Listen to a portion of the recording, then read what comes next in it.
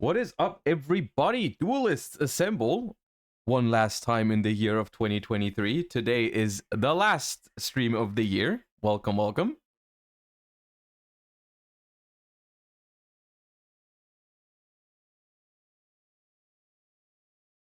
Oh, thank you, Scrub. Thank you for the 21 months. Thank you for the kind words. It's been very nice having you around. Appreciate you a lot. Thank you.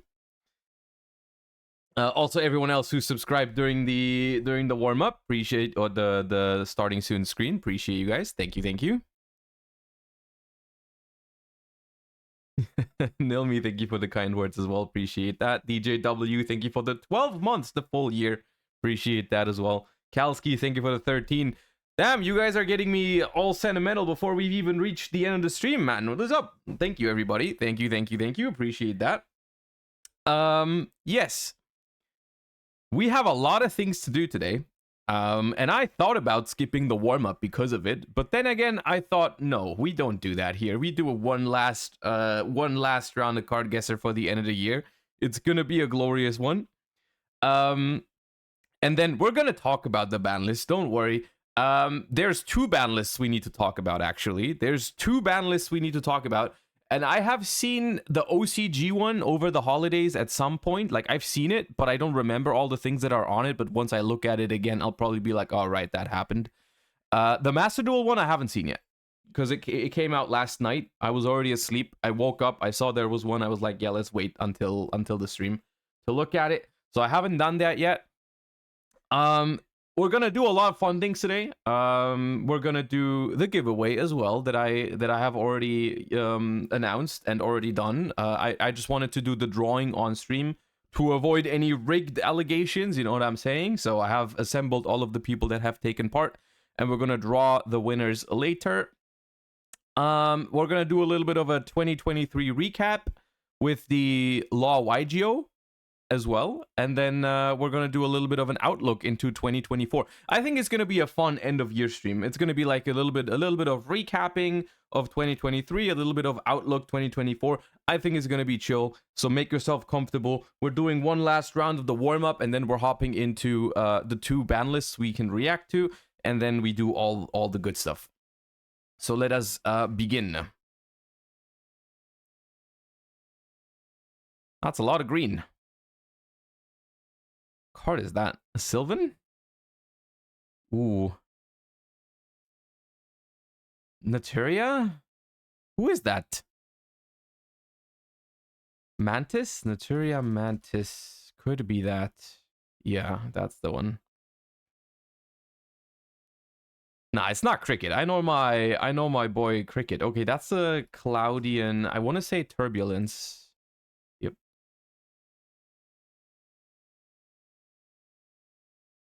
How did you not get it from green? Well, I thought it was a Naturia probably, but I didn't know which one. Is that a Fluffle? I don't think it is. That's very old. Stuffed animal. Well, Jackinator, thank you for the 7 months. Appreciate that. That's Crystal Heart, I think. Yeah. It's the one where everyone keeps telling me it's OTK. Trust me. Just go. Oh, that's Olenoids.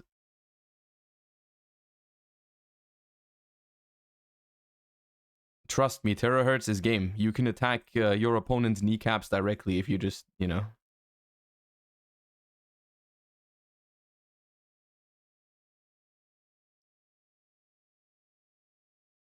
That's a Lurlusk.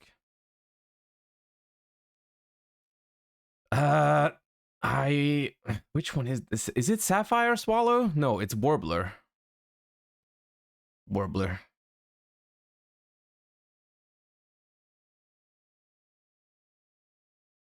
That's the Grave Oja situation, I believe. Yes. Up. Droplet, and I zoomed for no reason.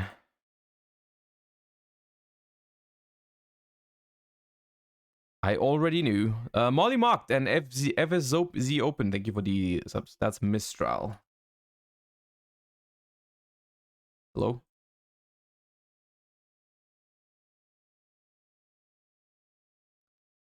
Ooh.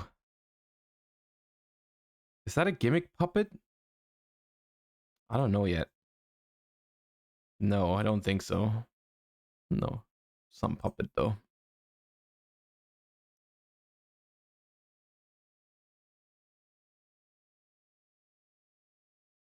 This is something potion, isn't it?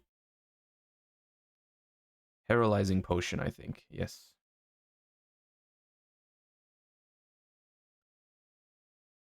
Uh, uh, uh, no. No, I don't know.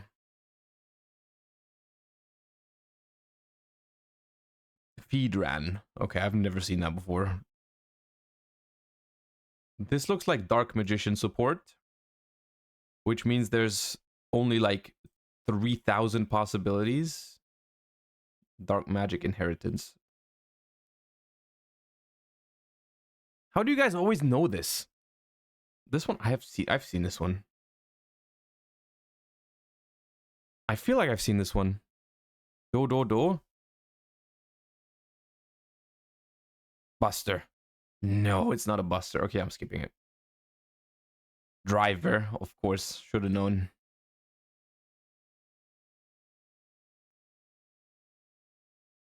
Ooh. Clown. Oh, I thought that was it. Is it Crass Clown? No. Clown Zombie. Clown Zombie. We're not in good pace right now. I'm just saying. Is this a condemned card? I'm not sure which one it would be. Block out curtain. Okay. Thank God I didn't try to guess a condemned card. This is flying. I think this is one. No. Blade. Oh, it's Blade Fly, right.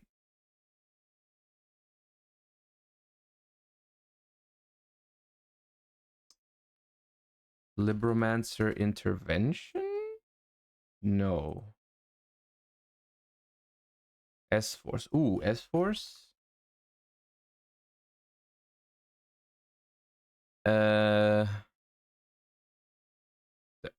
How? How's there so many freaking S-Forces?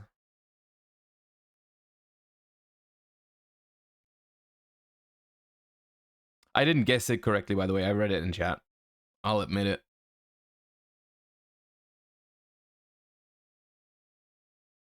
That's Redoor. Why did I zoom, man?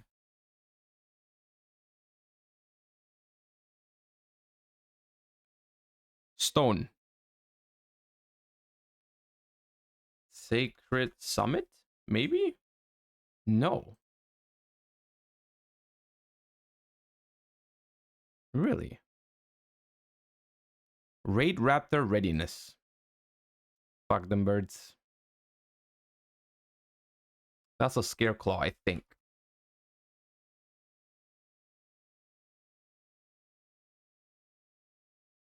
Dog? Wait. Dog tag? Oh, it's another S-Force. Damn you, S-Force.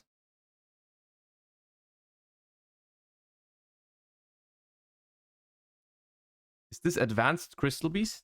Advanced Crystal Beast. Topaz. Yes.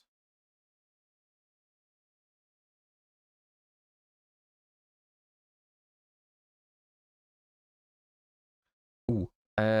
Something... This one. Yes.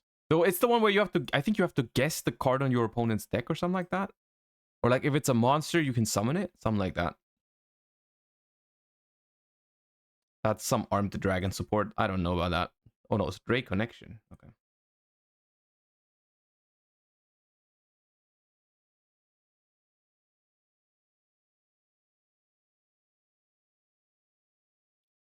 We're not doing so hard right now.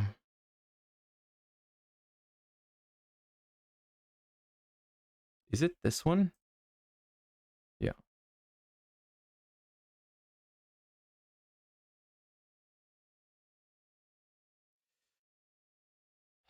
Magi Spectre. I can't quite tell. Is it Bunbuku? Yeah. Is Bunbuku still big stonks, by the way? Or has it calmed down? That's an Altergeist. It's not Meluseek though, is it? Which one is that? This one? No.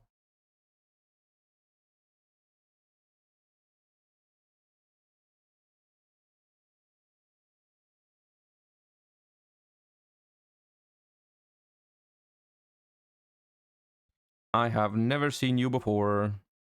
I may have seen you before. I might have lied.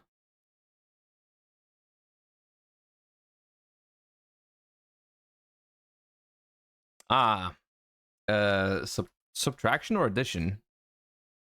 Easy 50-50 has been won. I'm not mad at Mathmix at all anymore. The fight is over. We've won. We can now we are neutral against Mathmix now. We've won the fight. No harsh feelings anymore. This is a Scareclaw though. Acro? No. Astra then? I swear this is a Scareclaw. Or is it just... Oh, it's a card that has them on it. It's Reichphobia, man. Yeah. We've been juked. This is old. Yes.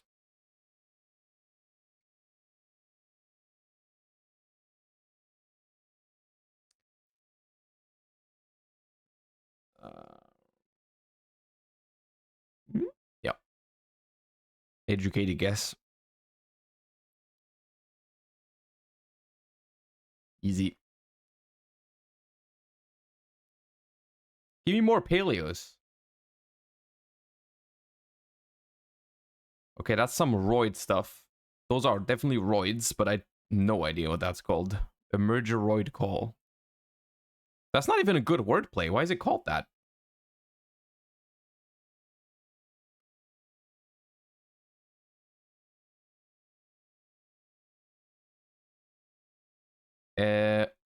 Old vanilla hunter dragon. No, then I don't know. Crawling. Ooh, that might be one. Qualling dragon.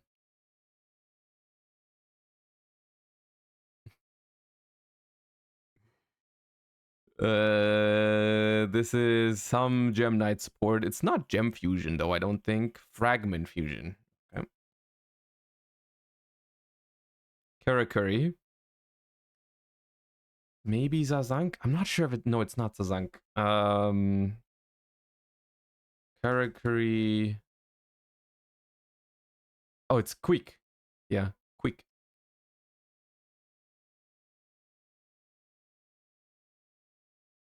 Salamangrate.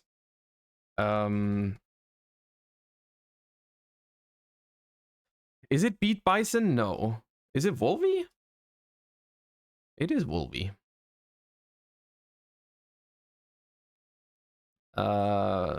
Please just be Burst Stream of Destruction. Thank you. Feral Imp. OG. Okay, keep them coming like this.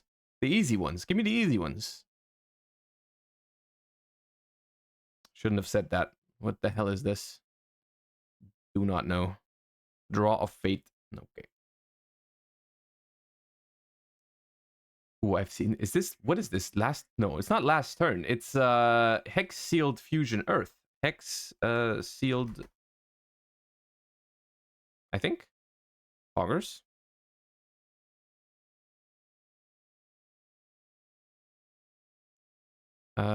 Ooh, this is the Insect Link monster. Insect... This is a... yeah, Shinobi something. This one. Yeah. I don't know why I know this. I don't know why I've looked at this. This is Abyss Lind, and I zoomed once too... Oh, no. Don't do it.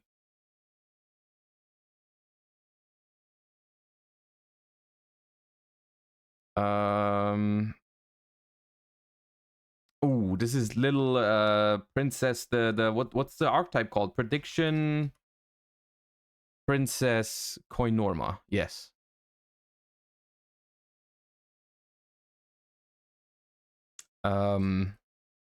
Red Eyes, but the fusion, not Meteor. Red Eyes, Skull Dragon, right? Black Skull Dragon. Yeah. Mm, who are you? It looks familiar. Yeah, that's a BLS, the Black Luster Soldier. But it's the I think it's a main deck monster. Effect monster. Yeah, it's the effect monster that's bad. Yeah. Oh, that's Iron Core support. I'm skipping that. Core Blaster. Is this Rescue Ace stuff? It might be Rescue Ace. I can't tell which one that is though. It's not. I don't think it is. Actually, it might be. Is it Airlifter? It is Airlifter. Okay.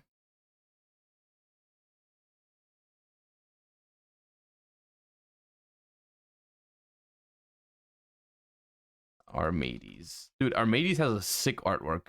I almost forgot how sick its artwork was.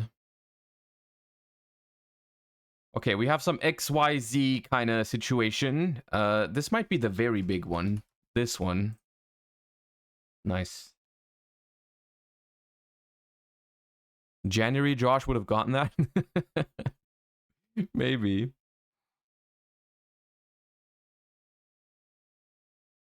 Neos Kluger. I've given up mostly on guessing Neoses because like it's too many, man. It's a penguin. A nightmare penguin, I think. Yeah, very old one.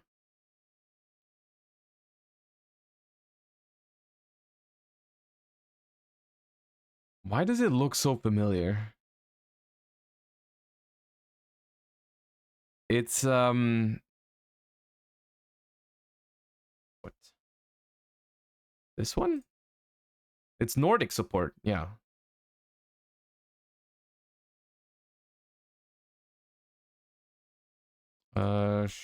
Shunoros. Come on, almost 800. Almost 800, man. It's It's a little bit on the lower end today, but it's fine.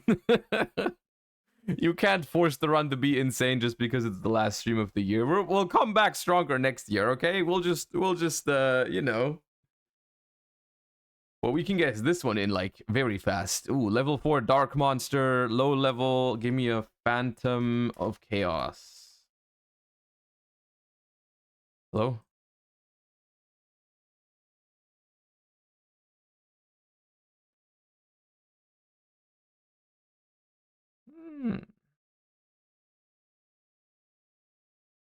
What's a level 4?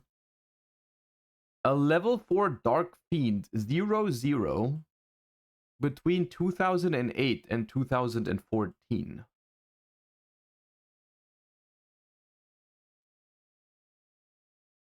Sacred Beast starter? I mean, aren't those the summoning beasts level 1? Yeah, Chaos Summoning Beast, Beckoning Beast, they're level 2 or level 1. DD Copernicus, it can't be a pendulum. It's not a pendulum.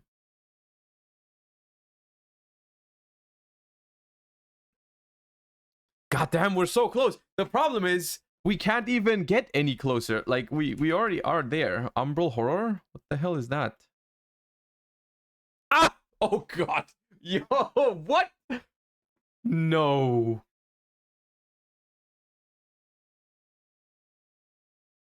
Huh? I don't think you know this card. God damn it, dude. Can I just say it? Does it have multiple words in it? Give me like some words, not all of them.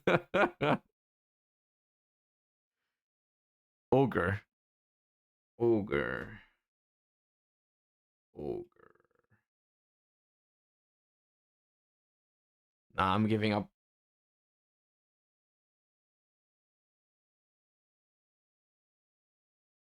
Bro, I can't even find it. There's not enough ogres. There's too many ogres, I mean. Well, yeah, okay, just tell me, dude. Scarlet Ogre? Scarlet Ogre. Wait, what? Ogre of Scarlet? Yeah, I have never seen this in my life. I haven't seen this one. During your opponent's turn, when your opponent declares a second direct attack during the same battle phase, you can special summon this card from your hand. When you do, this card's attack and defense becomes equal to the attack and defense of the first monster that attacked directly this turn if it's still face up on the field. The turn this card is special summoned with this effect, your opponent cannot select monsters other than this card as an attack target. This card is awful! Okay, well that explains why I haven't seen it before. Mini Gores. The problem is that it's even terrible because Gores exists, right? Because this card is only good if your opponent attacks with the bigger monster first, but no one does that because Gores is a thing, right? Because it gains the attack of the monster that previously attacked. Because everyone attacks with the smaller monster first, then this comes down and it's just smaller than the thing that they have. So it's just awful, right? It's just bad because of Gores. Yeah, on multiple levels. All right. The warm-up phase could not have been any more average, but I guess that is fitting. You know, this is how it goes. This is how we start the year. This is how we end the year. This is how it goes. Roderick, thank you for the 9 months. Vishal, thank you for the 5. End Place, thank you for the 8. And Rocket Lizard OP, thank you for the Prime. Appreciate you guys. All right. It is almost Banlist time. Almost. Hear me out. It is almost Banlist time. But there is one thing we need to do first, very quickly. And that is we need to still draw the winners of the Nintendo Switch giveaway and some other stuff. The giveaway is already over, but I haven't drawn the winners yet because people in my Discord server said if I don't do it live, they will say rigged. So I'm doing it live, just so you guys can't spam rigged. So the way we're gonna do it is very simple. It wasn't very simple. So let me tell you how it's gone down. So I announced the giveaway on Christmas Eve, the 24th of December. I was like, let's do the giveaway now. And I was like, I'm just gonna drop a message. Stop saying rigged. I haven't even drawn the winners yet. Okay. I dropped a message on my Discord saying like, hey, if you know, here's the giveaway. If you wanna win, just react to this message with a Christmas tree, and then you'll be entered. And I thought, you know, okay, cool, good stuff. We'll just draw the winners like that. And then yesterday I freaking noticed, dude, I have no way of easily exporting all the people that have reacted to this message into like a freaking Excel sheet or something like that. You know, there's been over 1,500 people reacted to this message, and I have no way to get all the names out of there. So I looked around the internet for a while to see like if some, and then there's like, okay, you can download this freaking Discord bot and put it into your Discord server. And I was like, I'm not gonna do that. I'm not gonna download or add some random third-party Discord bot to my server to do that. You know, I'm not doing that. So I had to I sat here yesterday for I don't even know for how long, copy pasting all of the people that reacted to the thing with freaking I copy pasted every single name into a freaking spreadsheet. You know, like every single one. I said here, why did you? I asked you for an easy way. You said you didn't know anyone, Scrub. I did ask you. I don't say you should have asked me. I did ask you. Anyways, software engineer, by the way. Look, hey, okay. I thought about it. I thought yesterday I sat here. I was like, should I could just code. I could have written a bot for Discord who does that. I could have done that, but that would have probably taken longer than just copy pasting them. Cause like, you know, I could have done that. I just want you to know that I could have done that, but I decided not to. Because copy pasting it with some freaking like video in the background and some music on, it wasn't all that bad. I'll just say it would have been cooler. It would have been cooler. I didn't do it though. Anyways, all 1,500 and I think it was 1,530 all of you guys are in here, or like everyone that took part in the giveaway. It's 1,530. And there's numbers next to your guys' names, obviously on the left, numbered 1 to 1,530. And the simple thing we're gonna do is I'll just draw a random number a couple times, and every time, you know, that's gonna be the winner. That's what we're gonna do. You know, we're easily. Let me quickly double check what the prizes were. I need to check. It was a Nintendo Switch, 2 sets of the part collection figurines, a €100 card market code, and 3 Fire King structure decks. And we're just gonna do them one by one. We're just gonna do it one by one, and then yeah. So let's begin with. Let us begin with the 3 Fire King structure decks. I'll draw a number, and then we'll look who that is in the thing. 46. Number 46 wins 3 Fire King structure decks, and that is Lambo. I'll write that down somewhere. Let me write that down somewhere. Lambo. 3 Fire King structure decks. Lambo. All right. Next up, we have the €100 card market. Why are you saying rigged? I'm doing it all freaking. Oh god, dude. Okay, well. Let's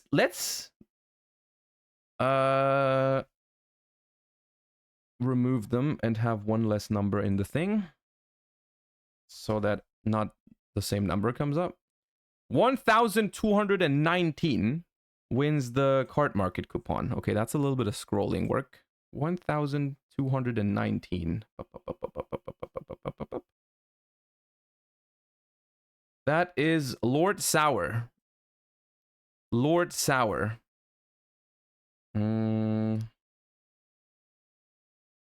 Lord Sour.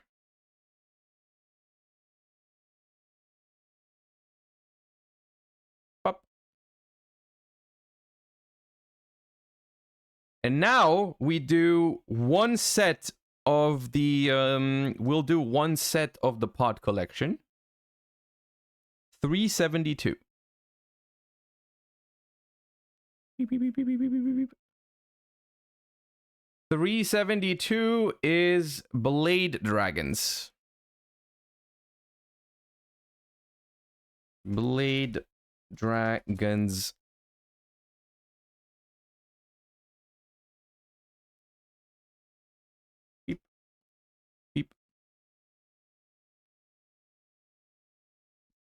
And then we do a second set of the pods, which is number 1156. 1156. And that is Bell Arch. Bell Arch. Beep. And then for the final and obviously the biggest thing, the Switch is going to number 1219. Did we have that already? Good thing I removed duplicate. Good thing I removed duplicates. That's crazy. Okay. 1219. That is Fekri Khalil. You've won a Nintendo Switch.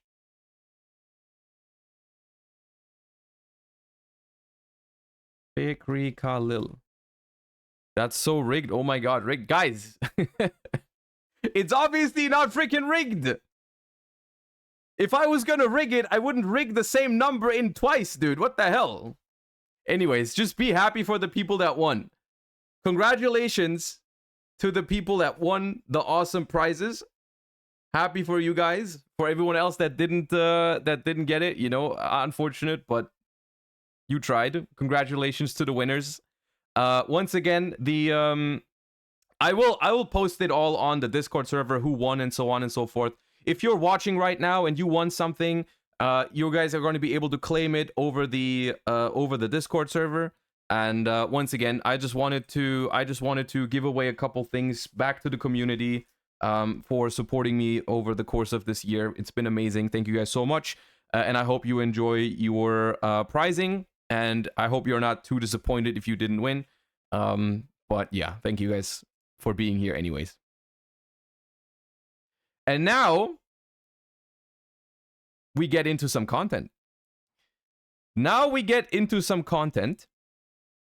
Because we have multiple ban lists to react to. And we will just start with the, let's say, we will start with the less exciting one, which because it's also the older one of the two, it's the OCG ban list that has happened. I want to say, yeah, exactly on Christmas, December 24, they knew that it was coming as well, because they have, I mean, it's kind of cringe of them, but they know when they get a ban list. Can you imagine? Very cringe. Anyways, they knew it was going to happen, and it happened, and here it is, and we're going to look at it. I've seen it already over the holidays, but I don't remember all the things on it, but we're just going to quickly go through it one by one and talk about it just a little bit. You know, obviously less relevant for us, but, you know, I'm more excited to look at the Master Duel one because I haven't seen it yet, but still, we have an OCG one with Hot Red Dragon Archfiend King Calamity, forbidden. That's the only ban. I mean, good one, can't argue with that. Now, I obviously, as someone who is not actively playing the OCG, don't know if something very important is missing that should have been banned, but I would say that's a pretty good start. Although I will say that I don't know if Centurion is even a thing anymore in the OCG now, so, but it is what it is. I mean, that card deserves to be gone, so I think it's good. Good riddance. Limited. We had Redox from Forbidden to Limited. We have Ib coming back as well, which is interesting. Heavy Storm is honestly surprising. It's very surprising to me, but I don't think I hate it, actually. Is Feather Duster allowed in the OCG? I don't remember. Or is it just Heavy now? It's allowed, so they have both? Okay. I will say, I think if the original reason why Heavy Storm, I honestly don't think Heavy Storm is a better card. Yeah, I don't think it's a better card than Feather Duster. I think overall Feather Duster is a better card than Heavy Storm. Of course, there is some niche synergy with, like, I've seen someone tweet that they now use Heavy Storm in, like, Unchained because it can destroy your own cards. Honestly, I think that's fine. I don't think that's too powerful. I think Heavy Storm is, in most cases, pretty much a strictly worse card than Feather Duster. It's kind of like how Dark Hole and Raigeki are both legal in the TCG. Sometimes we decide to play Dark Hole over Raigeki for specific reasons, but it doesn't feel like it's more broken than Raigeki still. Like, it's fine. I don't mind this much at all. I think it's okay. I'm not scared of Heavy Storm. Emergency Unlimited to Limited is cool. That was my suggestion for the TCG ban list as well. We got one Airlifter, they got the one Emergency. I guess we'll see how it plays out, which one is more impactful. I think this is fine. Rivalry from 2 to 1. I mean, they're finally touching floodgates, man. Finally, they're hitting floodgates harder in the TCG as well. I'm so happy to see this, and I mean, very good for the OCG as well. Semi-limited, we have 2 Change of Hearts. Ooh, that's interesting. We have 2 My Friend Pearlies. We have 2 There Can Be Only One, and we have 2 Big Welcome Labyrinth. And with that, I mean, we're gonna look at the unlimits in a second, but that is all the hits. That is all the hits. And I just want to bring up the OCG metagame for a second. I have the breakdown open, the most recent one. Because we're also going to look at this later when we do a little bit of a 2024 preview, you know, what's going to happen. We're going to come back to this. But just because this is all of the hits that happened, right? And this is the top deck spread. They have left Fire King, I want to say entirely just like Fire King has not been touched. Right? Unless I'm missing some very niche thing here, I don't think Fire King has received a hit whatsoever, which is very weird since it's the most popular deck for a while now. Rescue Ace has received the hit, and I think that Emergency to 1 probably makes it so Fire King is just going to be the most relevant Diabellstar deck over there. I think a lot of people who previously played Rescue Ace are now going to play Fire King. Airlifter is already semi-limited, that's true.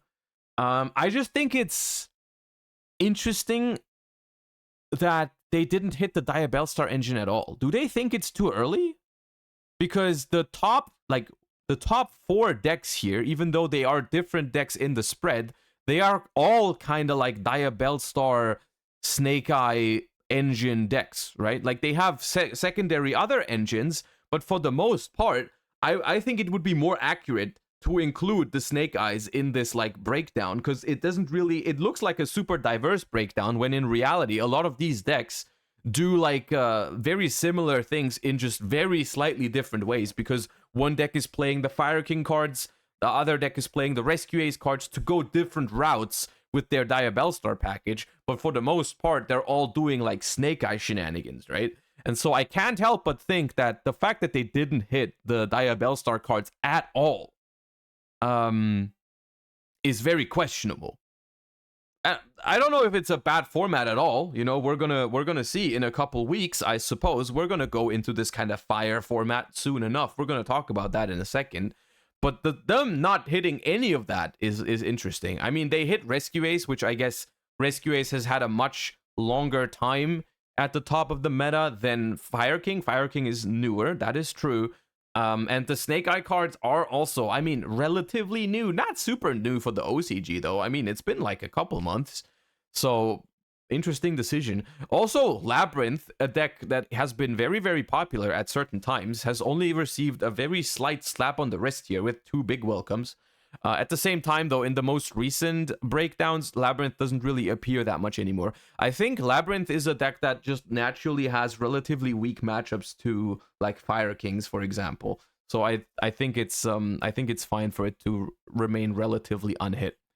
But okay, relatively harsh hits for like Rescue Ace compared to Fire King. Hitting Pearly when it's also not really in the spread anymore is also interesting. Calamity also not really part of any of these decks, I don't think. So also interesting one. And Unlimited, we have Gandora, the Dragon of Demolition. I forgot why this was banned. I believe it was some FTK, but it says Erratum over here. So maybe they changed the text. I missed that, but okay. Fractal from 2 to 3, honestly, I mean, yeah, that it should not be on the ban list. Fractal should not be on the ban list. Sky Striker Mobilize Engage, though, is I've been thinking about whether the TCG should do the same or if Master Duel should do the same. Because, I mean, you can't really argue that Sky Striker isn't really a thing. I think triple Engage is still scary, man. As someone who's gotten engaged 4 times in a YCS final, I can't help but, you know, shiver a little bit when Engage goes to 3, but I guess. Diagram to 3, Map to 3. Can't really argue with those, even if I don't love Flu. I can't really, I mean, it doesn't do anything, so, like, it probably can go back to 3. They're kind of reverting some of these very odd semi-limits back, which I think is a good thing. There's a lot of random semi-limited cards in the OCG that are just there for like random reasons. I don't think like there's a huge difference between having 2 and 3 maps outside of consistency.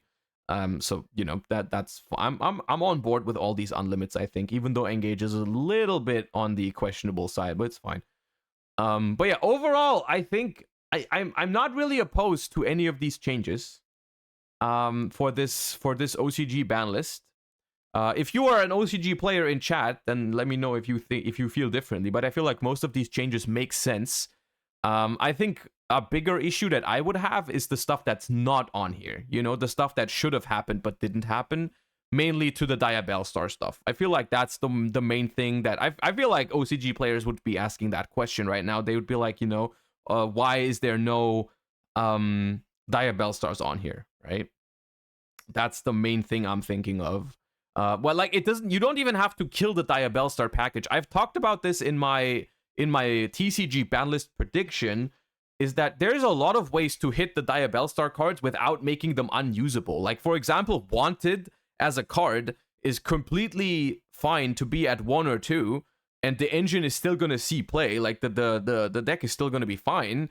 You just have less of the quote-unquote engage of the deck, right? Like, Wanted is like the most broken card in the deck because it's the one that goes +1, right? But you could still play, like, you could still make up for the lost consistency with just more Diabellstars, right? Like, people are playing 3 Wanted, 1 Diabell, 1 Sinful spell.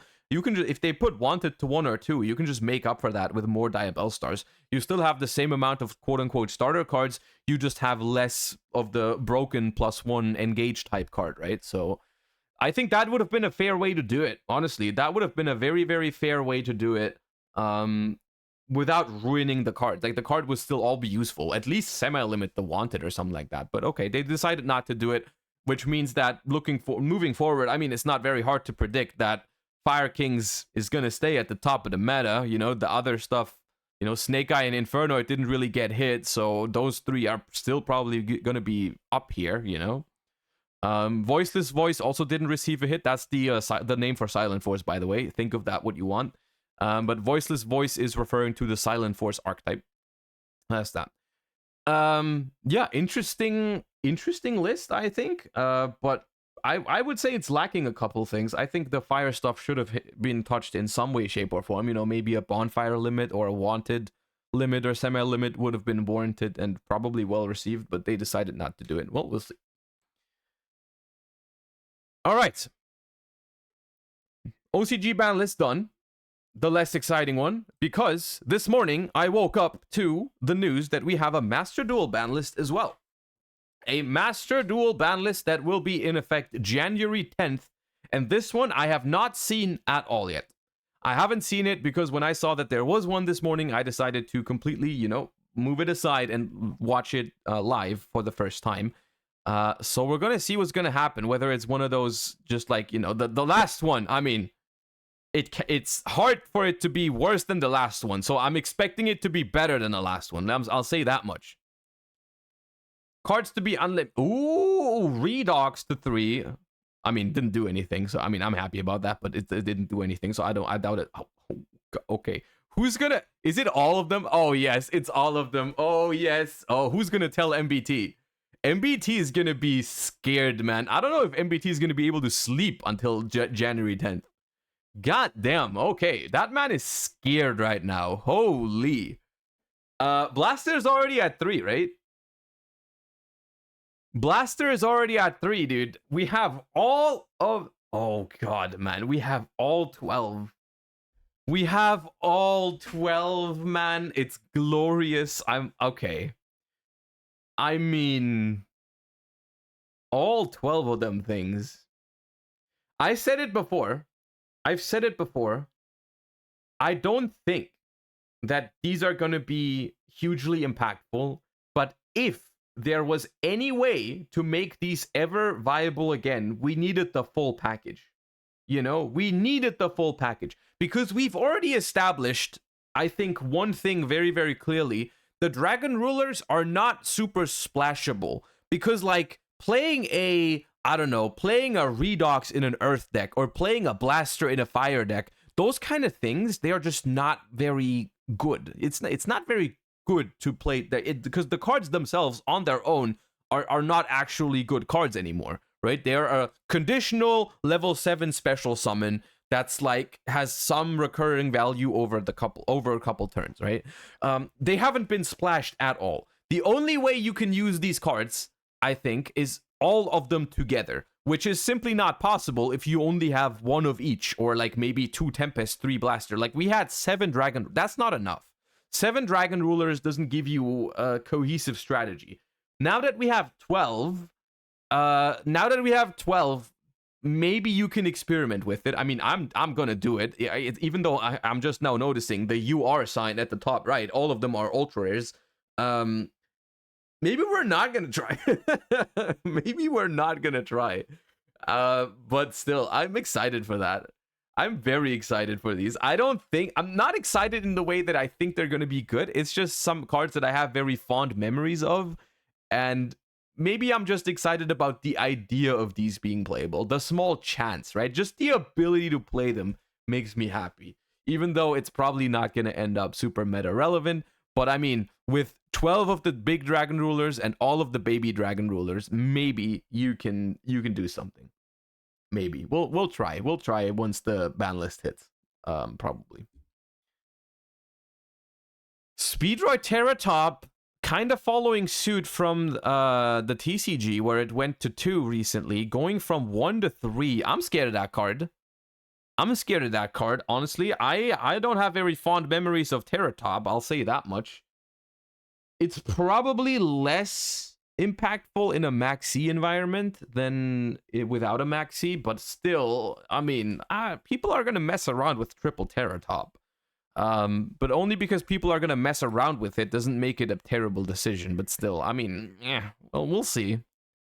It's probably, I mean, there's like a lot of 1-card combo starters in modern Yu-Gi-Oh! So like maybe Terratop being at 3 is not the end of the world. You know, there's a lot of other cards that alone can do some crazy stuff with 1 brick in the deck. That's kind of like a very established kind of thing in Yu-Gi-Oh! Now, that there's a couple like good 1-card starters that require like a brick in your deck, and then you can do some crazy stuff with it. Terratop is just another one of those, I suppose. But I mean, it's a special summon, so it's a little bit better than those other ones, but still.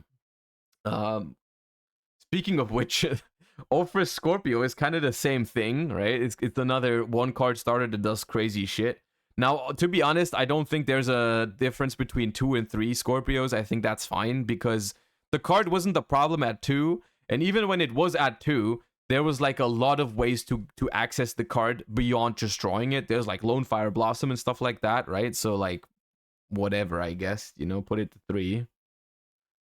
And then we have Longyan to 3. That's honestly, this one is long overdue. I don't think it does much for Sword Soul to have 3 now. I mean, it helps a little bit, but like with your desires math and stuff like that, you know, can't really banish both of those anymore. Or like if you have more of them in it, it's good. It's a good, it's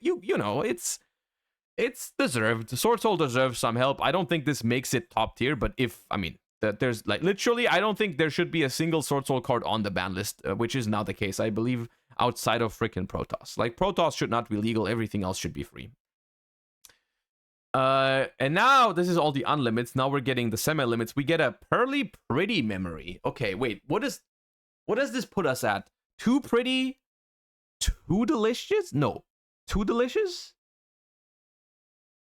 And what is it? I forgot.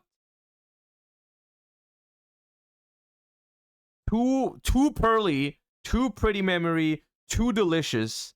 Is Sleepy Memory still at 3?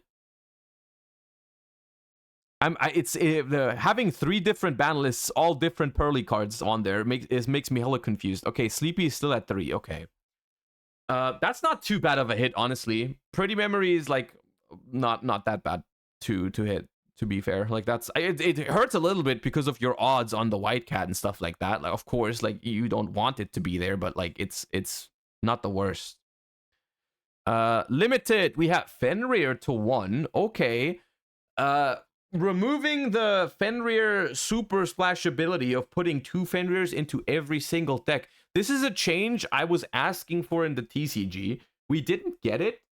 I will say I like this one a little bit less in Master Duel, because I think Fenrir was one of those cards. The reason why I liked it more in Master Duel is because it made it's a card that usually, unless your opponent shotguns Maxi, this card is usually good into Maxi. It's one of those cards that makes it so you can still put up some kind of board when you go first. Like, you special Fenrir, then you start playing, your opponent Max sees you, you're like, okay, well, I can pass and have a Fenrir, maybe I'll survive with another hand trap or something like that. Or like going second into a board, if they don't shotgun the Max C, you can summon the Fenrir already, and that helps you deal with some of the stuff that they do. All that aside, you know, the Roach should be banned anyways, so I'm not going to use that as an argument to defend Fenrir. It's just one of the reasons why I don't like this change as much in Master Duel as I would have liked it in the TCG. I still think Fenrir deserves to be here. I just want to make that clear. There's still a lot of decks that are still going to be playing Fenrir. I mean, Kashtira, of course, but also something like Vanquish Soul. Every deck that can basically make some use out of searching something like a Rise Heart is still going to play Fenrir. Like, the Fenrir is still here, you know, it's still here. You can still play 2 copies with if you count Wraith Soth, so you're still going to see it a decent amount. You just can't do the Fenrir search Fenrir in every single deck anymore, which I think is fair. Inspector Border. Oh, I spoiled myself. Tigaboo as well. Floodgates in every game, man. In every game. They somewhere at Konami, it's somewhere it has clicked.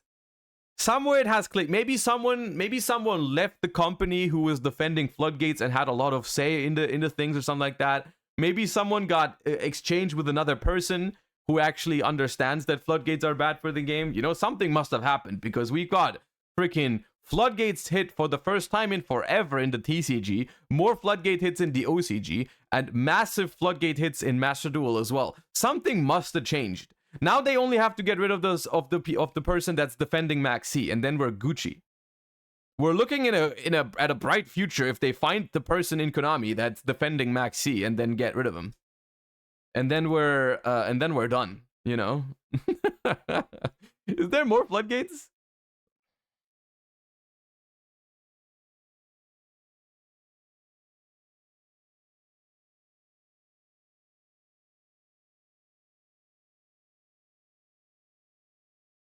Bro, I've never had a roller coaster of emotion like that in a while, man. Leave my Runics alone, man. What did destruction do to you, man? Just put a different Floodgate there. What? Oh, man, dude. Okay, well, the thing is... No. Leave my Runics alone, man. Just hit like a different Floodgate. Oh, come on, man. I mean, for like the Runic combo decks, I suppose this is... I mean, it hurts, but I mean, we're already playing a bunch of the bad Runics. Anyways, so it's just, I guess combo Runic is okay. Well, I'm still hurting. I'm still suffering out here, okay? I'm suffering. Pot of Desires from 2 to 1, going in a different direction than the TCG. I actually don't hate this. But I also don't love this. I don't know. Pot of Desires is one of those cards where I, as a player, I'm just completely indifferent, I think, where that card is. Like, whether it's at 1, at 2, at 3, I don't really care. I don't know if I'm the only one, but it's just like, I don't even like Pot of Desire. I play it a decent amount, you know. I think it's a good card, don't get me wrong. I don't like playing it. Whenever I play Desires, I feel anxious. Desires gives me anxiety. That Desires gives me trust issues. So, like, that card being at 1, I'm like, whatever, man. Like, I'm just gonna banish all 3 copies of whatever important card I'm playing less often now. Like, I'm still gonna play it if I think it's a good card in a deck, but like, I don't you know, I wonder why. Yeah, dude, me and Desires is yeah, we don't like each other that much. Kaiser Coliseum from 3 to 1.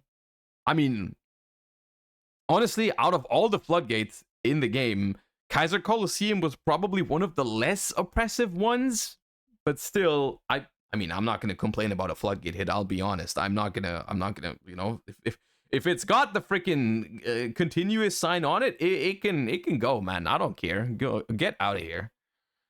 Also another card with that sign on it, Cashier Birth. Honestly, we'll take that trade. We'll give 1 destruction away to lose 2 births. That's fine. We'll take it. Massive Kashtira hits overall. Losing a Fenrir and losing 2 births? Oh. Is that all the Kashtira? That probably means Arisard is here to stay, and they wanted to address Kashtira. I'll be honest, I haven't seen that much Kashtira recently, but still, I mean, I think that Birth is one of the most broken cards in the deck. The reason why I like the Birth hit so much is also because it's not just a consistency hit. You know, that's the in my opinion, the good part about this severely hurts like the grind game of the deck. Like if you get rid of one birth, it's so much harder for them to get another one. Whereas like previously, you could clear their entire freaking board if they freaking have another birth in hand, or draw another birth, or top deck another unicorn. They were still completely chilling and vibing and doing like 5 monsters off of one freaking card. You know, like top deck birth, revive Fenrir, search another unicorn, summon the unicorn, search Theosis into Ricehard banish another Theosis from deck, add one back. You know what I mean, like, right? So like follow-up births have been insane for Kashtira, and I think that's a massive hit and a very good one at that. Duality from 2 to 1, dude. Flu can't catch a break. This is I'm pretty sure I've spoiled myself because I'm bad at scrolling. Okay. Duality to 1. I'm pretty sure this one's aimed at Runic Stun. There, oh my god. What did they do to Runic Stun, man? 1 Duality, 1 Colosseum, 1 Desires, 1 Destruction, 1 Tigaboo, 1 Border. Dude, they murdered Runic Stun, man. I mean, I'm here for it, except for the Destruction hit. It's funny that Flu is catching a drive-by hit as well. Like, this is not aimed at Flu. Like, Flu, no one cares about Flu anymore. That deck's been dead in Master Duel for a while now, pretty much. People that still play Flu in Master Duel it's first of all, it's completely Gamba, and then like even if you have a combo, you'll probably still lose to most of the decks in the game. So Duality from 2 to 1. Honestly, Flu's already dead. Flu's already dead. We don't care about Flu no more. But the hit to Runic Stun, obviously welcome. And then Delicious Memory from 2 to 1. So previously I assumed it was at 2, but it's now at 1. 1 Delicious. Okay, what? 2 beauty, what is it called? 2 of the beauty memory, 1 delicious, 3 sleepy, and thrills, and still 3 happy. Oh, pretty memory, right? That's overall a lot of memories that they lost. They are suffering from severe memory loss right now with the Pearly. Because I think all of these individual hits are completely fine. Like, yeah, Pearly has acquired dementia. You can deal with 1 delicious, as you can see in the TCG. You can definitely deal with 2 pretty. You can deal with 2 white cats, but all of it together, I think, makes it like very weird. I think there's gonna be a lot of games where you're just not going to reveal memories off of the top of your deck with the white cat, and you only have 2 white cats to begin with, and so on and so forth. Keep in mind that like they still get the E Purely Noir, right? And with 3 sleepy memories, that is a really big thing. I think until they get the small Noir, I wouldn't play Pearly with those hits. But when they get it, you might give it another chance. It might come back once they get the small Noir. If this is the only, if the Synchro Zone, what the hell, man? Okay, Synchro Zone? That's so funny, man. That card is so bad. That card is so bad. They're just doing it out of smite, man. They're just doing it out of pure spite for Runic Stun. That is so funny. That card is not even good. That card is not even a good card. They just want to. That's just they're just doing it out of pure spite to stop. I mean, honestly, glory is glorious. Okay, fair. Cards to be forbidden. There's cards to be forbidden.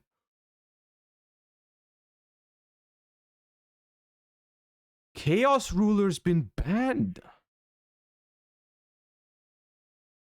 Okay. This is one of those cards? This is one of those cards? I mean, it should be banned. I'll say it. The card is fun to play with. The card is fun to play with. Don't get me wrong. But it should be banned. You know, it's had its time. It should be banned. But still, it was one of those cards. Maybe I'm probably not the only one. But there's a couple cards in Master Duel where I feel like, at least in my mind, I'm like, they've been around for so long and they never did anything about them. So they must want them in the game, and I was not expecting them to ever do something about it. And one of those cards was Chaos Ruler. Kind of like Maxi. Like, I mean, there's no way Maxi is on here because my chat would have been exploded. There's no way I could have avoided a spoiler about that.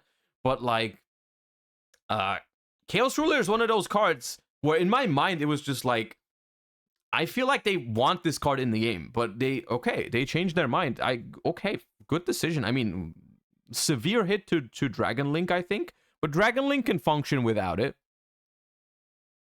Okay, now, I don't know. Can they function without that, though? Viper Burster? Hello? Dude, I crafted so many of these to get a royal one. To get a matching royal Viper Burster and Call a Serpent? You know how many I crafted, dude? Oh, man, no. Okay. God damn it. I will say... I'm putting my personal suffering aside right now. I'm putting my personal suffering aside. I think that's a good hit. I think the baby dragons are very, very powerful, and I think Dragon Link deserves a hit, even though I like the deck.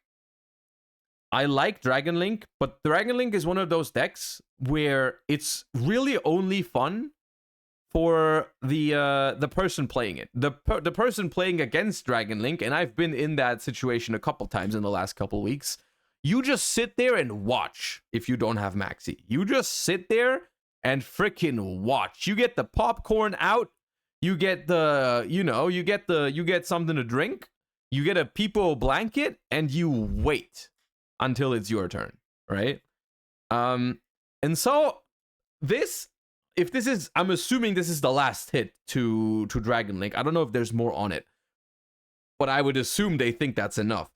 If that's the only Dragon Link's hits, they are severe hits, but you could probably still play some form of Dragon Link with those hits. Bro, they murdered Stun. Stun has been demolished. What the hell, man? God damn, dude. They are sending a message to the Stun Andys out there. Holy. God damn, man. Stun has been finished, man. Oh, God. Okay. I mean, no Carta Demise. I was a fan of Carta Demise in 2017. I think this card used to be cool when they first made it, and then it turned into a stun tool that has never been used outside of stun anymore. And so I think it's good that they banned it now. It's not a cool card anymore. It's Troll Despair now. Super Heavy Samurai Soulbreaker Armor.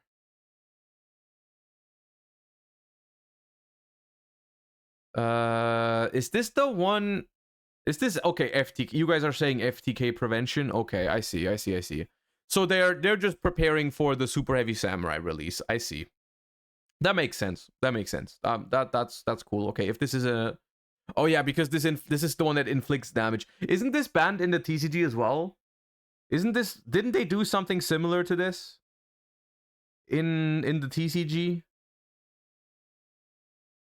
The OCG did that? Okay. The OCG did that. Okay. Yeah, I remembered something like this. I think in the TCG it was different because they just decided to murder Super Heavy Samurai like 1 week into its lifespan. They were like, yeah, welcome to the world of the TCG. Now die with Super Heavy Samurai. I guess different. Oh, it's on screen. Oh, right. I can hover the card and I can see it. God damn. Okay, yeah. Genius. It's at 3 in the TCG. Still good. Is that the end? This is the end. Oh God, damn, that's a lot of changes. What the hell? Okay. I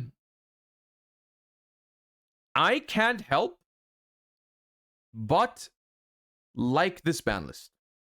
I like it. I think it's good. The majority of changes here, maybe even every change, is a step in the right direction. And I mean, if they hit so many cards, what is this, like 20 hits or something like that? That's a lot of steps in the right direction.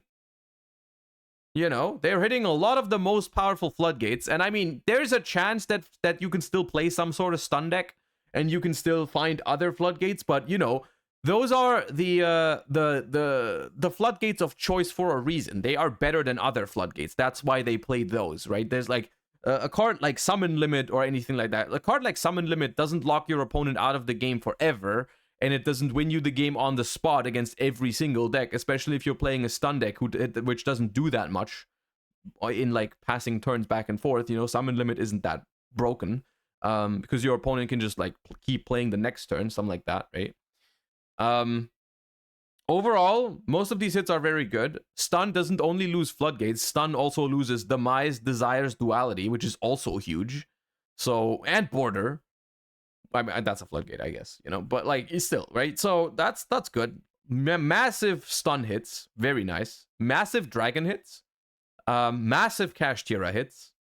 I'll call it massive Pearly hits. They are definitely respectable Pearly hits. And some interesting unlimits, especially Dragon Rulers, white people happy. So all the things that are on here are good, make sense, I think, like it, love it. What is missing? Cyber's piles are missing. That is definitely true. I mean, to be fair though, they put diameter to 1. How are they going to survive? You know, they've already done diameter to 1. What else are they gonna do? What else are they gonna do? Am I right? Am I right? Diameter to 1 surely was the freaking move, right? They didn't hit Vanquish Soul. I mean, Fenrir to 1, Tikaboo to 1, slight Vanquish Soul hits. Didn't hit Branded at all.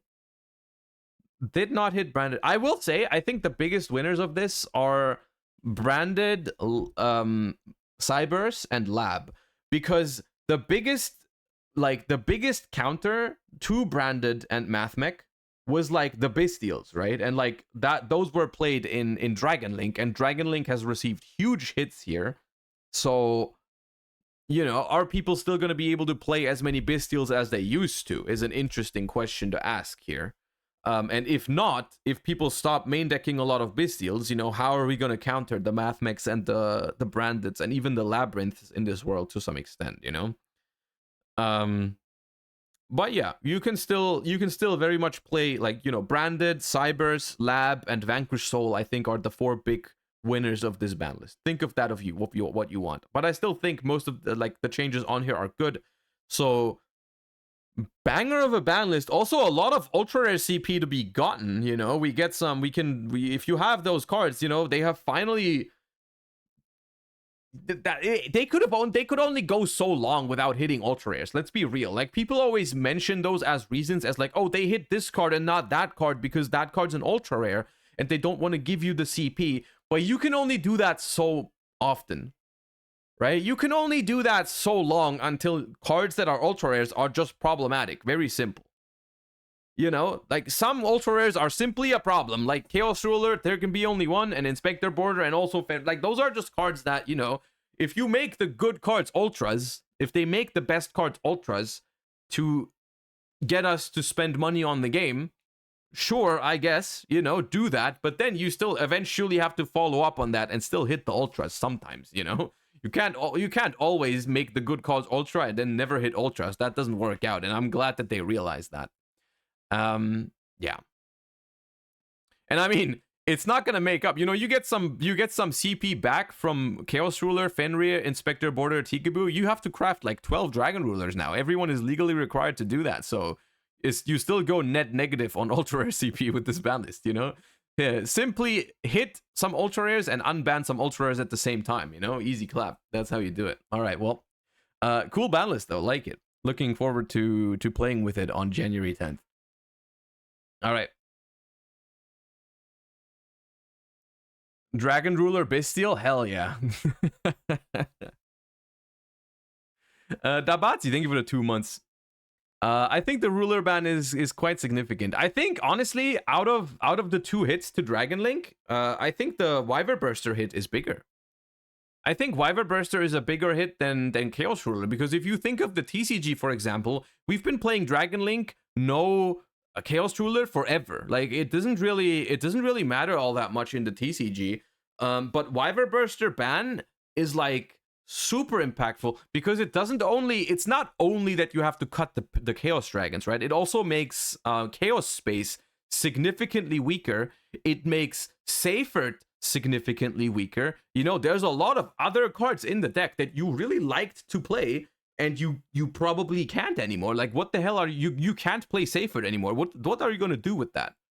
You know, what are you going to do with a Seifert now? It's not even any sort of one card combo anymore. You know, you can't do it. And in Chaos Space, you can technically still search like Levianeer and whatever. Like, I think you can still make a version of the deck. You know, you still have like there's a lot of other good dragon cards that people aren't using right now. You know, you can use the Dragon Mates as a good normal summon replacement for Seifert. You know, you still have the Red Eyes package, which is good. You have the possibility to play some version with like, you can lean heavier into the level 8 stuff. Like you can play Melody of the Dragon or whatever it's called that searches 3K dragons with like with the Chaos Emperor Pendulum Dragon, which is also a really good card. And it also searches Levianeer, all that kind of things, right? Nocto Vision is a really good card. There's a lot of things you can do, right? You can play Ib Dragon Link, which people have been trying in the TCG already. There's ways around it, I think. There's ways around it. It's not the end of the world, I don't think, for Dragon Link. You can still find ways to play it, I think. People are going to experiment. We still have a lot of the good stuff. You still have Savage as a good level 8. You still have this Patter. Seals is still here, you know. Ib is not. Oh, Ib was on the OCG ban. Forget what I said. I got confused because we looked at 2 ban list. Ib is still banned. Okay, don't do World Legacy stuff.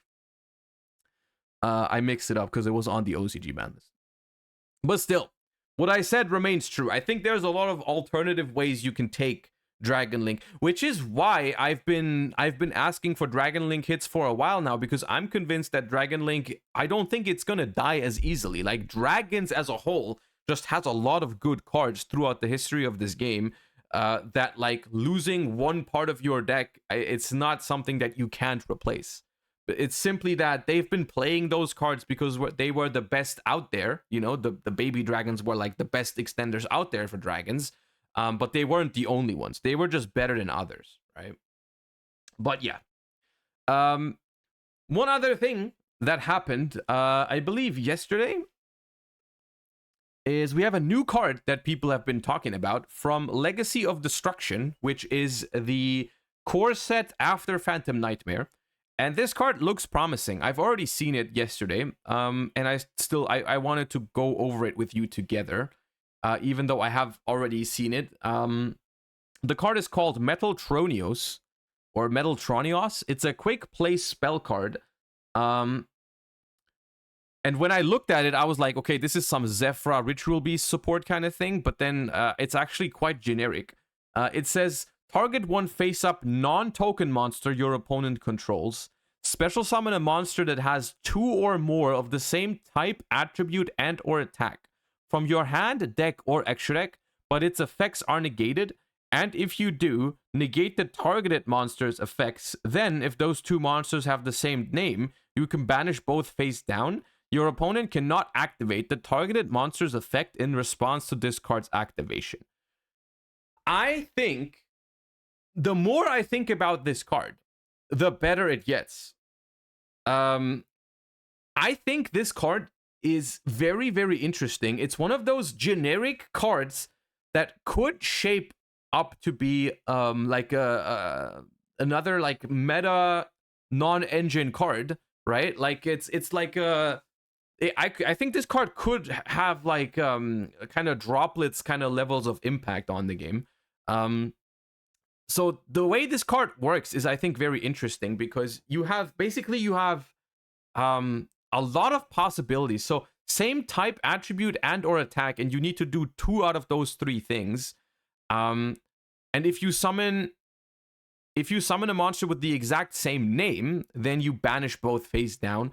But the important part is that your opponent can't chain the activated monster's effects. So something like, you can target a Baron going second, right? You can target a Baron going second, and then you can summon a Baron from your extra deck, and then you have the choice to banish both face down. You can do the same with an SP, for example. But it doesn't, like, if your opponent has an SP Little Knight, for example, you can just activate this and then summon a Dark Warrior from your deck and then just not banish, right? You're not going to banish. You're just going to negate their SP and emergency teleport a Dark Warrior, for example, right? And I think for a lot of different end board pieces in the game, you can probably find good targets for this card, right? Like you can, for example, like you can out this card outs every single end board monster in the game. If you think about it, it outs Savage, it outs Baron, it outs Little Knight, it outs Appaloosa, whatever. As long as you have a fitting monster in your deck or extra deck, you can just use it as like a quick play imperm plus extender kind of thing. And the reason why I think this is good is that it's a quick play spell, so you can like even set it. You can even set it and do it on your opponent's turn. And it's especially broken in like mirror matches. I think it's a good card. It does target, although I don't think targeting is that big of a deal. I don't know why you make this out to be such a big deal that it targets. I don't think that's a big deal at all. Most things are targetable these days. You know, Sprite Elf is banned in the TCG for a long time.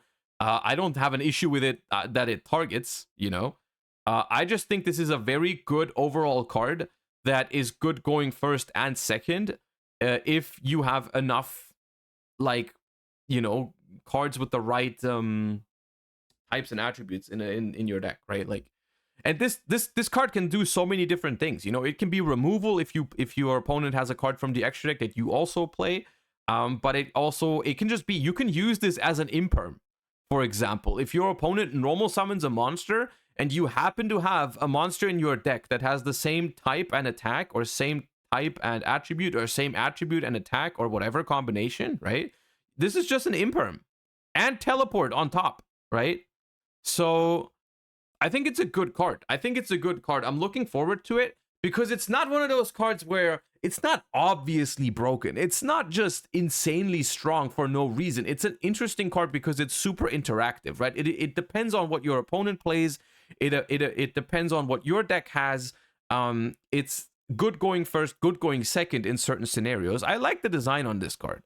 Whether it's going to be main deckable or more like a cross-out designator that you side deck in the mirror matches, I don't know, right? Could be either of these, but I think it's definitely a good card that might end up shaping up the game a little bit once it releases. I like it. I like the design. I think it's cool.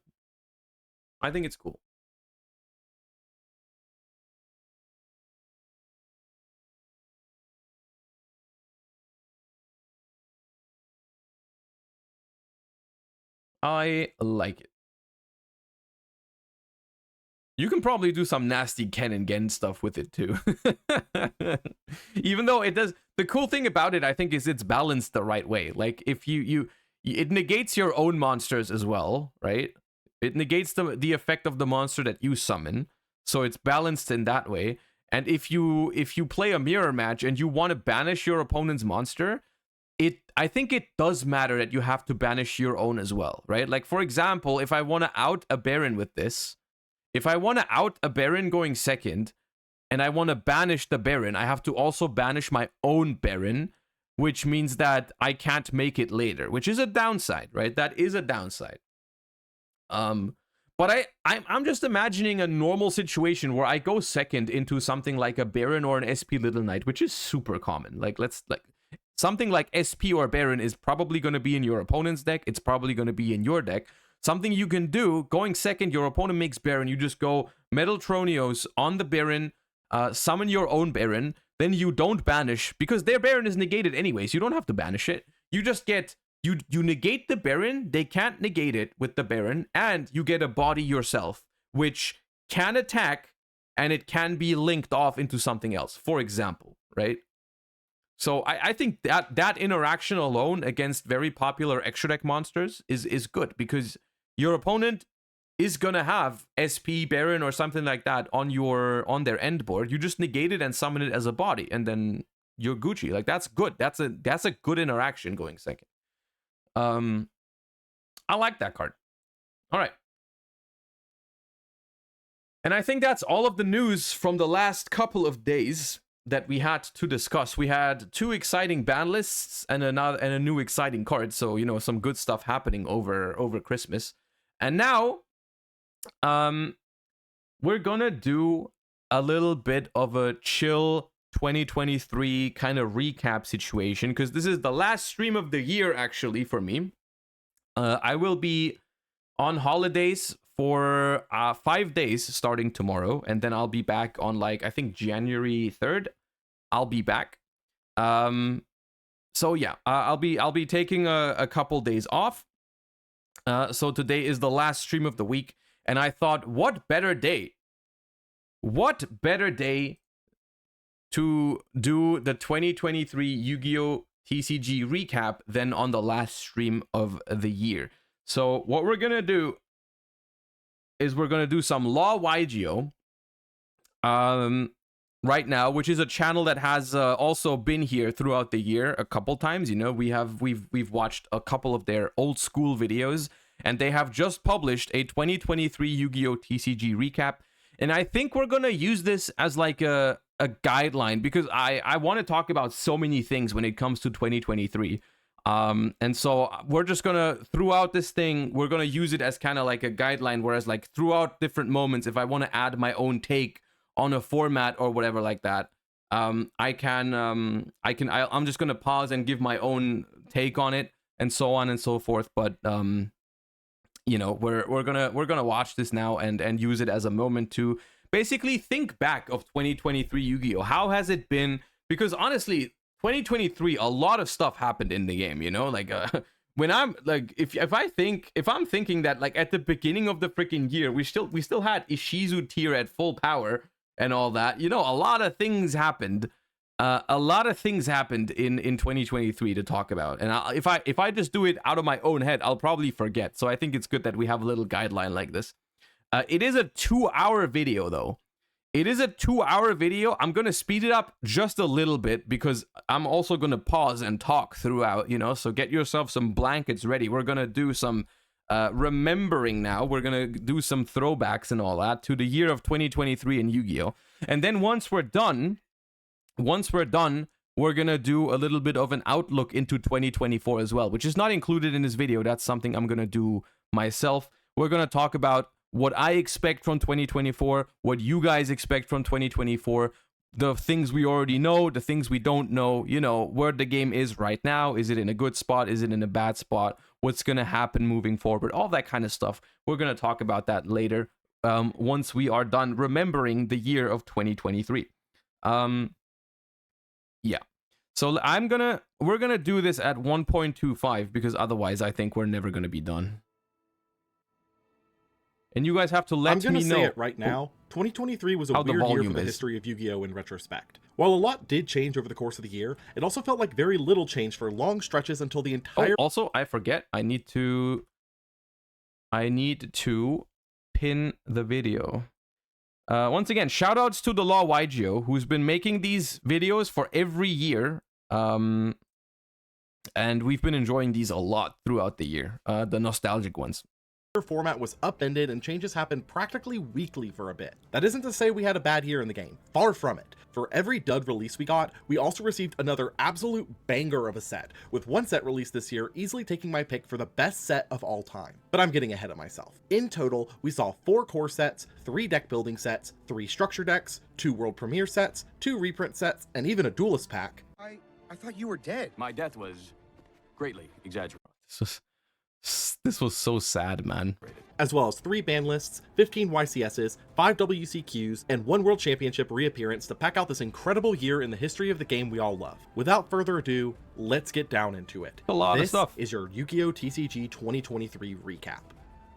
Beginning the year, we had a YCS to remind the player base at large that exiting 2022, nothing had changed. YCS Sydney took place on January 7th, and as was expected, tier limits were still the absolute dominant mega threat we all knew them as, taking first place piloted by Jesse Cotton, marking his 4th YCS victory, placing him now tied for the record. Didn't Jesse win? Yeah, Jesse won 2 YCSs this year. Most total YCS victories with Chris LeBlanc. It's no secret that this particular format was considered to be one of the most skill-intensive of the era, and that is primarily due to the nature of tier itself, being a massive web of decision point junctures that make the mirror match one of the most complicated puzzles to navigate. Dude, this deck, man. Agido banned. Magnamut limited. Kelbeck banned. Keldo limited. Mudora limited. Havness limited. Merly limited. Sharon limited. Instant Fusion still legal, I think? God damn, man. Kick Colors banned. Holy Elf banned. Naturally meaning that the more skilled players in the community that regularly perform well would bubble up to the top of play here. Looking beyond tier for a moment, there were a couple of other faces in the top cut where I will say, and I'll say it again, I've said it before, tier limit format was not bad.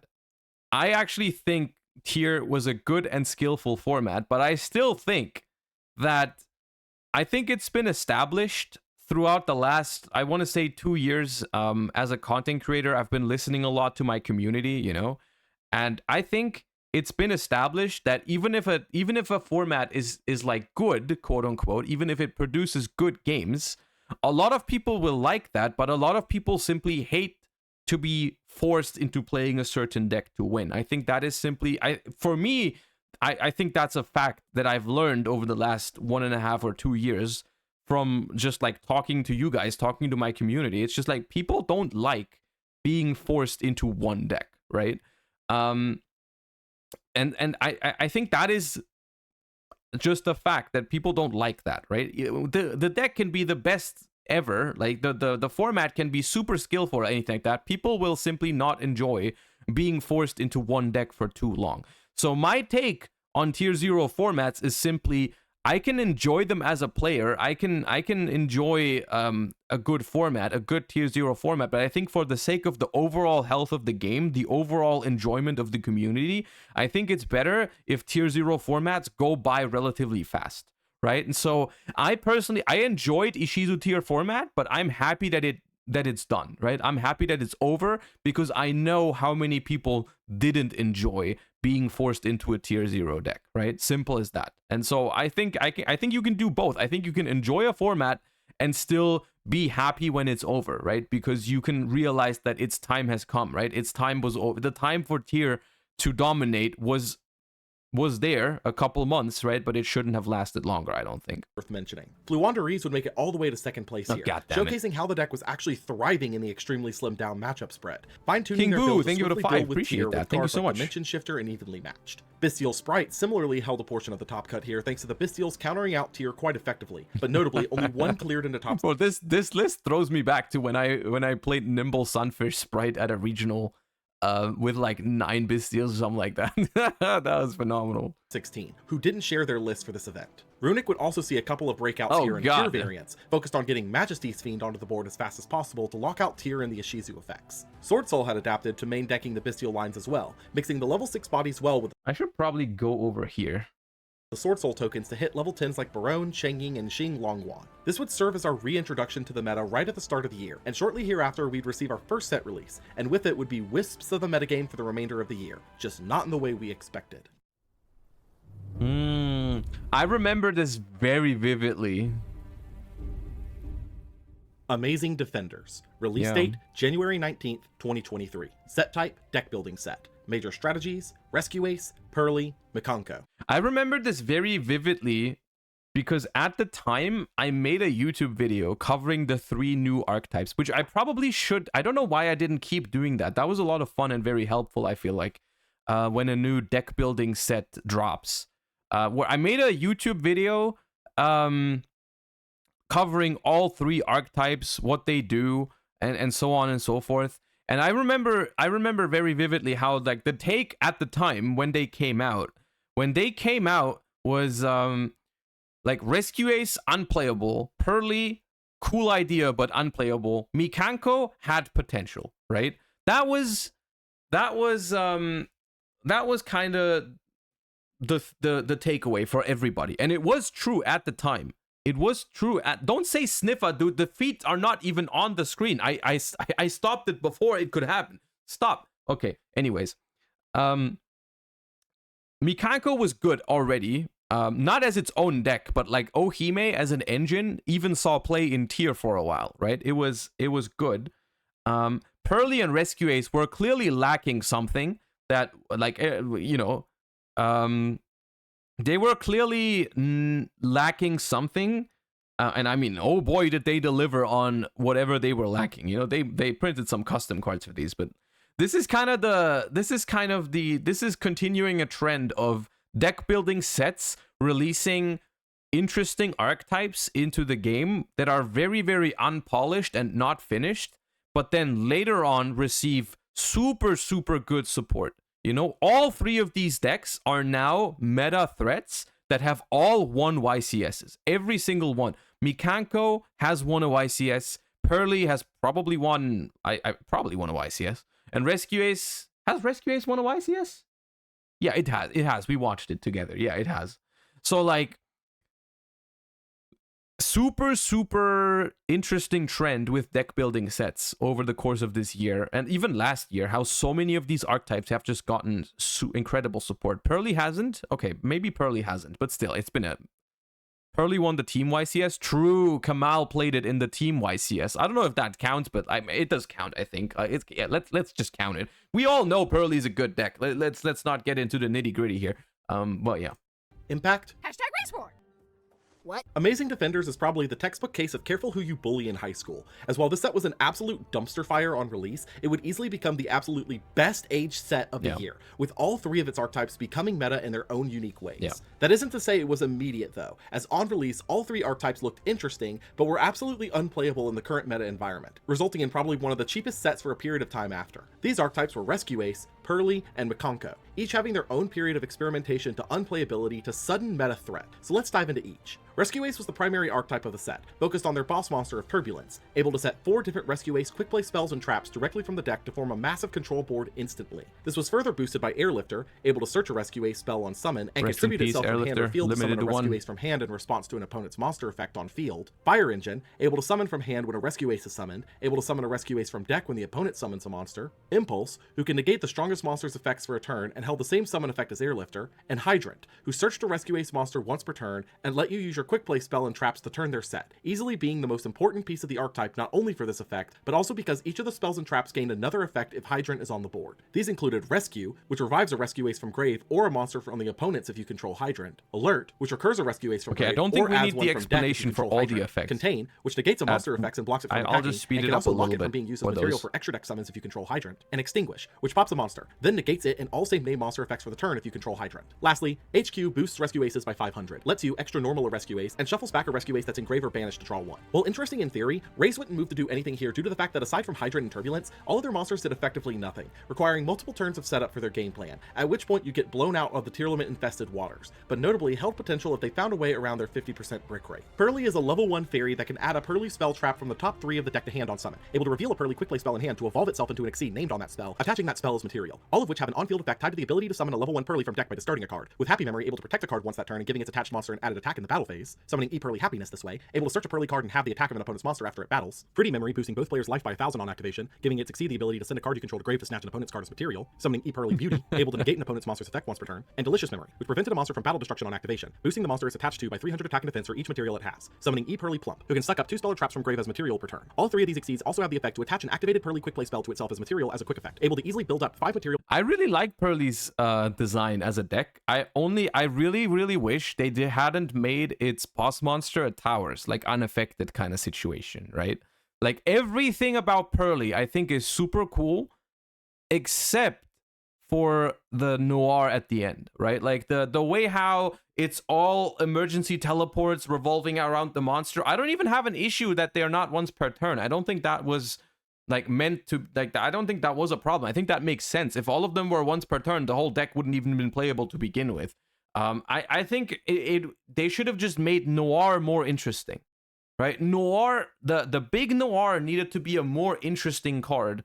Like even if they had, honestly, even if they had just given it the quick effect to spin cards and not been unaffected, it would have probably been okay, right? If it had just been, you can spin freaking 4 cards back into the deck if you make a big noir, could have still been good enough, right? If it just had not been unaffected.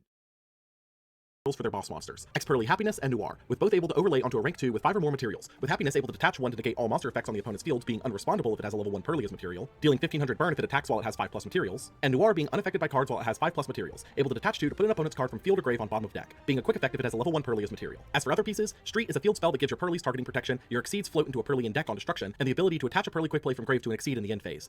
Like maybe make it so that you can, like, maybe Pearly Street doesn't only protect them from targeting on when they summon, but like always, you know, and then Noir is not unaffected by everything. Like, just leave the unaffected part off of Noir, but make Street a little bit better, and then you can't simply imperm the Noir, but it's not unaffected. You know what I mean? Like something like a Droplet will still out it, or like a Talents will still out it, something like that.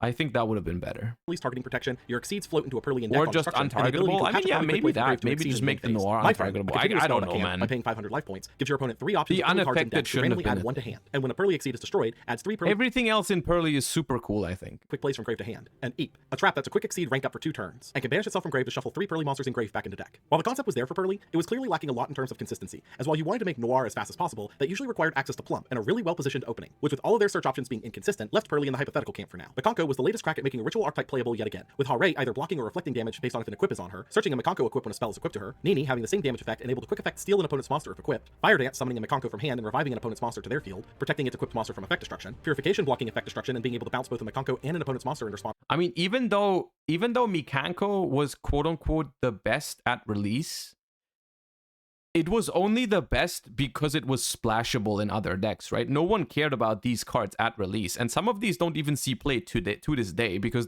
we don't really play Mikanko as the way it was intended, right? We still play Mikanko more as like an engine in different decks. It's a larger engine now after they released the green one, but it still is not something that we play as like a blind second OTK deck. I mean, some people do, but like in a meta context, people don't really do that, right?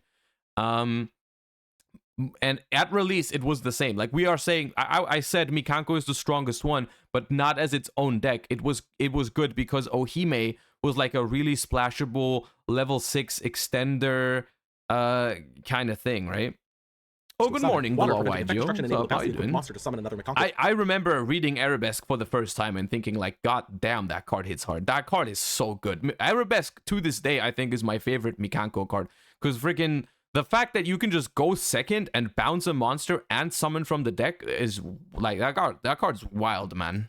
From deck and swap the equip to that monster. Reflection able to snatch steal a monster while you control a Makonko. Ohime, their ritual, able to search a Makonko card while in hand and discarding a card after, and able to equip an equip spell from grave to a monster once per turn on a quick effect. And Great Makonko Ceremony, able to cheat out a Makonko in hand until the opponent's next end phase. Able to be banished from grave. I've played it since their release as a going second OTK strat at my locals, and it's good enough for that. No, don't. Yeah, it's good enough at that.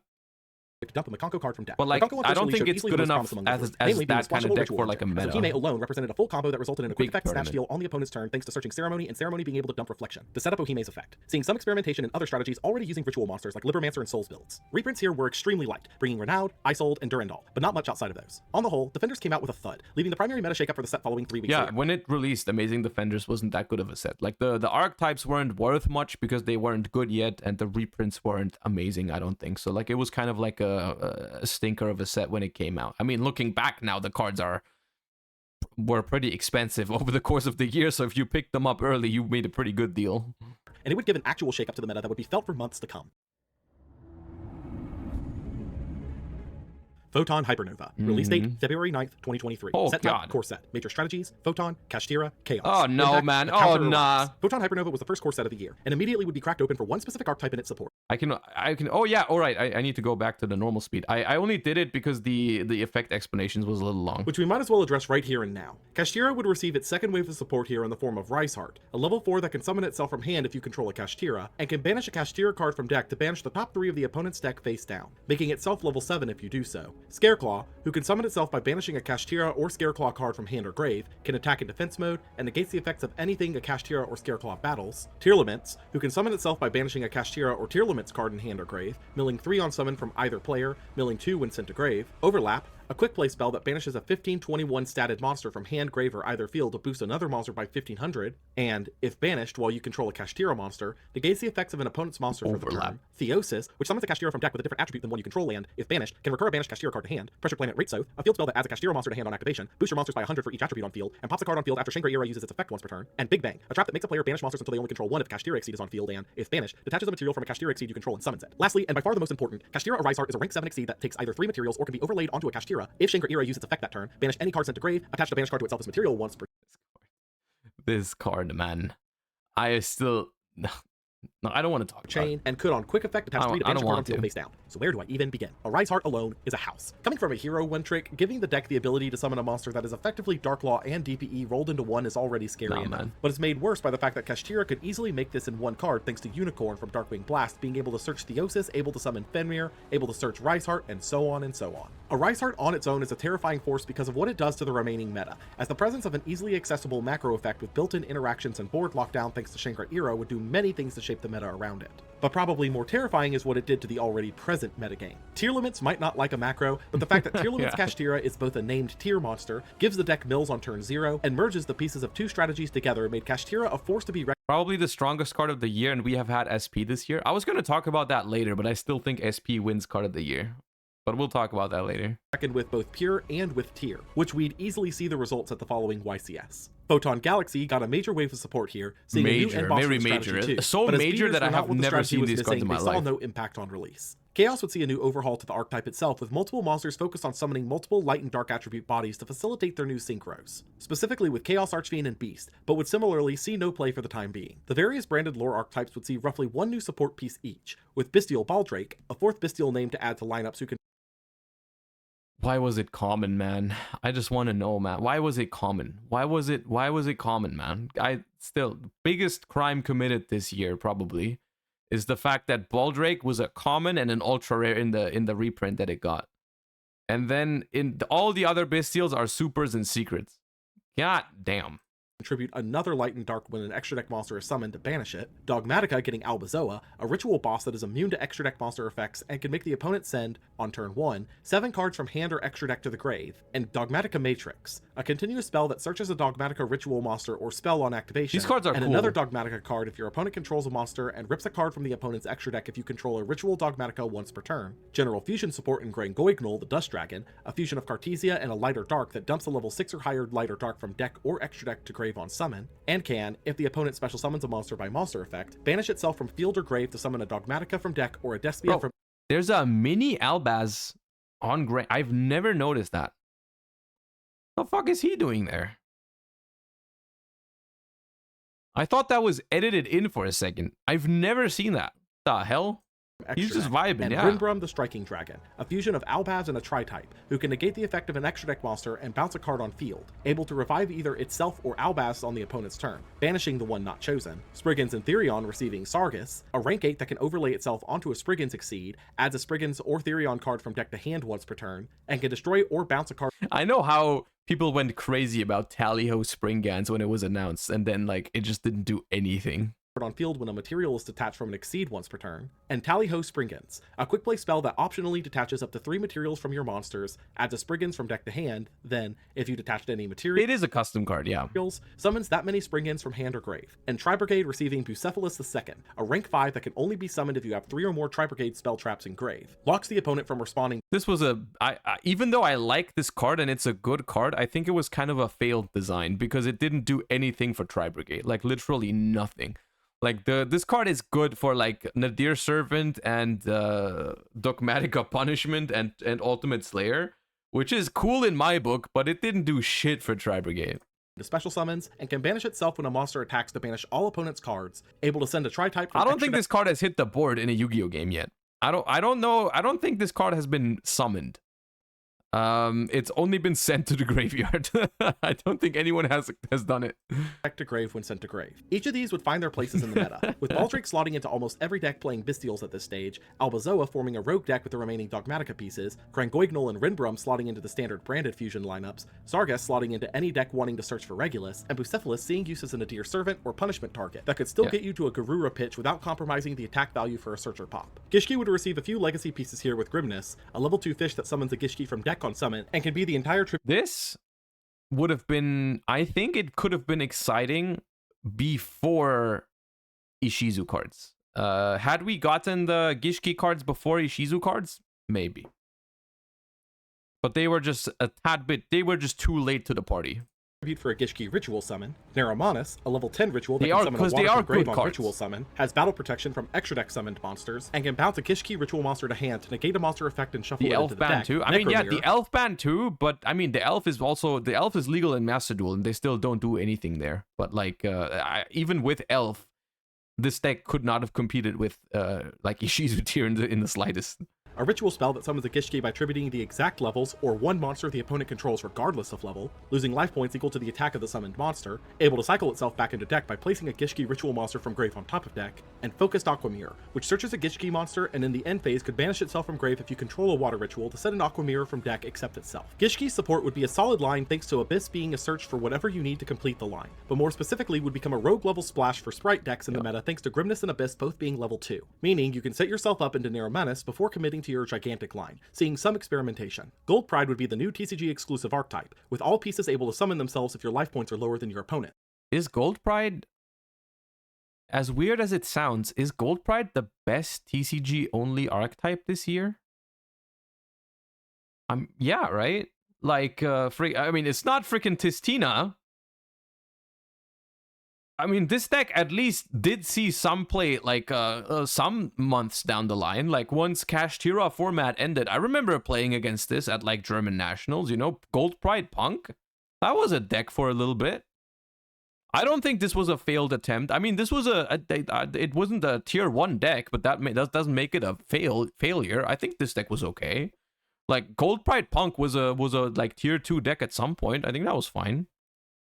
With Leon being a level 3 tuner, summoning a Gold Pride from grave on summon, and can synchro summon on the opponent's turn. Nitro Head able to summon a Nitro token in the The opponent's sad part is I don't even mention Tistina. I mean, why would you mention it? Why would you? standby phase to their field, locking it from linked material usage, and can pop the token to pop all cards in adjacent zones on quick effect. Captain Carry, searching a Gold Pride trap on summon, and, when sent to grave, can banish up to 3 Gold Prides from grave to boost an extra deck summon Gold Pride by 500 for each. Star Leon, a level 6 synchro that can gain attack equal to an opponent's monsters on quick effect, also destroying that monster if your life points are lower, returning to the extra deck the turn it uses the effect to summon Leon from deck or grave. Nitro Blaster, a link 2 that can pop an opponent's card, popping adjacent cards if your life points are lower, tagging into Nitro Head in the end phase if this effect was used that turn. The crowd goes wild, able to reveal a Gold Pride to search a different Gold Pride in deck, then summon a Gold Pride from hand, taking damage equal to its attack, and start your engines, which when the opponent summons a monster, reveals 3 Gold Pride monsters in deck for the opponent to randomly add 1 to hand, then pops the monster summoned. Gold Pride, just like every TCG exclusive archetype in the last 2 years, showed a lot of promise on reveal but had clear flaws, particularly in that getting your life points lower needed out of This is always how it goes, right? Which I find it, I've criticized this in the past, but I find it very boring, or not boring, but like the way they do TCG exclusive archetypes, I'm not the biggest fan of it because the first wave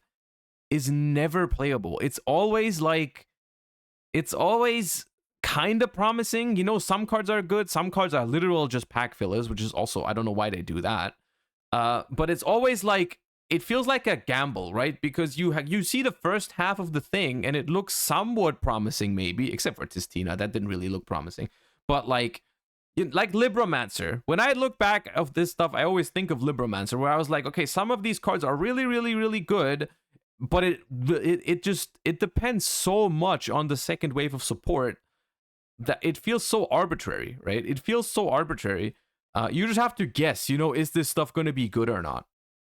archetype pieces to be consistent, as and their then only most piece of the that time it's accomplished not. it was Crowd Goes Wild, which itself was not consistent. While it needed a second wave to potentially be meta, it would for the time being see experimentation with Punk, as the strategy paid life points a ton to use their own effects, enabling the Gold Prides. Other one-offs from the set worth mentioning included Gravekeeper's Inscription, a spell that could, at the start of main phase 1, lock either card effects, banishing, or summoning from grave until the end of the opponent's next turn, being clearly designated as a counter for Tyr. Plunder Patrol Ship Yord, the fabled Earth ship that can search a Plunder Patrol card with This one was based. the opponent summons a monster, able to summon a Plunder Patrol from deck if equipped with one, and can move itself into the Pendulum Scale by recurring a Plunder Patrol from grave to hand, able to, in the scale, declare an attribute, send itself back to extra deck, and summon a token of that attribute to both fields and defense mode, which not only plugged a major hole in Plunder's extra deck, but also enabled you to access other attributes through the token summon, Big Welcome Labyrinth, which summons a Labyrinth from hand, deck, or grave, bouncing a monster you control to hand, which does trigger the removal by trap condition on most Labyrinth bosses, and can be banished from grave to bounce a fiend you control to hand, or, if you control a level 8 or higher fiend, an opponent's card instead, giving Labyrinth a major playstarter, Diapolantis the Menacing Mantis, a TCG exclusive that can send insects or plants to grave up to the non-tuners used for its summon, used in some strategies as a way to This set up card Therion could lines by eventually dumping be Lilyboya like good and in being some half of the combo. materials needed for Sargus, mixing with the Punk Engine for easy Therion access, and last but certainly not least, Triple Tactics Thrust, a spell that similar to Talents before it can activate if the opponent used a monster effect that turn, able to set This card, I'll say it, this card does...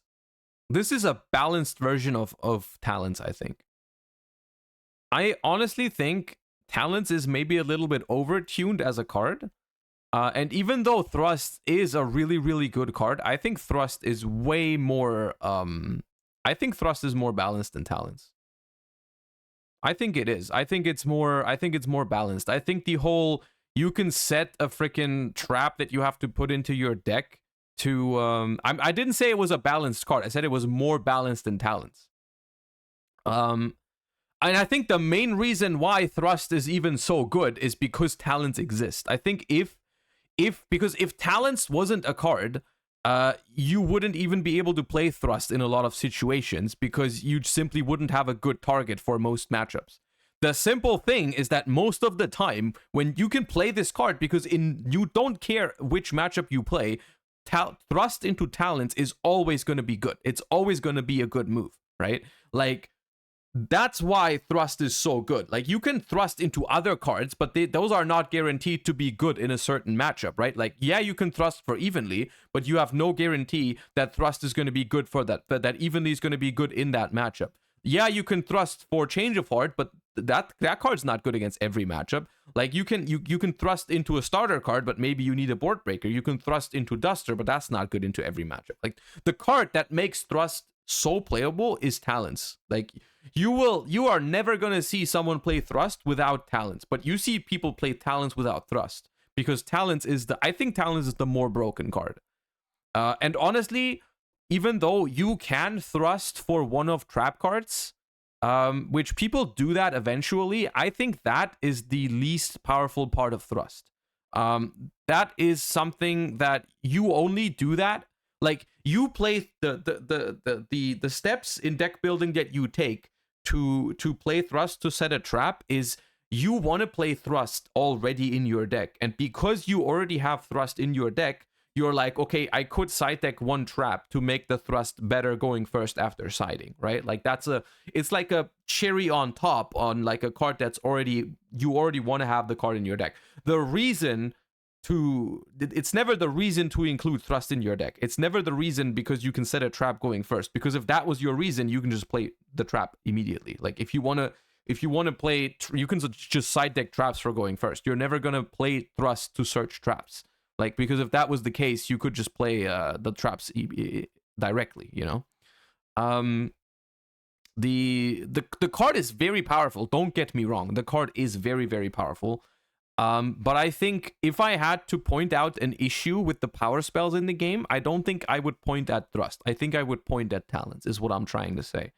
The only thing I really don't like about Thrust is that they made it a secret rare, and it's kind of like right now after the rarity collection, of course, Diabellstar package and SP from the most recent set, but before the most recent set, like, the rarity collection would have made all of the non-engine pieces super accessible, with the only exception being Thrust, which I think is that's the one thing I really don't like about it. But I will say, this card was only really quote-unquote mandatory during Cash Tira format. Ever since Cash Tira format has ended, I would say you could get away without playing it, and honestly, for the most part, it was even like probably better to not play it in a lot of decks. I mean, last YCS Bologna, I think Thrust was like very, very unpopular even. Like, it's a very format dependent non-engine card, you know. we're probably going to see a reprint in Maze like we did with Chimera. That would be one way to make Maze of Millennia like an insane set. If they throw Thrust into Maze of Millennia, that set's going to go so hard. Like that set's going to have Thrust, Bonfire, and what's the other one? Transaction Rollback? That'd be a sick set. A spell or trap from deck, unable to activate it that turn, or, if the opponent controls a monster too, can add it to hand instead with no activation restrictions, being a massive staple in the meta thanks to being able to generically search literally any normal spell or trap in the game. With this support wave, Kashtira would push for a powerful showing at YCS Lyon the same weekend, being the first deck to truly give Tyr a challenge, although Tyr would continue to be the top deck in the meta. As a note, I mean, it was just a matter of Kashtira needed to either go first or have Shifter against Tyr, and it's like, it was just still, Tyr was still better overall, but the matchup was scary. I lost in top 16, I think, to Kashtira because they shifted me. There was also a team YCS in Mexico City on the same day, but unfortunately due to poor coverage, we only have a couple of lists out of the entire top cut there, so we're going to have to skip it for this look back. Kashtira took its new pieces here to not only perform their one card Arise Heart setup, but also now to completely lock the opponent out of the game before it started. With all of the level 7 swarming options now provided to them, Shankar Era and Diabolosis boards became a lot more possible than before, resulting in many boards losing all monster or spell trap zones before the opponent even got a turn to play, which while not common was entirely possible for the deck to achieve now. Sub-Tier would have an odd top cut appearance here, utilizing the nature of Floodgates and Stun to try and counter out Tier that way, with Dimension Shifter already proving to be a valid counter option for the strategy. Jesse Cotton wouldn't hold the tie for most YCS victories for long though, as Chris LeBlanc would win the event on Tier Limits, taking back the title with his 5th YCS win, pushing that bar up just a little higher. Although this event was a clear showing of Tier being the best deck still, even with the new release, it would be disingenuous to say that the showing here was 100% uncompromised. As though it had been announced earlier in the week of Hypernova's release, a new ban list took effect on February 13th, directly following YCS Lyon, and with it came the culling wave to the Tier 0 meta threat. Newly banned were Artifact Scythe, firmly— Right, I remember this. Oh, now I remember. YCS Lyon was like so frustrating because I think the ban list was already out, wasn't it? I think it was so frustrating because the ban list was already out and it was like the last tournament. I always hate when that happens. When like a ban list is already out, but you have to play a super big tournament with like the old ban list. That always feels like so much of like a non-important event. I hate when that happens. ending the Sanctum lockout. Yeah, I remember. The Storm wins, removing Flu's lockout statue. line, and technically Kashtira's, but no one was playing it yet. Sprite Elf, one of the most egregious combo enablers ever printed, and Tier Limits Kit Kalos, the best card in the tier deck. This one by was massive, dude. a country mile. Newly limited were Agido, Kelbeck, Keldo, Mudora, Havdis, Merly, and Sheeran. All hits to Tier Limits. Yo, I forgot. They did all of that at once, man. Holy shit, man. God damn. All but one of their 2022 monster lineup on the limited list, in addition to Ancient Fairy Dragon being released from the list with the caveat of not taking effect until a future set release due to an errata coming down the pipeline. Lastly, unlimited were Destrudo, Jet Synchron, O-Lion, Servant of Endymion, Lithosagem, Yada, and Spiral Resort, being a large cleanup wave to cards that no longer were issues with either the passage of time or— Looking back, phenomenal ban list, because none of the unlimited, you always know it's a good decision to unlimit something if it just doesn't cause a problem for a very, very long time. Because I probably said at the time, like, Resort is scary or anything like that. I mean, Master Plan is still banned, so it's probably whatever.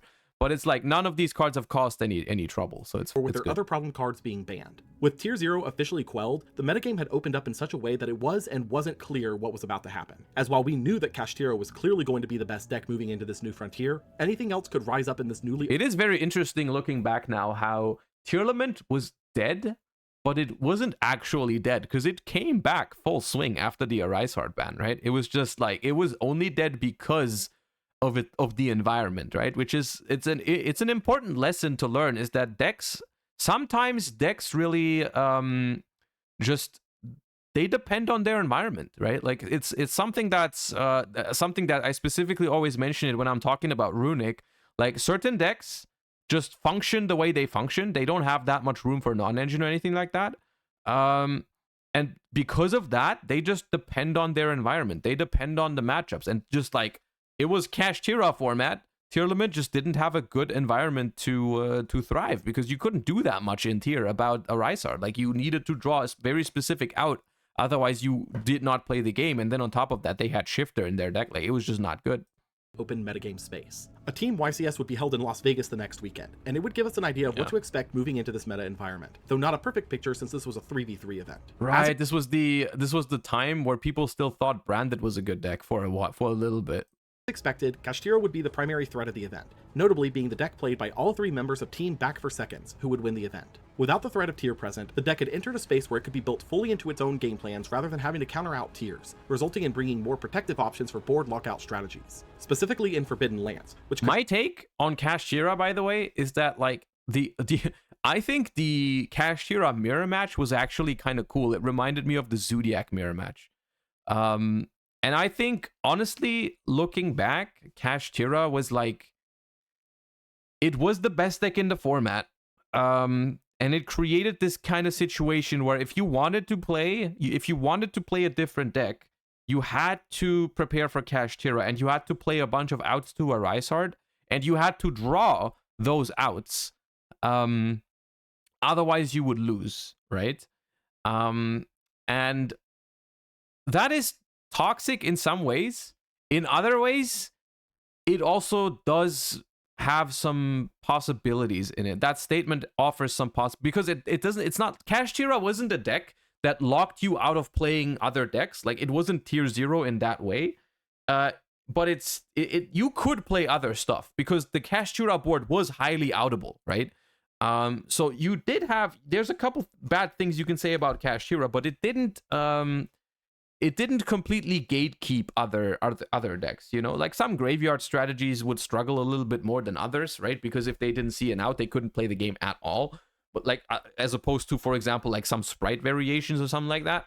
But like, it's kind of interesting because on one hand, I really hated Kashtira. On another hand, it was like, it was beatable, right? Like, I got all the way through Kashtira format without playing Kashtira at a major event a single time. And I did top a decent number of events, you know, like YCS London, German Nationals.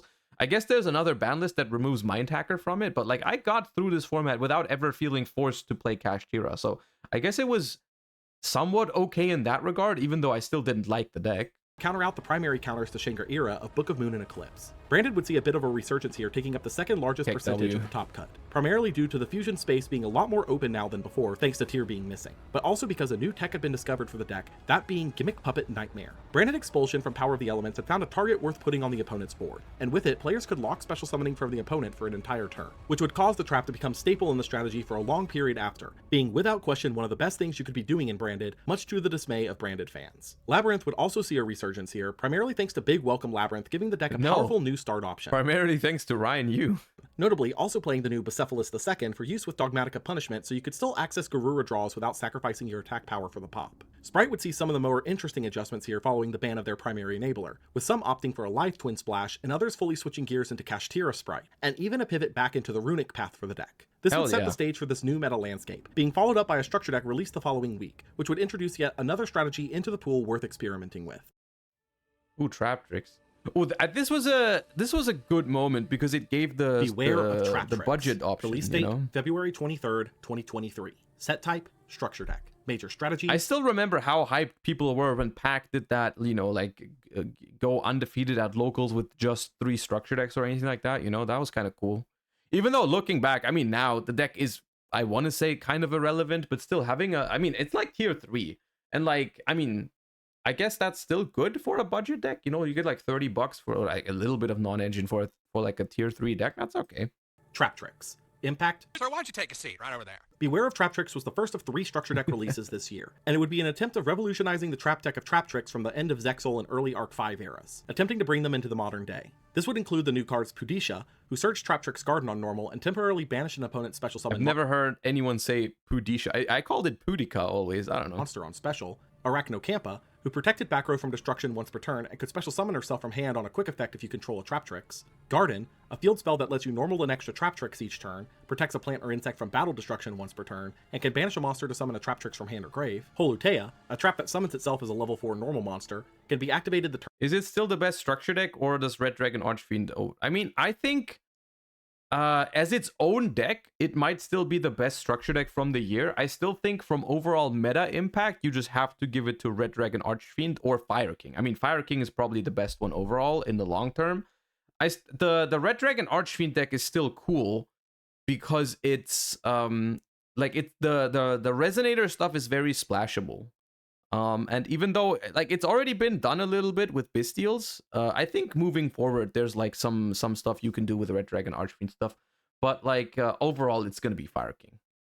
Turn it's set by discarding another trap, and can be banished from grave to summon a Trap Tricks from grave. Terrifying Trap Hole Nightmare, which can, if the opponent has special summoned that turn, pop a monster with 2,000 or more attack they control, and, if you have another Whole Normal Trap in grave, banish a monster from their grave. And Pingua Kula, a rank 4 that is unaffected by trap and monsters who shares a type with its materials. Can detach a material to search a Trap Tricks monster from deck, and can attach a monster your opponent controls that is sent to Was Dark World this year too, or is Dark World 2022? I forgot. grave or banished by card effect once per turn. This support would do a lot in terms of speeding up Trap Tricks for the modern environment, specifically in Pudisha, Garden, and Holtea, 22, making it far simpler to use Sarah's effects. Usually now able to trigger both effects in a turn to generate massive amounts of advantage. Reprints here included Murmello, Dionea, Godarla, Kumungus, Ash Blossom, Raigeki, Feather Duster, Floodgate Trap Hole, Trap Trick, Artifact Sanctum, Naturia Sacred Tree, Evenly Matched, Rafflesia, Alumeris, and Sarah. While this would introduce Trap Tricks as a viable strategy in the meta, it would be poorly positioned overall, as Trap decks were already being sided against in major ways due to Labyrinth already being a potent meta threat, leading to Trap Tricks' home resting in the range of a rogue deck. Shortly after this, we'd see the next big world premiere set for the TCG, and it would make its attempt to shake up what the Trap Tricks could not.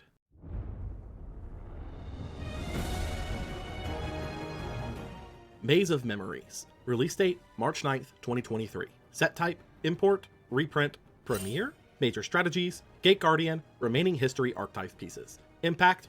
Wake up. Wake up. Maze of Memories Isn't this set just like Axel Stardust from like a competitive perspective? I can't remember another like it's just Axel Stardust, right? is an odd set to say the least, as in a weird way, it did many things that the various other sets did rolled into one, being a reprint set of major cards from the last 2 years. It had Baron reprint, true. It had Baron and Chimera, true. Those, like, from a reprint perspective, those were decent at the time.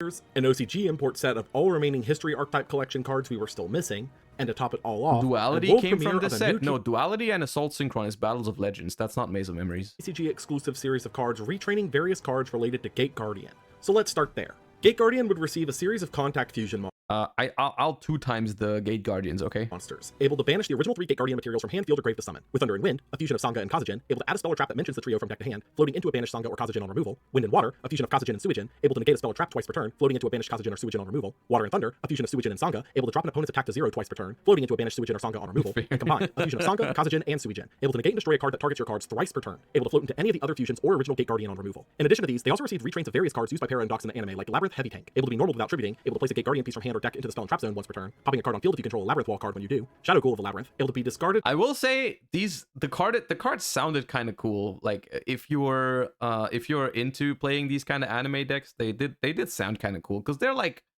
they weren't complete ass, you know. They weren't good competitively, but they sounded like a cohesive deck at least. To add a Labyrinth Wall card from deck to hand, able to pop a battling opponent's monster by banishing itself from grave while you control a Labyrinth Wall card. Labyrinth Wall Shadow, a field spell that gives non-high level monsters summoning sickness, can place a Gate Guardian piece from deck into the spell trap zone once per turn, and can pop a low attack monster at the start of the opponent's battle phase. Double attack Wind and Thunder, able to pop a card if you control a Gate Guardian monster, and can banish itself from grave to shuffle back a Gate Guardian piece. Ryoroku Guardian, able to have the opponent's life points to boost a Gate Guardian monster by that much with the same grave effect as double attack, and Prey of the Jiraiguma, able to be summoned as a monster and pop a monster in the same column with the same grave effect. While an interesting thought experiment, the Gate Guardian cards would do absolutely nothing, with their biggest experimentation being Heavy Tank being teched into Kashtira solely as a level 7 normal summon body. As for the imports, Wake Up Your Elemental Hero revolutionized the hero strategy by both replacing Trinity in the extra deck for an attacking finisher, as well as being a turn 1 extender by being able to be popped with DPE to access Shadow Mist, who in turn accesses your mask change on turn 1. That's right, it's an OTK enabler that also gets you to Darklaw. Needless to say, this along with another card released later in the year would actually do a lot to make Hero far more playable, though still a rogue option for the regional level at the time. Excel Synchro Stardust Dragon, or Ass Dragon for short, revives a level 2 or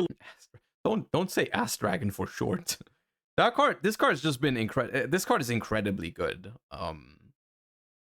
This card is just phenomenal. There's not much to say about it. lower tuner on Synchro Summon and can, on a quick effect, tribute itself to summon Stardust Dragon from the extra deck, then Synchro Summon using monsters you control, becoming a solid option for various Synchro strategies, namely for being a level 8 that instantly gets you to a level 10 on its own, making Barone that much easier to access. Firewall Dragon Dark Fluid Neo Tempest Terahertz is a Link 5 that negates the effects used by an opponent in the battle phase. Can send a Cybers from deck or extra deck to grave. I hate him, dude. Not even because it's a good card. It's because this card has changed Twitch chat for good, man. Twitch chat has lost their minds after this card came out. On a quick effect to gain its attribute Twitch and chat boost by 2500 once per is turn. unbearable since this card has been released. Whenever a Cybers hits the board in Master Duel, they're like, oh my god, yeah, Terahertz line for game. I and can hate attack it. up to the number of attributes it has, being an option for Mathmech to use as a finisher. Reprints here included Wind Up Kitten, Nimble Angler, Rickapetal, Mudan, Guardian Chimera, Ancient Fairy Dragon with its new errata, Barone, Teardrop, Avramax, and Solemn Judgment, with Chimera and Barone being massive reprints here, dropping their price very significantly. YCS Lima would take place the same weekend, and with it we'd see the meta settling in a strange direction. And this is what I mean when I say like Kashtira. This was even before the Mind Hacker ban, right? Kashtira was probably the best deck in the format, but it didn't really quote unquote gatekeep everything else, right? Like people were able to perform with other stuff. I mean, this is one hell of a breakdown, you know, like it's one hell of a breakdown. Like, you can say anything you want about Kashtira. Like the deck was sometimes boring to play against, toxic mechanics or whatever, but it didn't lock out the other decks like, for example, Tearlaments did. While Kashtira was still the top deck in representation, it wouldn't be by a large margin here, with Naturia Runic rising rapidly in popularity, able to quickly make your Naturia synchros backed up by the Runic spells for a massive control game plan. Traptrix would see a top here thanks to the interactions of Pudisha, Holtea, and Sarah able to quickly establish an interaction-heavy board, while also being less susceptible to Imperm thanks to Sarah's trap immunity. Plunder Patrol would make a crack into top 8 here thanks to Yord and a mix of the Runic cards, providing control and resources to quickly set up their lines. Salad would make it all the way to top 4 here, sporting the Adventure Package and a heavy 14 This, I have no explanation for. hand trap lineup. The Adventure Package in particular made a splash here as a choice for 3 of the top 4 decks, including Jean Guerrero's first place Adventure Sprite, adding in more rank and Link 2 options to help fill the void from the loss of health, such as Reprodokus, who can change the type of a monster you summon with Mannequin Cat to guarantee a summon from your deck. 3 weeks after Lima, the largest event of the year would be held, being the 250th YCS, being such a major event that it was held at 3 places at once, being Bogota, Los Angeles, and London on March 31st. These events would not only be some of the highest attended YCS events ever held, with London and Los Angeles being the second and third largest events separately, but they would also spark a massive revolution in the YCS space known as Time Wizard events. While Time Wizard formats had technically been a sanctionable event for OTSs to run, being older format tournaments, they had It's not part of the competitive scene, or like the competitive game, but like this is also one big takeaway for me personal this year. Is I was super happy to see the rise of Time Wizard. Specifically, Edison has been very fun for me personally this year, and being able to go to like YCSs and play like Time Wizard events on the Fridays and all that kind of stuff. I am very happy that this kind of stuff is getting more popular, and I hope it continues growing in the future to the point where we can get like bigger and bigger Time Wizard tournaments. Like, you know, around the world. I think it's super fun. I love it, and it's even though, I mean, I'm still gonna play competitive Yu-Gi-Oh, like current Yu-Gi-Oh all the time probably, but like the Time Wizard thing is great. I love it. not really been recognized by Konami at an official event level until this point, with officially sanctioned tournaments being held at these YCSs for the ever-growingly popular Edison format, in addition to their curated format selections from the previous Milestone YCSs, which ironically were held during not quite as popular formats and as such did not get the pull of players quite like Edison events did. As such, Konami would make it a regular occurrence after this for YCSs that had the event space to hold what were called Time Wizard Grand Tournaments, on the side of the main event, usually for Edison format, which would be effectively a mini YCS for that format, becoming one of the most popular side events ever for these tournaments. As for the events themselves, Bogota, Colombia would be the least attended of the three, but would still have over 1,000 players, which is nothing to scoff at. Kashtira would take the majority of the top cut as expected, including the tournament itself piloted by Esteban Valquez, notably playing more unique to the deck hand traps like Gamma and Ghost Mourner. Los Angeles, California would be the middle child of the three, but would still be the third most attended YCS of all time with 3,225 players. We would see a massive spread of decks across the top 64, but would boil down to one deck taking the lion's share of representation, being the same Kashtira deck we're used to seeing at this stage, taking first place piloted by Paulie Aronson. Taking a dive into some of the more unique lists here, 8-Axis would crack the top 64, being a deck focused on That's swarming the crazy. board with various level 8 threats to enable large damage pushes or rank 8 mega threats. Being tooled as a blind I second mean, that looks like a deck that slaughters Kashtira mainly. Like, you just blow up their board and kill them. pick with cards like Alpha, the Kaijus, and Lightning Storm. Marincess would see a top spot here thanks to the power of Aqua Argonaut, able to flood the board on the opponent's turn and negate a spell or trap on the same effect. Code Talker would get a top here thanks to the Math Mech package, as Circular provided so much by itself for the strategy as a starter that the rest can pile on for maximum advantage generation and power. Scareclaw Punk Kaiju Adventure is yet another What the pile hell? deck, this time taking advantage of the ability for the Scareclaw cards to combo off themselves into Lightheart for severe advantage generation. Pure Rika would see a top here as well, Oh, being no. different from the various other Actually, Rickus on Avalon tops we'd no. seen by not playing You know what? This individual is based. No, I take it back. This one is based. This one does not have any of the dumb shenanigans. This one's fine. Hey, I like copies him. of Lokai in the deck, instead utilizing Rika in their purest state. London, UK would be the largest of the three, being the second largest YCS in history, only sitting behind I think this, I mean, it's not really cap, but it's somewhat cap because I remember, I don't think London was that big. I think it was just the pre-registers that were that many. I think a lot of people didn't show up. I think we had less than 3,000 who actually showed up. I'm not entirely sure on the exact number though. 2012's Long Beach, and while Kashtira would be a dominating strategy for the top 64 here too, there was a lot more fight. It was 3,600 that signed up, but I think we had a lot of no-shows, but I'm not entirely sure. Over the middle chunks of representation here, with Branded, Lab, and Rickasun Avalon all taking 3 slots each, Math Mech taking 4, and Sprite taking a shocking 10 slots between its more pure and Life Twin variants, with Samir Bakar taking the event on a more pure variant with a Melfi Splash with a single copy each of Caddy, Penny. I'll say it. Dinka Bui probably made the best deck for this event. I think he was the more likely one to win, but I think he got unlucky in top 4 or something like that. But this was awesome. This was crazy. I don't know how, like, I mean, I guess I know how. Like, Sprite was fine. You know, it's not like crazy or anything. It's a little bit crazy, but yeah. And Melfi of the Forest to access Herald of the Arclight on the opponent's turn. Looking at the results for all 3 together, Kashtira had clearly come out on top, with Sprite and Naturia Runic throwing up results for 2nd and 3rd place with multiple other strategies close behind. But whether or not those results would hold up following the next core set release was what remained to be seen. This was probably my least favorite release of the year. At least leading up to it, I was not a big fan of this set. Like, I expected it to not be very, like, not a very good addition to the format. I didn't like that. Cyberstorm Access. Release date, May 4th, 2020. Looking back, I'm fine with it because it gave me Quem, but still, like, at the time, I didn't look forward to it. 3. Set type, core set. Major strategies, Super Heavy Samurai, Monadium, Pearly. Impact. Cyberstorm Access was a hotly anticipated release as it contained primarily support for previous archetypes that would change their status in the metagame, not only for their own decks, but as an engine to use in practically everything. That engine would be the Super Heavy Samurai engine, which was primarily made possible thanks to Prodigy Wakaushi, a pendulum that can, if you have no spells or traps engraved while in scale, set another Super Heavy Samurai scale from deck to summon itself. 99 times out of 100, you're going to use this to set Monk Big Benkei, who can, while you control a Super Heavy Samurai, add a Super Heavy Samurai Soul from deck to hand, which in turn can let you go practically anywhere you want to go, be it a level 8 Synchro through a combination of Soul Gaia. I mean, if we're gonna go down and explain all the things you can do with Wakaushi, we're still gonna be here in 2 hours. A booster in Wakaushi, which when you weave in a motorbike with it can get you to Barone via Ash Dragon, a rank 4 Exceed through the same method, and all sorts of link climbing shenanigans thanks to their previous. Imagine like you scroll, you skip like an hour ahead, and it's like, and that's how you FTK using Wakaushi.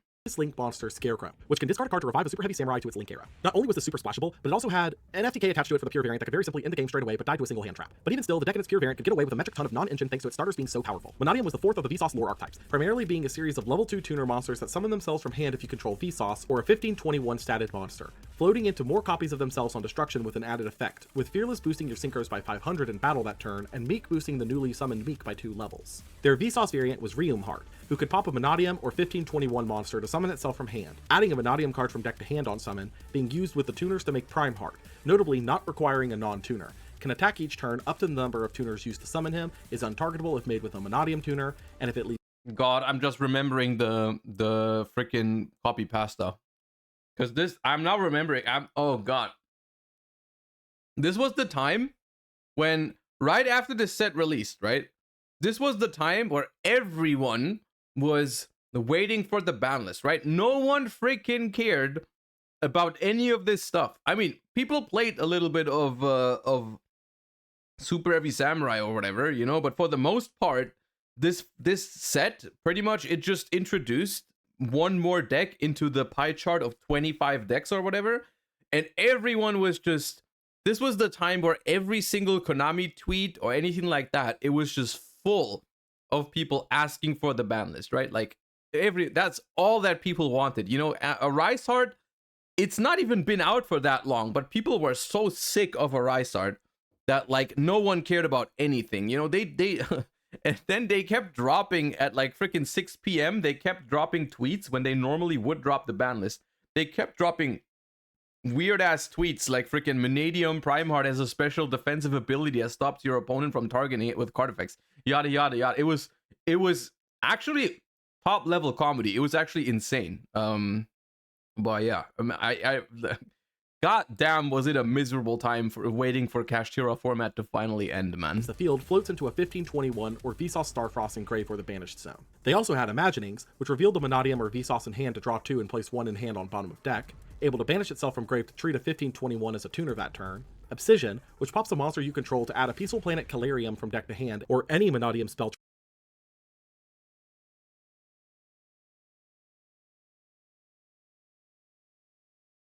trap if you already control planet, able to banish itself from grave to summon a Vsauce or a 1521 from hand, Peaceful Planet Calarium, a field spell that adds a Vanadium or Vsauce on activation, boosts light monsters by 100 for each tuner in grave, and special summons a tuner that is destroyed once per turn, and Reframing, an Omni-Negate counter trap if you control a Synchro, only destroying if you have Vsauce or a 1521 in grave, and can be banished from grave to shuffle back up to 3 Vanadiums in grave. While an interesting direction for the Synchro line to take for Vsauce lore, Vanadium on release wouldn't be heavily played, still lacking the power level of Kashtira or tier limits before it, but it would be experimented with as it received more support. Though technically not a Vanadium, related to the archetype was Vicious Astrolaud, a fusion of Vsauce and a 1521, must be contact fused by banishing materials from field or grave, and pops a monster on field on summon, gaining attack equal to half of either that monster's attack or defense, being a powerful piece for any pile deck using Vsauce in any of its variants, particularly good with Vanadium and Scareclaw. The final Albaz lore drop is here, for now, bringing us Quem, who dumps an Albaz or card that Hoggies, Quem mentions it from deck on summon, and revives an Albaz or card that mentions it if a card leaves the extra deck,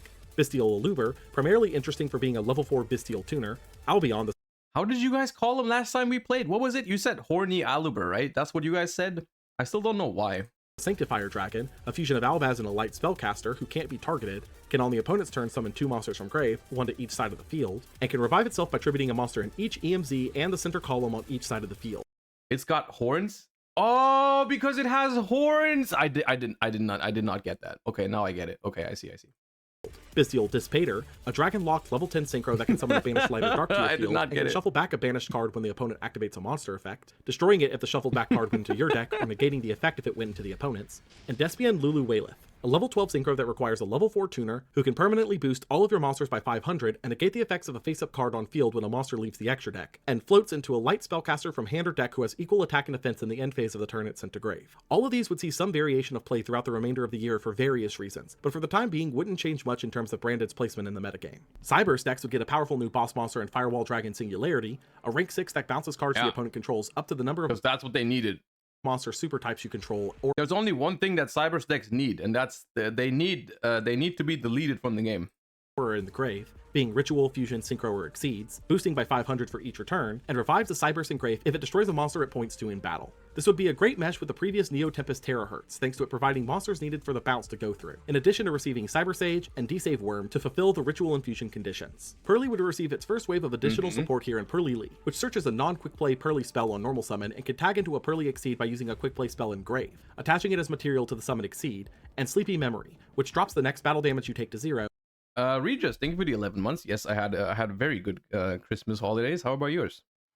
The Pearly, I mean, this literally, I think if you could make custom cards for that make Pearly playable, it was exactly this. Like I think they literally, there was someone at the Konami office and they were like, you make Pearly meta, like make it meta with like, you get 2 cards in the next set, but make it count, right? And you come up with those cards.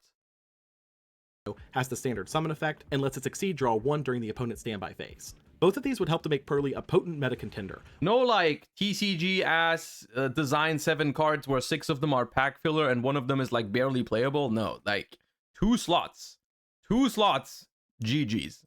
With Pearly Lee in particular making your lines far more powerful, allowing you to search for My Friend on normal, which in turn would reliably get you to Delicious Memory by revealing 3 copies in deck, giving you reliable access to Noir on turn 1. Mekonko would receive Hu Li, with a standard Same here, honestly. Both of these cards, looking back for like all the Mekonko decks, the most annoying shit that they do is these two. Like, these 2 fuckers right here, man. Oh god, I hate playing against those. battle damage effect, giving targeting protection to all Mekonkos while equipped with a card, and searches a Mekonko trap when it initially is equipped with a card, and Mayo Washidori, which protects its equipped monster from effect destruction, bounces a card after a Mekonko battles, and can, while in grave, special summon a Mekonko from grave. Thank god Cheng Ying exists, otherwise I'd have a problem with Equip Hu Li itself to it. every Mayo time. Washidori in particular was an excellent addition to the pure Mekonko deck, giving the deck a reliable way to recur the smaller bodies, which in turn fueled more digging into the deck with their effects when equipped, boosting the deck's viability, but not quite enough to break into the meta yet. Gold Pride received their second wave with Rollerballer, with a standard summon effect and the ability to fuse on a quick effect for a Gold Pride fusion,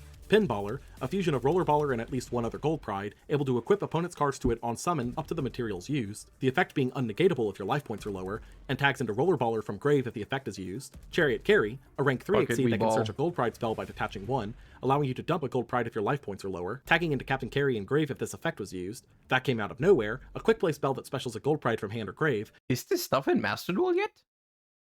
No, right? No, okay.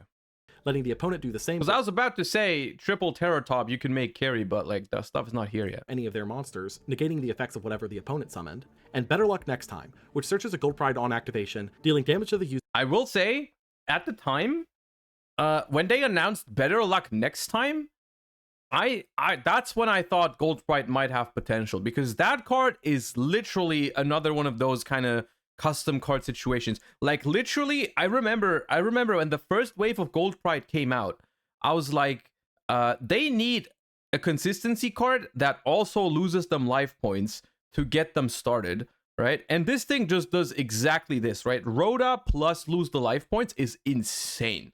Like that was actually a very promising card at the time. And I mean, the deck did do some stuff after this release, right? The deck was playable, so it's not like it was a failure. I think Gold Pride can be looked at like I think it was a successful design. Like it was, I mean, it wasn't tier 0, but it doesn't have to be, right? It was a playable deck. That's enough, I think.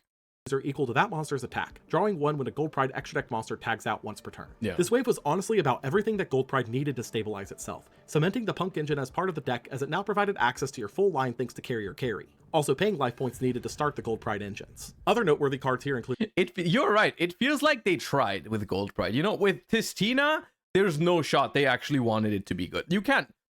No, I refuse to believe that they sat down and they were like, okay, how do we make Tistina's good? And then they came up with that. There's no shot. No shot. Sakatama, a spirit that can reveal itself in hand to normal a spirit from hand in addition to your normal summon that turn. Ringo Worm, a level 2 tuner that can special summon itself from hand if you control a non-effect monster, and can banish itself. Man, Ringleworm is in the same camp as like Assault Synchron. Cards that I think are so cool and I wish they were good. Also, Revolution Synchron, you know, I feel like there has to be some kind of synchro stuff that you can do with those, but it's just not really happened yet. From grave if you synchro summon Maybe that turn at to some summon a level point. 2 token that can be treated as a tuner. Chaos Angel, a level 10 light and dark lock They're synchro that very can copium heavy kind of cards. Chaos Angel is, I think, do you guys like Chaos Angel or not? I like it. I'm a fan of the gameplay it provides. I like Chaos Angel. I think it's fine. I think it's like definitely not too powerful. Because it does have the kind of unaffected thing on it, but I think it's just a matter of just being unaffected by monster effects is fine, I think. consider a light or dark I would like if it was cheaper. Well, yeah, okay, I agree with you on that. Yeah, that's fair enough. That's fair criticism. Yep. monster as its tuner. But it is, banishes a card I kind of enjoy the kind of the design of it. I think it's a well-designed card.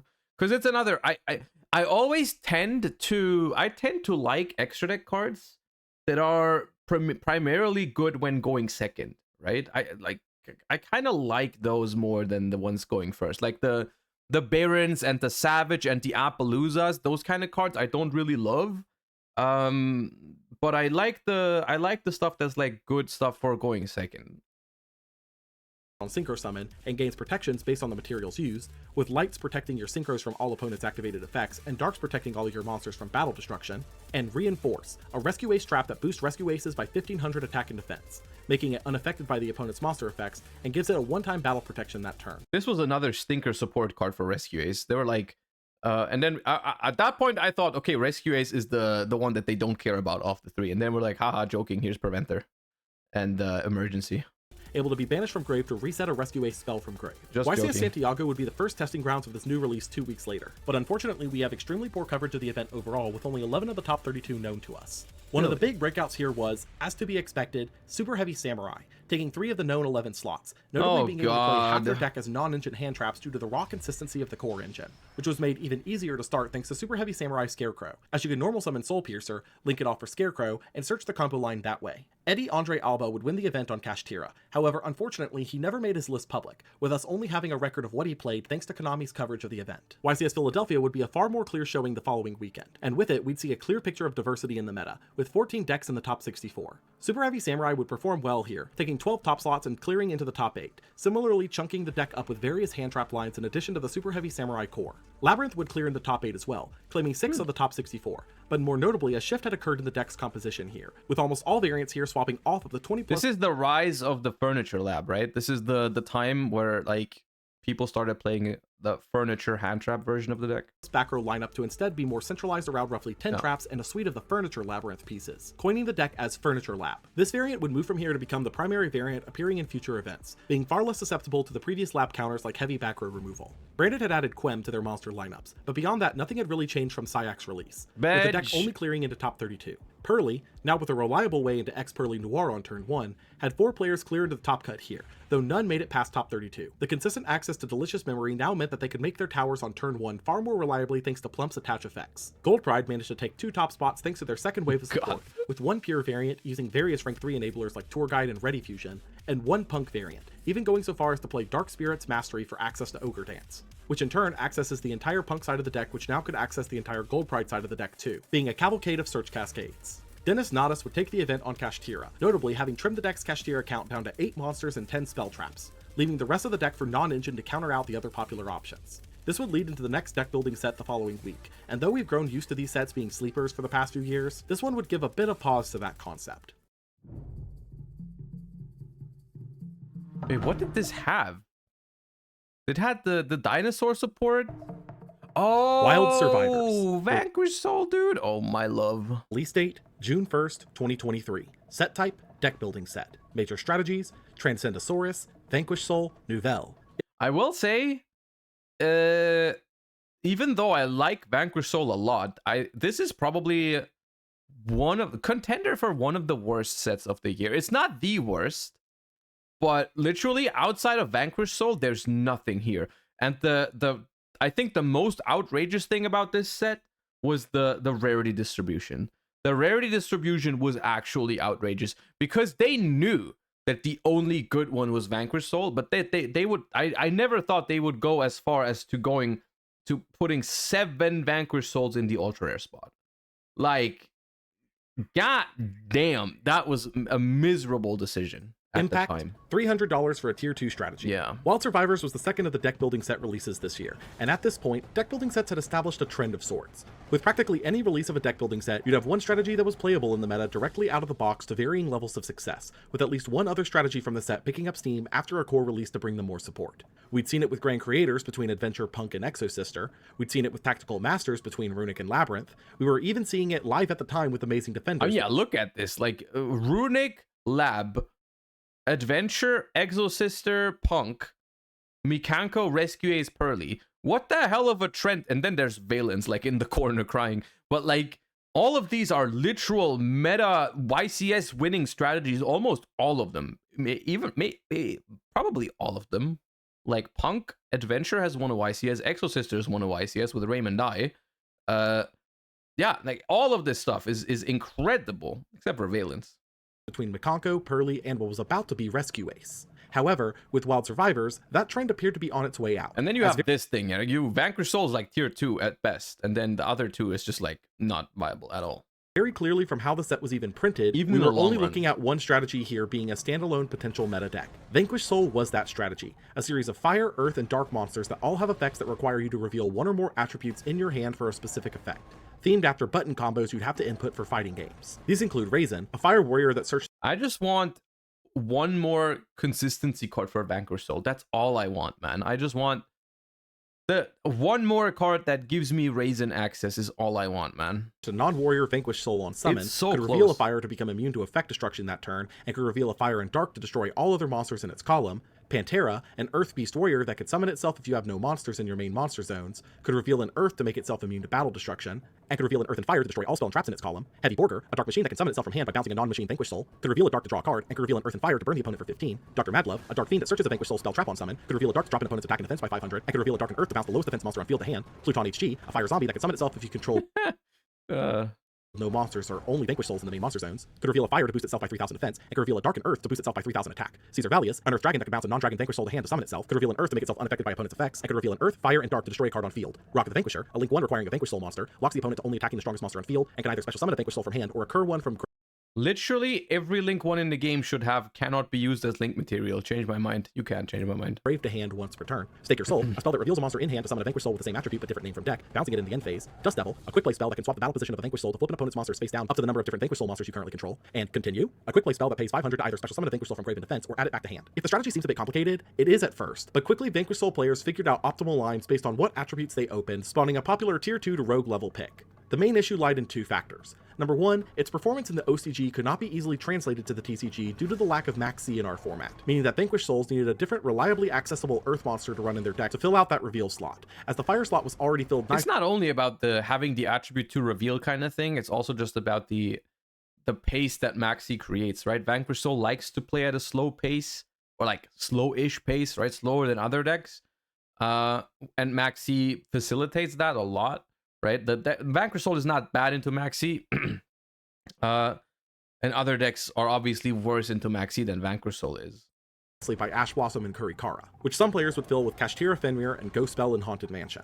Number 2, for some ungodly reason, the 10 ultra rare slots in this pack, which were usually divided 3, 3, and 4 between the different archetypes of the set, were not this time, as Wild Survivors had given 7 slots to Vanquish Soul, meaning that the mid-tier deck was roughly $300 for just the core, causing a backlash in the community due to a blatant upping of the rarities, noting that the other 2 archetypes present were simply just not as good. Speaking of, Tricentosaurus was the second of these archetypes, a series of retrains for vanilla dinosaur monsters from the past, such as Frostosaurus getting Glacialsaurus, Megazowler getting Gigantozowler, and Lansfornicus getting Drolinothus, but most of these would see little to no play at all in the competitive space. However, 2 other cards from the archetype here would see play, being Xenometeorus, a level 6 dino tuner that can summon itself from hand if a card is destroyed, and can destroy a dino on field or in hand to summon a normal dino from hand or deck. And you say these saw play, yet I don't remember. I mean, I know it's a playable card, but I don't remember ever seeing this card being played. Like, not in a feature match, not like not against me, not at a table next to me, not at freaking table 500. I don't remember, like, actually.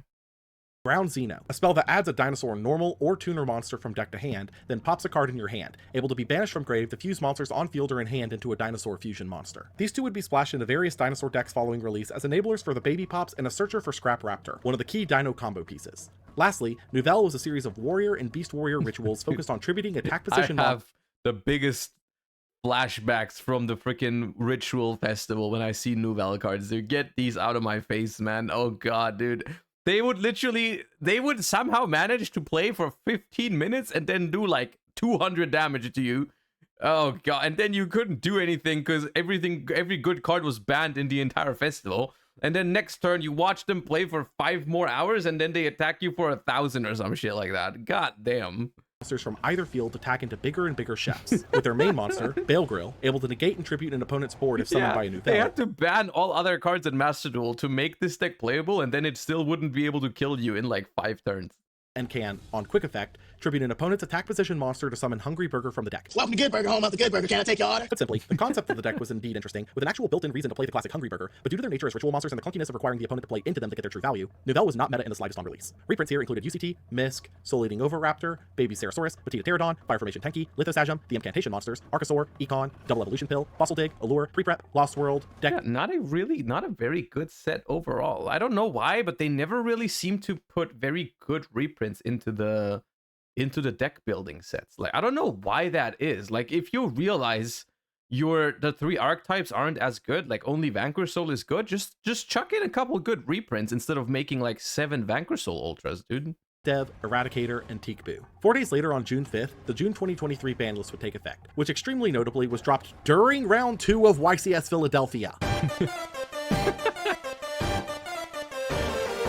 Newly banned Not only that, this was also the freaking Master Duel Worlds Grind weekend. You guys remember that shit?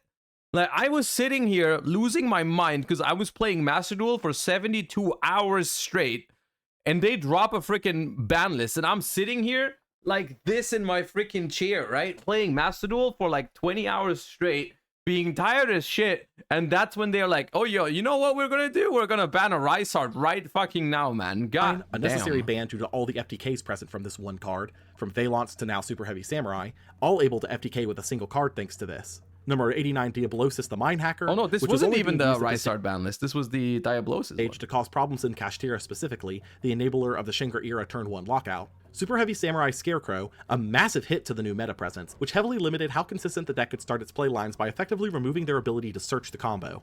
A pointer of the Red Lotus, which was being used to snipe out hand traps and was a bit of an issue card, and Branded Expulsion, which was only being used at this stage to lock out players from playing the game with its various summon targets. Newly limited were Kashtira or Rysart, meaning you only have to out it once. Right. Now I remember they limited a Rysart. Right.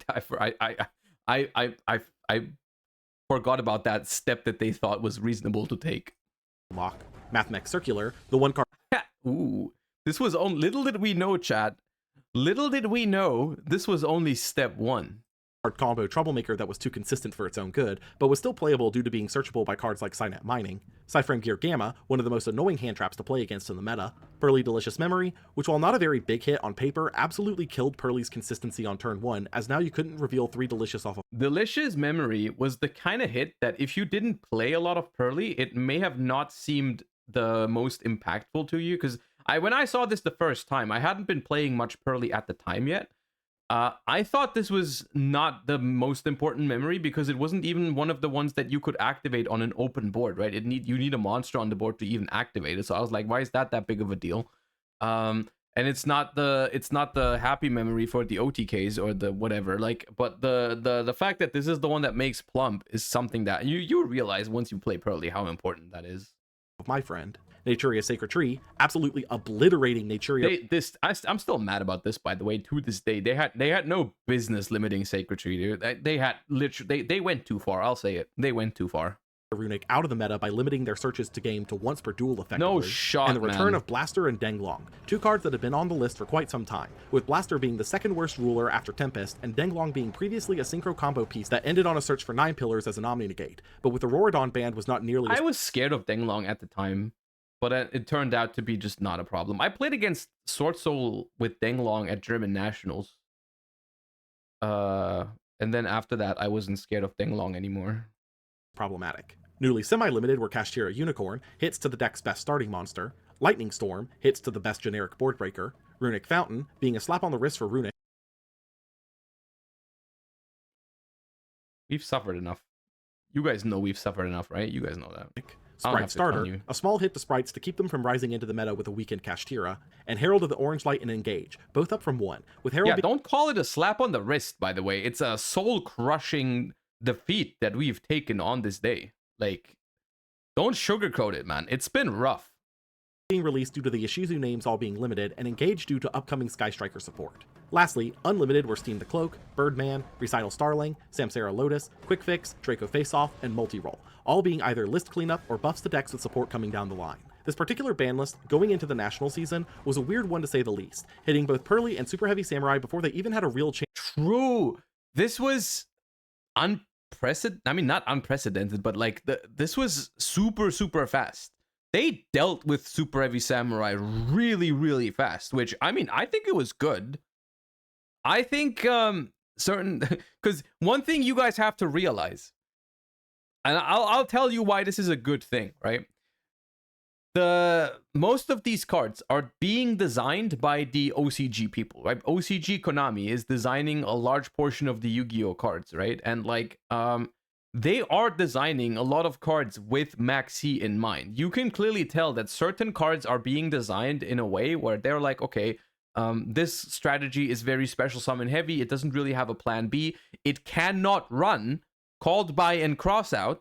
That was a big deal for Super Heavy, right? Super Heavy could not really out Max C outside of Gamma. If you just waited until they had a monster on the board, they couldn't really out Max C except for Ash, right?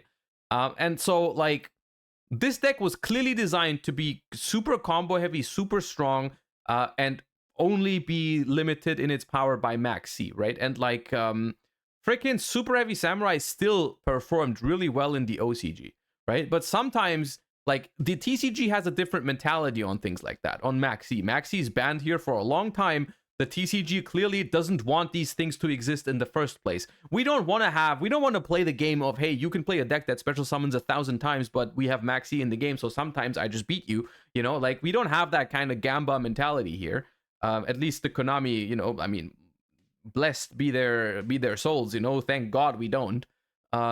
They just got rid of it because they were like, okay, this deck was clearly designed for the OCG environment. This is not well suited for the TCG. We're gonna get rid of it.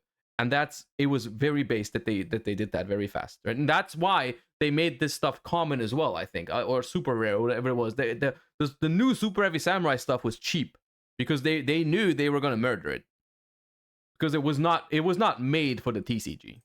Chance to shine and hitting the most annoying aspects of Kashtira, but not enough to keep it from being the arguably best deck in the format. The first real test of the meta would be the Central America WCQ held less than a week later, and right off the bat, it was clear that the hits were not enough to knock Kashtira off its throne, taking 14 of the top 64, simply adapting the extra deck and moving on with its life. Sprite would be the more interesting breakout here thanks to its pivot towards more supplemental engines. This deck was so based, man. With Carlos Mikado taking the event with Life Twin Runic Sprite, mixing the various level 2 engines together to form one cohesive strategy. Vanquish Soul would have a solid first appearance, with 3 players clearing into top 64, with the top out The Fusion Destiny period was wild. being top 8.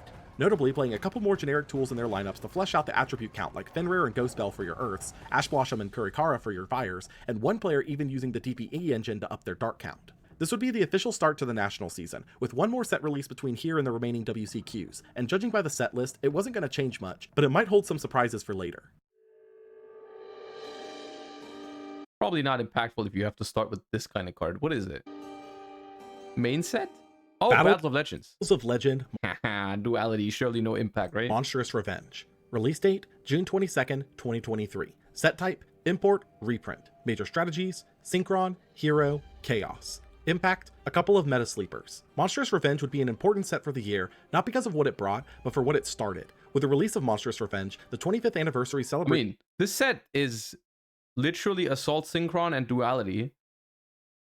I was mainly excited for Assault Synchron, and then I'm still sad about Assault Synchron. That card is so cool. It's good. Trust. One day, copium. Of Yu-Gi-Oh! Oh, Azalea, right. Primarily punctuated by the inclusion of the new quarter-century secret rare rarity into all sets for the next year, being placed onto both new cards and reprints within the set.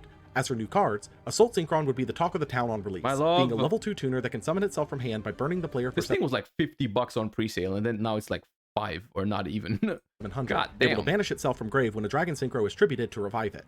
While not staple, Assault Synchron would be a piece that was heavily experimented with in various decks, but primarily in Sprite Adventure Brews, as its level 2 nature opened up a lot of avenues for the deck. Elemental Hero Flame Wingman Infernal Rage, really? Skydive Scorcher was right there. Was a fusion of any two differently attributed elemental hero monsters. Adds a favorite card from deck or grave to hand on summon, and can be tributed to summon another level 7 or lower elemental hero that can't be normal summoned or set. Is Assault Synchron not that good? No, Assault Synchron is a good card. It just hasn't found a home yet. You know, like in the OCG, it was extremely good because of Chaos Ruler. For us, I think it's a very good card. It simply hasn't really like found a home yet. But I think it could eventually. From either deck or extra deck, ignoring their summoning conditions. While unassuming on the surface, as it really did appear to just be another search to weave into hero combos, Infernal Rage solved the massive issue with a recent wave of hero support from Power of the Elements, that being that there were no good Wingman fusions for Neo Swingman. This solved not only that issue, but also searched favorite contact. Tell me you're a hero player without telling me you're a hero player. Talking about this card more than like 2 seconds is okay. To make No Neos bias wingman at all. on the opponent's turn, meaning now a standard hero combo can make Dark Law, DPE, and favorite Let's analyze what the problem is with this card and why it didn't make Hero the top tier 0 threat in the format. Well, it's heroes, man. contact in the back row to have as an additional piece of interaction. Duality and Shadow's Light were both adaptations of Chaz's spells from the GX manga, with Duality able to tag out a light or dark monster for a same typed and leveled target in either extra deck or main deck of the other attribute. Also able to banish itself from grave to shuffle a light or dark from grave back into deck to draw one, and Shadow's Light able to target a dark to summon a light from deck or extra with the same type and level, able to be banished from grave to get an additional normal summon of a light or dark that turn. With Shadow's Light being a little too specific and slow, but Duality seeing experimentation immediately and branded as a way to tag out a spent Aluber into Herald of the Arclight. Reprints here included Ibli, Nessie, Sigma, the Punk cards, the Adventure Engine, Shinbuster, Zeus, IP, Dark Hole, Terraforming, Defissure, Super Poly, Book of Eclipse, Engage with its alt art, Equation, Macro, and lastly both Bestial and Lubellion and Lady Labyrinth exclusively as quarter-century secret rares. The I think the Battles of Legends set was pretty good. I think they should have put Lubellion in there as a regular secret rare as well, maybe, and then it would have been pretty fire. South American WCQ would be held the same weekend, and though we do have some results here, this particular event is not very well covered, with 41 of the top 64 being unknowns. Vanquished Soul would have a fairly successful outing with 6 of the known 23 top spots, clearing up the top 8 and cutting the non-engine down substantially in terms of other attributes, though was playing a small Kashtira engine to access a Rise Heart for the extra power. Mathmech would see a couple of surprise tops here, with one leaning into the Spirit Engine to access Alimbertion quickly, and the other leaning into the Firewall pieces for Neo Tempest Terahertz pushes. Santiago Marin would take the event on Kashtira, similarly playing the slimmed down engine to make room for plenty of non-engine interruptions and search power. The EU WCQ would follow a week later, and unsurprisingly Kashtira would once again take its spot as the top deck of the format with 15 top spots. Very notably, however, was the rise in various decks thought to be on the lower end of power having shockingly powerful Why is there 4 Rickas, man? What are we doing? performances here, specifically in Rika, Dragonlink, Flu, and Furhire. Furhire managed to mix itself quite well with the Runics, as most of its pieces could get you Yeah, I was surprised you didn't include this like in the YCS London one because it got top 4. That's where it came from. access to Dawn or Dagger for Hire, which provided both destruction and board flooding with its effects, useful for establishing a control setup, and doubly so with the added in Sprite package, with Gigantic able to access the Furhire side of the deck through Rex. Flu found itself consistently bouncing in and out of top cuts throughout the year, primarily in a single slot spot, but while it was unassuming, the deck had a layer of consistency to it, able to counter out various decks in the format by both playing into and using macro effects easily, meaning it had a solid matchup into Kashtira specifically, as the macro effect of a Rise Heart was not an issue. Dragonlink was rising back into the meta rather rapidly thanks primarily to Bestial Dispater, able to recur the dragons you banished for your Bestial. This was one of those decks where you would just go into the event and you were like, okay, I'm gambling against Kashtira, right? Like, I'm like, my matchup is good against everything else. Against Kashtira, I'm gambling. Like, if I don't have my Dark Ruler, my Talons, my Book of Eclipse or whatever, I lose. It is what it is. Summons to provide even more board swarming to get quick and easy access to Borrelin Dragon. Rika Sun Avalon, though, was the breakout star of the event, piloted to a first place finish by Jessica Robinson, showcasing the resilient power of Rika and Sun Avalon when played together, especially with the extra interaction points provided by Concon and the Therion cards. The Oceania Championships would be held the same day, and we'd see similar results to the EU WCQ with a couple of notable exceptions. Pearly, fresh off its loss of 2 Delicious Memory, top tier not once, but 4 times, with one pilot taking the deck as far as 2nd place, opting to max out all of the remaining quick plays for ease of access to the monster line. Kun Kun Lee would take the event on Kashtira, playing a fairly standard line up to what we've expected at this stage. The NAWCQ would wrap up WCQ events for the year a week later, and once again Kashtira would dominate, taking the event piloted by Jeremy Mitchell, with the deck almost entirely standardized at this point, only varying in the non-engine play. This was 4 cash in top 4, right? Probably the most talked about deck outside of this though was Hero, which took one spot in the top 32 here, sporting the new Wake Up, Infernal Rage, and Neo Okay. Wingman packages, letting the deck reliably set up a turn 1 board comparable to Kashtira's. No other interesting decks that topped anywhere in the world, but the heroes? Ooh. This would be the last event before this year's World Championship. But No prior bias. to that, the 3rd core set of the year would be given to us, and any hope of a meta shakeup before Worlds would entirely rest No, on its I'll allow shoulders. it. It's fine. Be biased all you want. Duelist Nexus. Release date, July 27th, 2023. Set type, core set. Major strategies, Synchron, Illusion, Unchained. Impact, the start of a new era. Duelist Nexus, on the other hand, was like, I feel like, at least looking back, I didn't think it was going to be as impactful as it was, because it was very, very good. But like, yeah, it was interesting. While technically Duelist Nexus is Looking not back, referred it to has as a an lot of really good stuff in it. era starting point, as no new show or summoning mechanic accompanied it, the shift in the pack's design layout as well as its nature as a green pack heavily implies that Duelist Nexus is the Green start pack of the 8th equals era of broken. Yu-Gi-Oh! And as such, it does one thing that a few previous eras have done: introduce a new monster type. That would be the Illusion type, based on the various custom monsters from the older non-Yu-Gi-Oh! Yu-Gi-Oh! Games like Dark Duel stories, with the first archetype of these being tied into Yugi's original monsters of Gazelle, Baphomet, and Do we like illusions, chat? I think illusions are cool. I kind of like it. It's just it doesn't have much yet, right? But I kind of think I kind of get behind it. I think it's cool. Chimera. This initial wave gave us Gazelle, the King of Mythical Claws, who can add a level 5 Fiend or Chimera fusion to hand on summon, searching an illusion monster if sent to grave for a fusion, Big Wing Baphomet, who searches a level 4 Beast or Chimera fusion to hand on summon, and summons an illusion monster from grave when used as fusion material, Cornfield Codal, sharing a common effect with its other illusions in this group of not being able to be destroyed or destroy others in battle, can discard itself to search for a I mean, that's just what every illusion card has, right? That's the whole point, right? It's because they're not real. They can't kill anything, but they can't be killed, right? They ever make an illusion that can't be destroyed by a battle, I'll be disappointed. I'll be mad. monster that mentions Chimera fusion, and can banish itself from field or grave while you control That's what a I said, monster named okay. Chimera the Flying Mythical Beast, whom we'll refer to as the OG Chimera from now on, to negate and destroy an effect There is one? that targets a card you control, Mirror Sword Knight, with the same God battle damn it. effect, contribute itself to summon a monster from deck that mentions Chimera fusion, and can banish itself from field or grave while you control the OG Chimera to negate a monster effect. Chimera, the King of Phantom Beasts, a fusion of a beast and a fiend whose name becomes the OG Chimeras on field and in grave, rips a card from the opponent's hand in the end phase its fusion summon, and can banish itself from grave on the opponent's turn to revive a beast, fiend, or illusion monster. Chimera, the Illusion Beast, a fusion of the OG Chimera and one or more illusion monsters whose name becomes the OG Chimeras on field and in grave, can attack monsters up to its number of fusion materials, has the same battle destruction prevention effect, and if it attacks a monster, drops that monster's attack to 0 and negates its effects at the end of the damage step. And Chimera Fusion, a quick play fusion spell requiring the use of a beast or fiend, and can, during your main phase while it's in grave or you have the OG Chimera on field or in grave, can either add itself back to hand or can banish itself from grave to summon the OG Gazelle and OG Baphomet from deck or grave. Where to begin with this wave? If Illusion wanted to make an impactful first wave, this was the way to do it. Not by making it powerful on its own, but by latching itself to a currently meta deck. Because Gazelle searches any illusion monster when used as fusion material and was a beast, it meant that Branded Fusion could send it for Renbrum, allowing you to make a full Chimera push off of Branded Fusion. Branded Chimera was kind of cool. I kind of like that deck. It's never been. I don't think it's ever been tier 1, but it was a cool kind of thing. Which will become a popular option come the next YCS. Synchron, and the 5D's dragons in general, would get a I nice was new looking forward to, this is another Assault Synchron situation to me. I was so sure that you can do something with Revolution Synchron / Assault Synchron, and it just hasn't happened yet. I love Revolution Synchron. That card is so dope, man.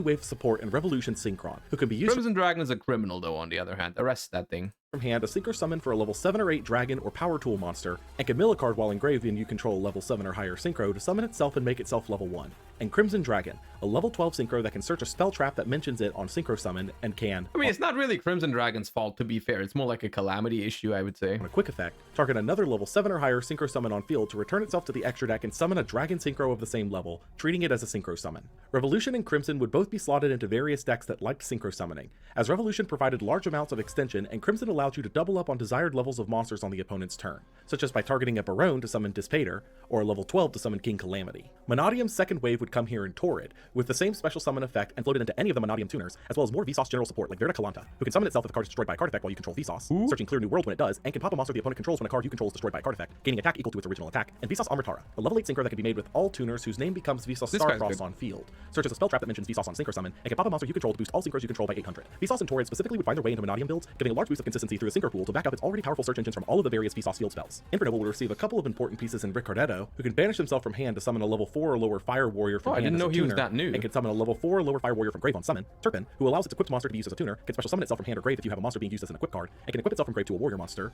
I thought these were old-ass cards. I thought they only got the new charge. Angelica, a level 5 I synchro knew that they can got add a that. Horn of Oliphant, or a card that mentions Emperor Charles from deck to hand on summon, can send a Fire Warrior from deck to grave when targeted for an effect or an attack to temporarily banish yourself and summon a Roland monster from deck or extra deck. Emperor Charles the Great, a Link 1 requiring specifically Infernoble Knight Emperor Charles, gaining its effect on This was a pretty cool way to make a Link 1 happen, because it wasn't really a Link 1 kind of thing. It was kind of like, I really liked this design, because it was like they realized, okay, Infernoble Knight Emperor Charles is still supposed to be the end board piece of the deck, but it's not really strong enough, so we're going to slap a little upgrade on it. We're just going to give them the option to upgrade it into a Link 1 that has bonus effects on top. I think that was really cool. summon and equipping the Spent Charles to itself, and was able to send an equipped spell from hand or face-up field to grave to negate a spell or trap once per turn. Museum, a field spell that boosts all fire warriors by 500 attack, lets you pay 1200 life to search a Noble Arms card, and can, the same turn you use the prior effect, summon a Noble Knight monster from the spell trap zone, and all mace, activating a different Infernoble Arms card from deck in its place on activation, destroying itself. Dude, if you asked me how many support cards did Infernoble get this year, I would have said like 2. I didn't know they got like 6 or 7 cards in one set. After, and if it's sent to grave because the equipped monster was sent to grave, can target a banished or engraved fire warrior and add it to hand. Infernoble support here would be outstanding, bringing more combo potential to the strategy and a new and improved end boss, bringing the strategy back into the metagame. Unchained would receive new support here in Sharvara, who can destroy either a fiend or face down card. I remember looking at these before the set dropped, and I tried Unchained with these cards, and I was like, these cards feel custom for Unchained, right? I still never expected it to be like as good as it was. Like I didn't think it was going to be like freaking tier 1 or whatever you want to call it. Like it was very dominant, right? But like the cards felt good. Control to summon itself from hand, setting an Unchained spell trap from deck when sent to grave. Shayama, who can pop a card you control to pop a spell trap on field, able to revive itself from grave by popping either a fiend or a set card you control. And Lord of Yama, a link 2 that adds an Unchained from deck or grave to hand on summon, and can banish itself from grave when a card you control is destroyed to summon a fiend from hand or grave, then pop a card you control. This small wave would do wonders for the strategy, revitalizing it into a meta mainstay, which is how meta would have to wait for a YCS to see. Rescue Ace would get another couple of cards here to round out the strategy, and Preventer, who can summon itself from hand by banishing a Rescue Ace in grave, can flip an opponent's monster face down on a quick effect if you control another Rescue Ace, and can summon a banished non-level 8 Rescue Ace when sent to grave. And Emergency, a quick play spell that summons a Rescue Ace from deck in defense, then tributes a Rescue Ace from hand or field, able to be banished from grave to reset a Rescue Ace trap in grave. These two did a lot to iron out the brickiness of race, with Emergency getting you more reliable access to either Hydrant or Turbulence, which once again, we'd see with the next YCS. I think people don't talk about Preventer enough as like in terms of a custom card. This card is fucking broken, man. Preventer enables so many of the shenanigans that they do, like the recycling, the summoning from banished, how many freaking different lines they have going first to play around stuff like Nibiru, right? You Nibiru them and then they go Preventer, banish Turbulence, link off Preventer, summon back Turbulence, all that kind of stuff. The fact that it does all that and a freaking Book of Moon on top of it, the Preventer, god damn, that card's broken.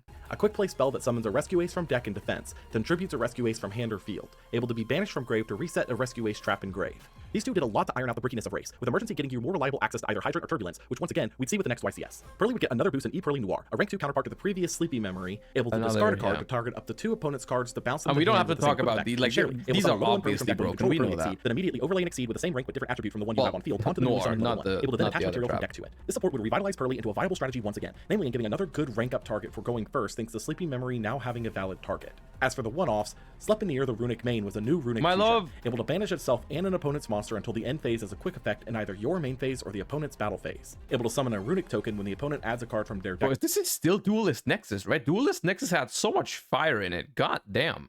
Well, not fire, but like you know what I mean, right? I guess you can't say that anymore with all the stuff, all the fire support next year.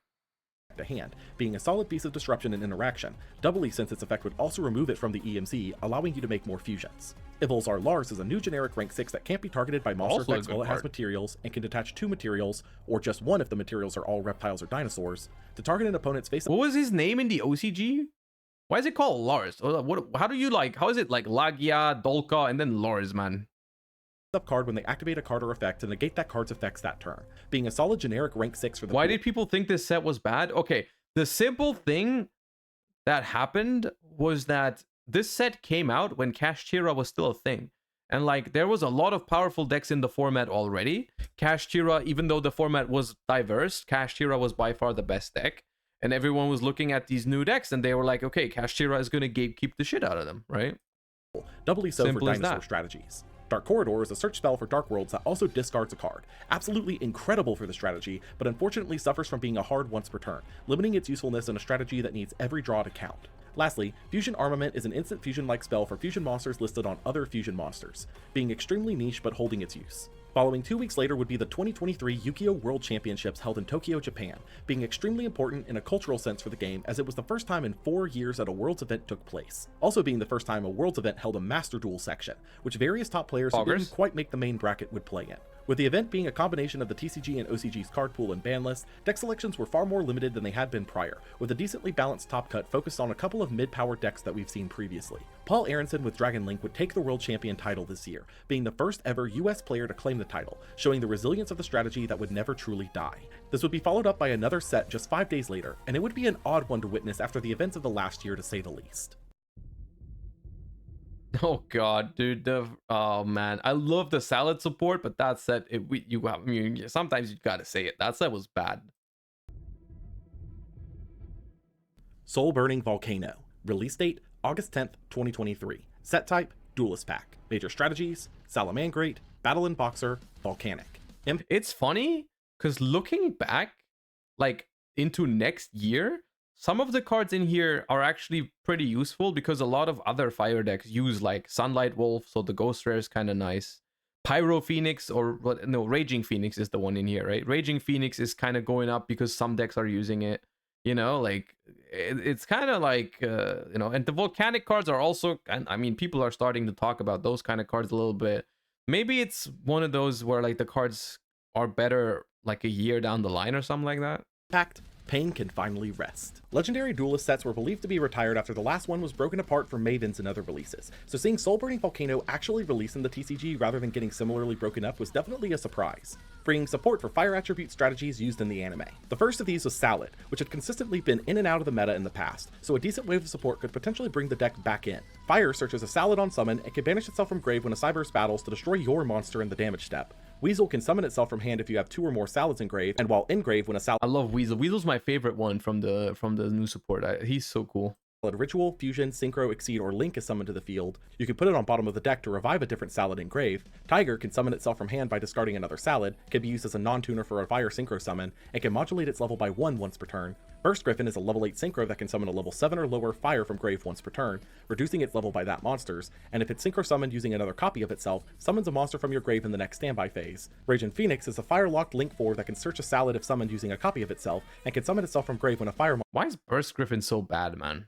monster is destroyed, gaining its attack. Charge is a quick play spell that can shuffle back 2 banished or graved fires to summon a third, negating its effects and preventing attacking, or can pop a card on field if you control a Ritual, Fusion, Synchro, Exceed, or Link fire with an attack different from its original. And Revive is a trap that revives a fire in grave and can be banished from grave to— Somehow, like, there are so many Salamangrate spell and traps, yet like 90% of them are complete ass. Like, Circle is good, Rage and Roar are solid.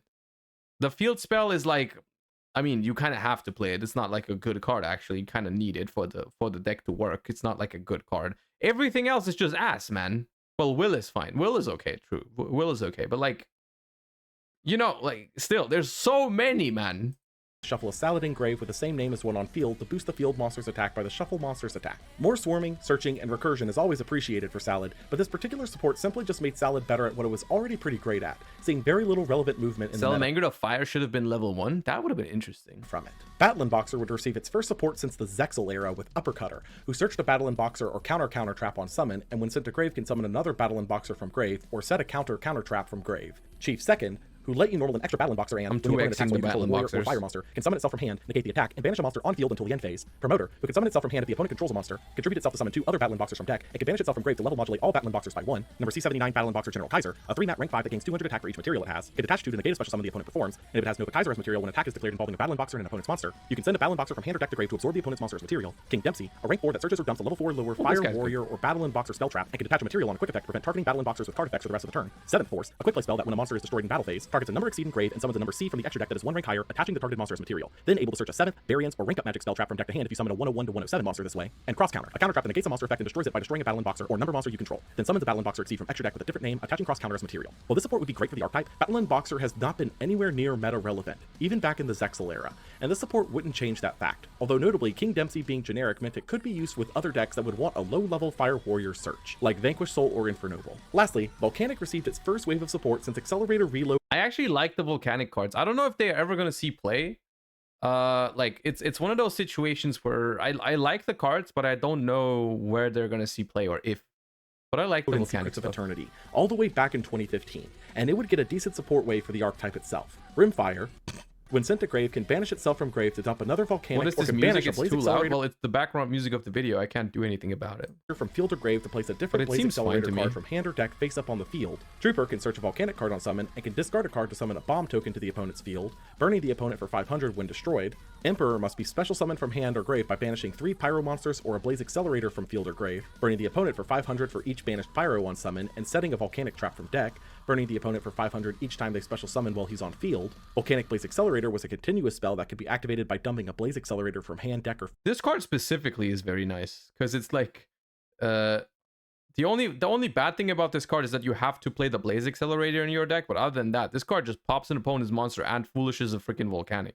field to grave, can summon a volcanic from hand once Well, a per level turn, 1 and can pyro. pop an opponent's monster by dumping a level 1 pyro from deck to grave. Fire ejection can send a pyro from deck to grave, then if it's a volcanic, you can either burn the opponent for its level times 100 or summon a bomb token to the opponent's field. Emission was a trap that can either search or summon a volcanic monster, ignoring its summoning conditions, returning it to the hand in the end phase, or burn the opponent for either the attack of their monster or half the attack of your monster. And Inferno was a continuous trap that could banish a pyro from grave when the opponent activates a monster effect on field to burn the opponent for 500 and negate the effect if you banish the volcanic, and can place up to 2 banish or grave volcanics on bottom of the deck in the opponent's end phase. The support would be solid in revitalizing the volcanic strategy into a competent burn strategy for casual play, with Emperor having a similar role to Masquerade from the branded Despia deck, but would be nowhere near enough to make the deck a standalone meta threat. This left the pack just as quickly forgotten as it was before it came out, with the new set coming a month later to bring some levity to the price ceiling of the game as a whole.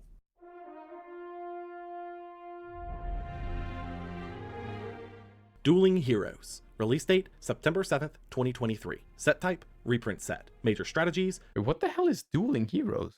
the relevant cards of 2022. Impact, lowering the price of Tier 2 plus strategy. Dueling Heroes? Oh, Megatins.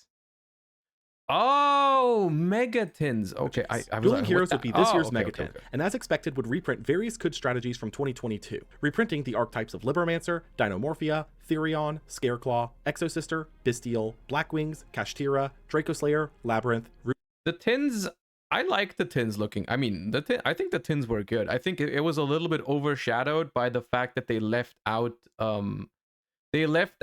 sprites, Kurikara, and specifically like Perla Rhino from Tearlaments, right? That was the one that that was the cards that everyone was complaining about, right? I mean, they still had a huge amount of good reprints. I still think I still look, well, good tins. Runic, and I liked it. Adventure, in addition to the standalone cards of Illusion of Chaos, Machinex, the Zombie Vampire, Albalinatus, Pep, I mean, that's a lot of good fucking stuff in here. You know? Beyond the Pendulum, and Blazing Cartesia. For the most part, these reprints weren't very relevant to the current metagame outside of reprints of Fenrir and Unicorn, but were still appreciated for dropping the price ceiling a little bit. YCS Vancouver would be held the same weekend on September 8th, and with this being A Rise Heart still wasn't banned when Unchained was taken over? Really? I forgot about that. I thought a Rise Heart was already gone.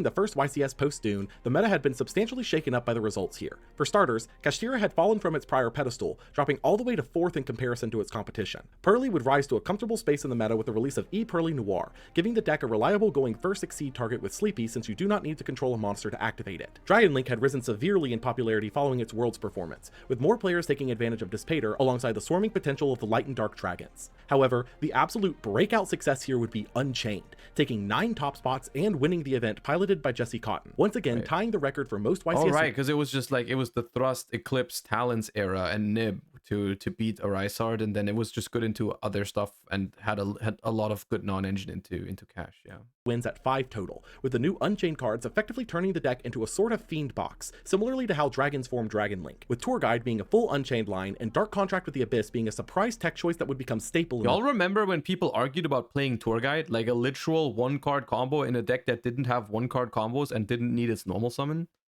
And people were like, yeah, I don't think you should play that. I don't think you should play this 1 card that wins you the game, like, and does full combo on its own, and like, you don't need your normal summon anyways. You don't need it. deck, providing access to Machinex through Vice King Requiem, giving Unchained the ability to pop their cards to begin their combo lines in addition to being a board breaker going second. Aside from this breakout, a couple of other decks managed to take a top here thanks to the new cards from Duel. Rescue Ace would be the first of these, with Emergency ironing out so many of their starting line issues by giving you access to much of their lines on turn 1 reliably, with Preventer also providing solid support here too. Infernoble would make it all the way to top 8 here thanks to the combo potential of their new support held in combination with Isolt, who could still enable the deck to do absolutely insane plays off of any 2 warrior monsters. With You know it's not a good Infernoble list when it's not like 41 of, right? Like you already know they weren't cooking when they put more than one copy of a card into their deck.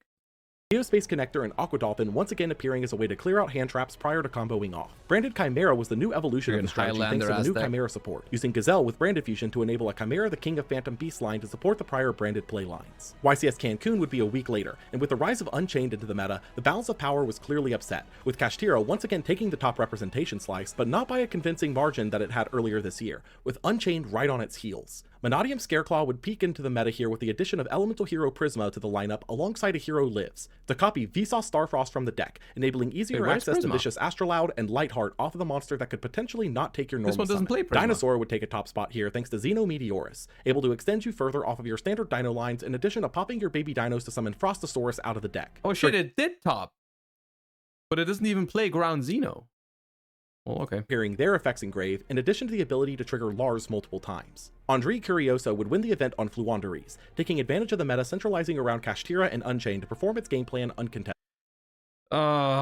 This was never meant to happen, right? This was never supposed. Fluanderies was supposed to be the deck that always, like, you know, gets second place. I don't know. That was like there was a crack in the matrix or something like that when this happened.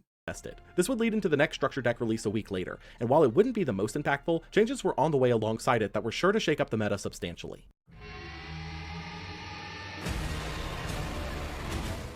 The Crimson King. Release date, September 21st, 2023. Set type, structure deck. Major strategies, Resonator, Red Dragon Archfiend. Impact, new pieces for Dragon Link. The Crimson King would be the second structure deck release of the year, being focused around the archetypes of Resonator and Red Dragon Archfiend. This deck in itself is not very good. Not like, you know, like Fire King or Trap Tricks make their own deck and are viable strategies. Red Dragon Archfiend is not a viable strategy, but the cards are very splashable. Like specifically Vision Resonator, Crimson Gaia are pretty good cards in other decks. Like those can pop up here and there and are like viable pieces. Like there's good cards in here.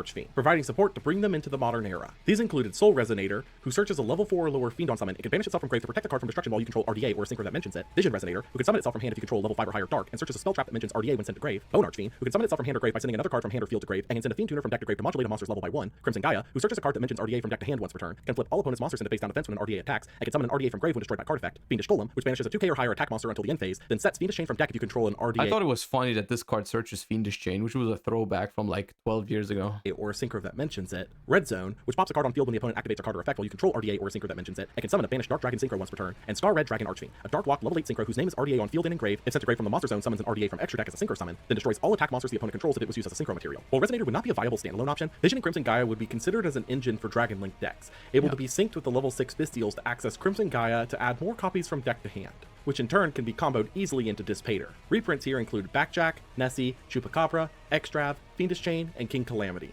being rather light but hitting a couple of key cards. 4 days later, the September 2023 ban list would go into effect, aimed at making only a small handful of changes, but aimed to rock the meta to its core with them. Newly banned was Kashtira Arisehart, completely knocking the longtime threat out of the meta by removing their only good remaining turn 1 play. Bro, it was here for so long, man. How did they ban Super Heavy Samurai Scarecrow like 2 weeks after release and let this thing run around for like almost a year, man? Newly limited were Bystial Magnamut and Chaos Space, hits to the world's winning deck of Dragon Link, and heavily changed how the Bystial line could be used moving forward. Lastly, unlimited were Herald of Orange Light and Salaman Great Gazelle, as Orange Light was no longer This was a fine list. This was okay. It was relatively light, but it was solid. Threat, and Salad could use more Gazelle to go with their recent support. YCS Dortmund would be the first testing grounds of the new format, and how many times do we have to teach you this lesson, old man? Yeah, tears back. Here they are, back at it again. The main thing holding back the strategy in the meta was Kashtira's access to Arisehart. Yeah, bro, there's only one Rika in top 64. Surely they won't win. That removed, the deck instantly shot back into the meta with its varied fusion line access points that can cascade quickly into various Exceed and Link plays. Unchained, now missing its primary threat in the meta, was poised to take over the metagame following Kashtira's hits, but would struggle to take over now that all of the decks that Kashtira had forced out were returning. Dragon Link had once again performed, despite the hits to two of their best cards, adapted by leaning even heavier into the other Bystials for their combo lines. Julius Schwarzkopf would win the event on Rickasun Avalon, once again showing the consistent power of the genus Loci start. This would lead into arguably the best set release of the year, and with the meta freshly nerfed, this was the perfect state for an absolute upheaval of what remained. Oh god, we're here already. We're already at Age of Overlord? Well, already, dude. It's been like 2 hours. Age of Overlord. Release date, October 19th, 2023. Set type, core set. Major strategies, Snake Eye, Horus, Armored Exceed. Impact, a massive shift to the game as a whole. Age of Overlord would, without exaggeration... This is the best set of the year, right? Like, in terms of the Rarity Collection, in terms of reprints, sure. But, like, in terms of new cards and meta impact, surely it's Age of Overlord, right? Not even close. Change everything about the meta. Even though you could say, I mean, Photon Hypernova bringing a Rysart was also freaking insane. Like, that stuff was also very dominant for 6 months or something like that, or more. But I think Age of Overlord is going to be more impactful in the long term, because it's got more, like, overall good cards. Not just one deck, but, like, I mean, SP Little Knight and Typhon are going to change the way we play the game for a long time. New archetypes that would be meta-defining, new singles that would be played in everything, and support for previous archetypes that would potentially change their positions in the meta. Exactly what an impactful core set is supposed to do. Much of that would be centered around the newest lore-focused monster, like Albaz and Vsauce before her, being Diabellstar the Black Witch, able to summon herself from hand by sending another card from hand or field to grave, setting a Sinful Spoil spell trap from deck on summon, and able to resummon herself if sent to the grave on the opponent's turn by sending a card from hand or field to grave. She would also be searchable by Wanted, Seeker of Sinful Spoils, able to add a Diabellstar. I've said it before, I'll say it again. I think one very, very cool design trait of the Diabellstar package is that it benefits a couple different decks, but more importantly, it's an engine that doesn't require you to run any sort of bricks, right? It's like, the cool thing about it is, yes, it's kind of like you play different pieces that search each other, but you don't, like, it's not like one of them is a brick. Like, you can start your combos with all three of the cards, because the cards that are being played the most is Diabellstar, Wanted, and the Sinful Spoil Snake Eye spell, right? And it's like, no matter which of the cards you draw, the engine works, right? And design-wise, that's really, really cool. My only issue that I have with these cards is the price point. Literally, legitimately, I believe that they should have done a better job, because the freaking engine is like $400 or whatever. I think that's just like, it's a little bit, it's just too much, man. It's just too much. They should, I don't know. I don't know what they should do. I'm not a freaking Yu-Gi-Oh card marketing expert or anything like that. It's just like, you know, the stuff was a lot cheaper at release. That is true. You know, the Wanteds, I picked up my Wanteds for like 40-ish or 45-ish. I don't remember exactly. Like, it wasn't always that expensive, but it is now, and that also matters. You can't expect everyone to pick up stuff like 8 months in advance, or like exaggerated, you know, like it still, even that was expensive. Star monster from deck to hand, and can be banished from grave to place a Sinful Spoil spell trap that is either banished or in grave on bottom of the deck to draw one. Because the thing is, these cards are not going to be reprinted before, I don't think so. I mean, possibly, of course, but like, I don't think these cards are going to be reprinted the majority of the time where they're going to be top of the meta, right? The next couple months, they're probably not going to be reprinted. They might be reprinted at some point when they're still like tier 2, tier 1.5, who knows, right? But like, while the fire decks are going to be tier 1, we're probably not going to see a reprint. She would even be tied to the new archetype of Snake Eye, a series of mostly level 1 fires with Snake Eyes are really cool. I'm looking forward to actually playing Snake Eyes. Ash, who adds a level 1 fire from deck to hand on summon and can send itself in one other face-up card to grave to summon a Snake Eye from deck. Oak, able to recur a graved or banished Snake Eye on summon with the same summon effect. Birch, who can summon itself from hand if you control a fire monster with the same summon effect. Flamberge Dragon, a level 8 dragon who can place a monster in grave or on field into the spell trap zone as a continuous spell, can summon a monster being treated as a continuous spell on the opponent's turn, and when sent to grave can summon 2 level 1 fires from grave. Divine Temple of the Snake Eye, a field spell able to place a Snake Eye monster from hand, deck, or grave in face-up spell and trap zone as a continuous spell on activation. Boost level 1 fires by 1100 attack, and can summon a monster being treated as a continuous spell when the opponent summons a monster. And Original Sinful Spoil Snake Eye, which sends a face-up card to the grave to summon a level 1 fire from deck, able to be banished from grave to search a level 1 fire from deck and place a Snake Eye or Diabellstar from grave on bottom of the deck. Sinful Spoil Snake We'll talk about some of the implications when we do. Once we're done with the recap, we're going to do a little bit of an outlook on 2024. So we're going to talk a lot more about these kind of cards. For now, I would say at the moment, as of December 2023, the impact that these cards have just been like, it's been huge support for Rescue Ace and also for Fire King at this point in time, right? Like, it's just been like, at this point, the only cards that have seen a lot of use are these three on the screen right now as a way to facilitate level 1 fire access. It's gonna go beyond that in early 2024. We're gonna get some other stuff that makes you play like bigger packages, Snake Eye packages in a lot of different fire decks, so on and so forth. That, you know, that's just foreshadowing. For now, these have just been insane. Infernoble as well, right? I forgot about Infernoble. But massive boosts in general for level 1 fire type decks, you know, like anything that played level 1 fire, like even Mikanko with Renaud, you know, like, but it's always been these three cards pretty much, right? Guy, Diabellstar, and Wanted would become an engine for any deck that needed easy access to a level 1 fire monster in the format, like Rescue Ace, instantly rocketing Rescue Ace up the meta to far higher levels of success than it had already seen, with the remaining Snake Eye cards holding promise to go with later support. Horus was a new archetype of level 8s centralized around the continuous spell King Sarcophagus, which gives Horus monsters non-targeting destruction prevention, can send a card from hand to grave to dump. Horus is one of the things where it looks very promising, but I feel like it's missing something, and I'm not sure if it's going to get it. Even the cards that are already announced to release soon, I'm not sure if that's it. They get another consistency card, though, which is huge.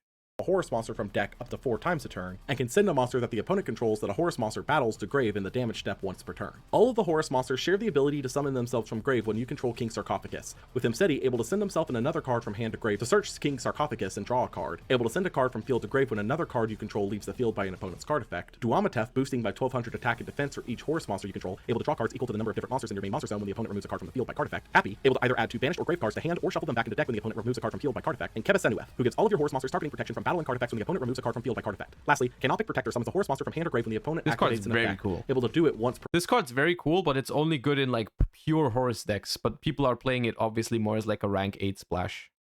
monster name, and resets itself when sent from hand or field to grave. These cards would form a pseudo-engine of sorts for decks that don't mind playing out of the graveyard, as you can use King Sarcophagus to effectively trade your opening hand for a grave of resummonable level 8s, which in turn gives you access to the rank 8 pool's various options, seeing success with decks like Tyr. Vsauce and Monadium would get a wave of new cards focused around the Vsauce synergies, but the two most important of the wave came in Vsauce Samsara, able to be considered a Vsauce Starfrost on field and in grave, can summon itself from hand by shuffling back any number of banished, graved, or on-field Vsauce monsters, boosting by 400 attack for each different one shuffled, and can be treated as a non-tuner for a synchro summon, and Monadium Trisukta, a level 6 synchro tuner that can summon a level 2 tuner from grave on This summon, card's also negating its effects, insane. and can swap any number of tuners on field to level.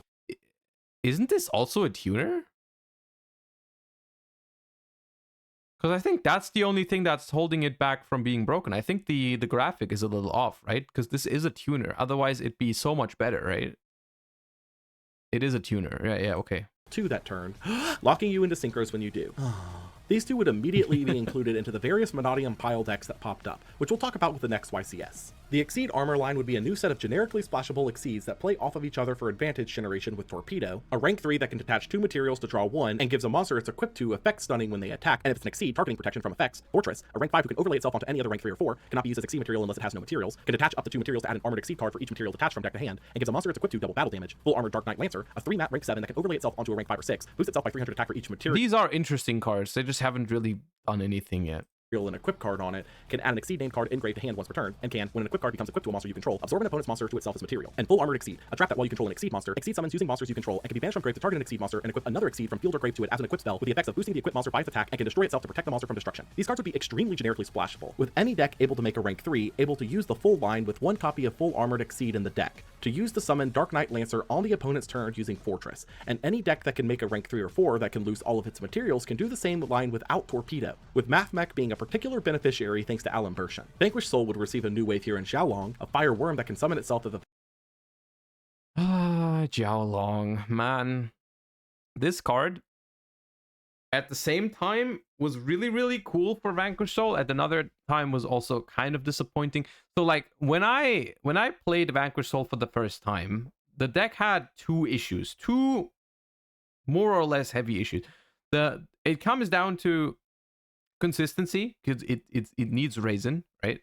And the other thing is, before Jiaolong, its problem sometimes was just like its ceiling, right? Like sometimes it just didn't have the oomph, you know, to actually, like, it didn't feel like, even if you had Raisin, it didn't feel like you were doing anything incredibly powerful, you know, like people would be able to just break the board and kill you or win the game, even if you did open pretty much full combo, right? And so when I read Jiao Long for the first time, I thought it was going to fix the consistency problems because it's a searcher, right? Like surely you would think a searcher gives you the ability to be more consistent. However, I think contrary to what I thought at first, it doesn't do that pretty much at all, because you really can't use Jiao Long to search Raisin if you don't have Raisin already most of the time, because quite simply, you're not going to be able to summon this thing and still have 2 fire monsters in hand to still search a Raisin. That's just not very likely to happen. It's only like, it only happens very, very rarely that could happen, right? Yeah, it gives you some more consistency for Stake Your Soul. You have more fire monsters in the deck, yada yada. But the thing that this card does is it raises the deck's ceiling by a lot, because Vanquish Soul is the kind of deck that easily cycles through all of the effects in one turn. Like if you have Raisin, you probably are able to cycle through all of the things in one turn. You can draw a card with Borger, search a spell trap with Madlove, pop a card with Caesar, pop a monster with Raisin, and now search a card with Jiao Long, which just gets it over the top pretty much, because now you add another card on your turn, and then you add another card on your opponent's turn, and now you just have infinite value over the turn. Like you just have everything, right? You have all the attributes, you have all the pieces you need to get all of your Vanquish Soul effects, all that stuff, right? And so like that's what Jiao Long does. Like at first I thought it was going to help consistency, but it doesn't do that pretty much at all. It doesn't help consistency because, I mean, most of the break hands actually that I've been drawing in Master Duel had freaking Jiao Long in it with now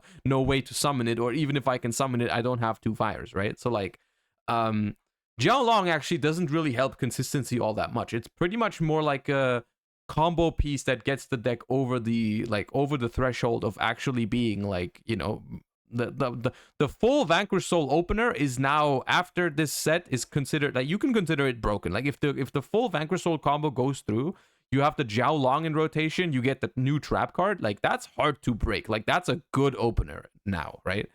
So the thing that the deck still needs, in my opinion, is like a little bit of a consistency piece, right? Just a little bit.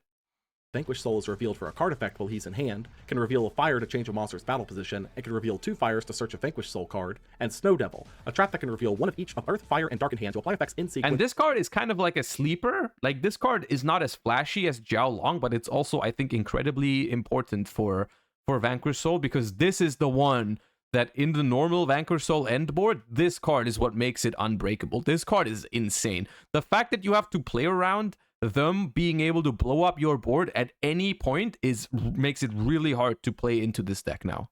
It's not as this card is much better than the Book of Moon thing that they had in the first set that they came out. Like this card is incredible. Jane OCG Meta, thank you for the 5 gift subs. Appreciate that. You've been supporting the channel a whole lot this year. Appreciate that so much. Thank you one last time in 2023. Appreciate you. Based on how many, with 1 or more burning the opponent for 400 and summoning a Vanquish Soul from hand, 2 or more burning for 600 and protecting a Vanquish Soul from effect destruction that turn, and 3 or more burning for 800 and destroying all monsters on the field. This would be a solid wave thanks to Jiao Long filling a very specific hole in the strategy by being the second good fire name, allowing Stake Your Soul to be a lot more live for the deck in addition to giving Raisin a better target for its pop effect. Ken the Warrior Dragon and Gen the Diamond Tiger were TCG exclusives that could summon the other to the opponent's board, with each having an effect when summoned by the other, with Ken making the opponent draw 2 and discard 1, and Gen discarding a card from your hand. But remember, these will be summoned to the opponent's board, so these will be activating for your opponent, meaning in reality it'll make you draw 2 and discard 1, or your opponent discard a card from their hand. These 2 nifty little guys do a lot more than they say on the tin, being enabler for decks like Dark World, or much more importantly for turning on Triple Tactics talents and Thrust, as your opponent will have activated a monster effect and will currently control a monster, seeing a lot of hype on reveal for those applications. On to the one-offs. Arias the Labyrinth Builder can, on a quick effect, send itself from hand or field to grave to summon a labyrinth or set a normal trap from hand, making the trap able to activate that turn, and when the Arias is cool. I like Arias. Opponent responds to a normal Trap or Labyrinth card can summon itself from grave, giving Labyrinth the option to effectively play on turn 0 when the opponent is going King Boohoo, also thank you to 5. And King Sora, thank you for the gifts. I appreciate you guys. Thank you so much.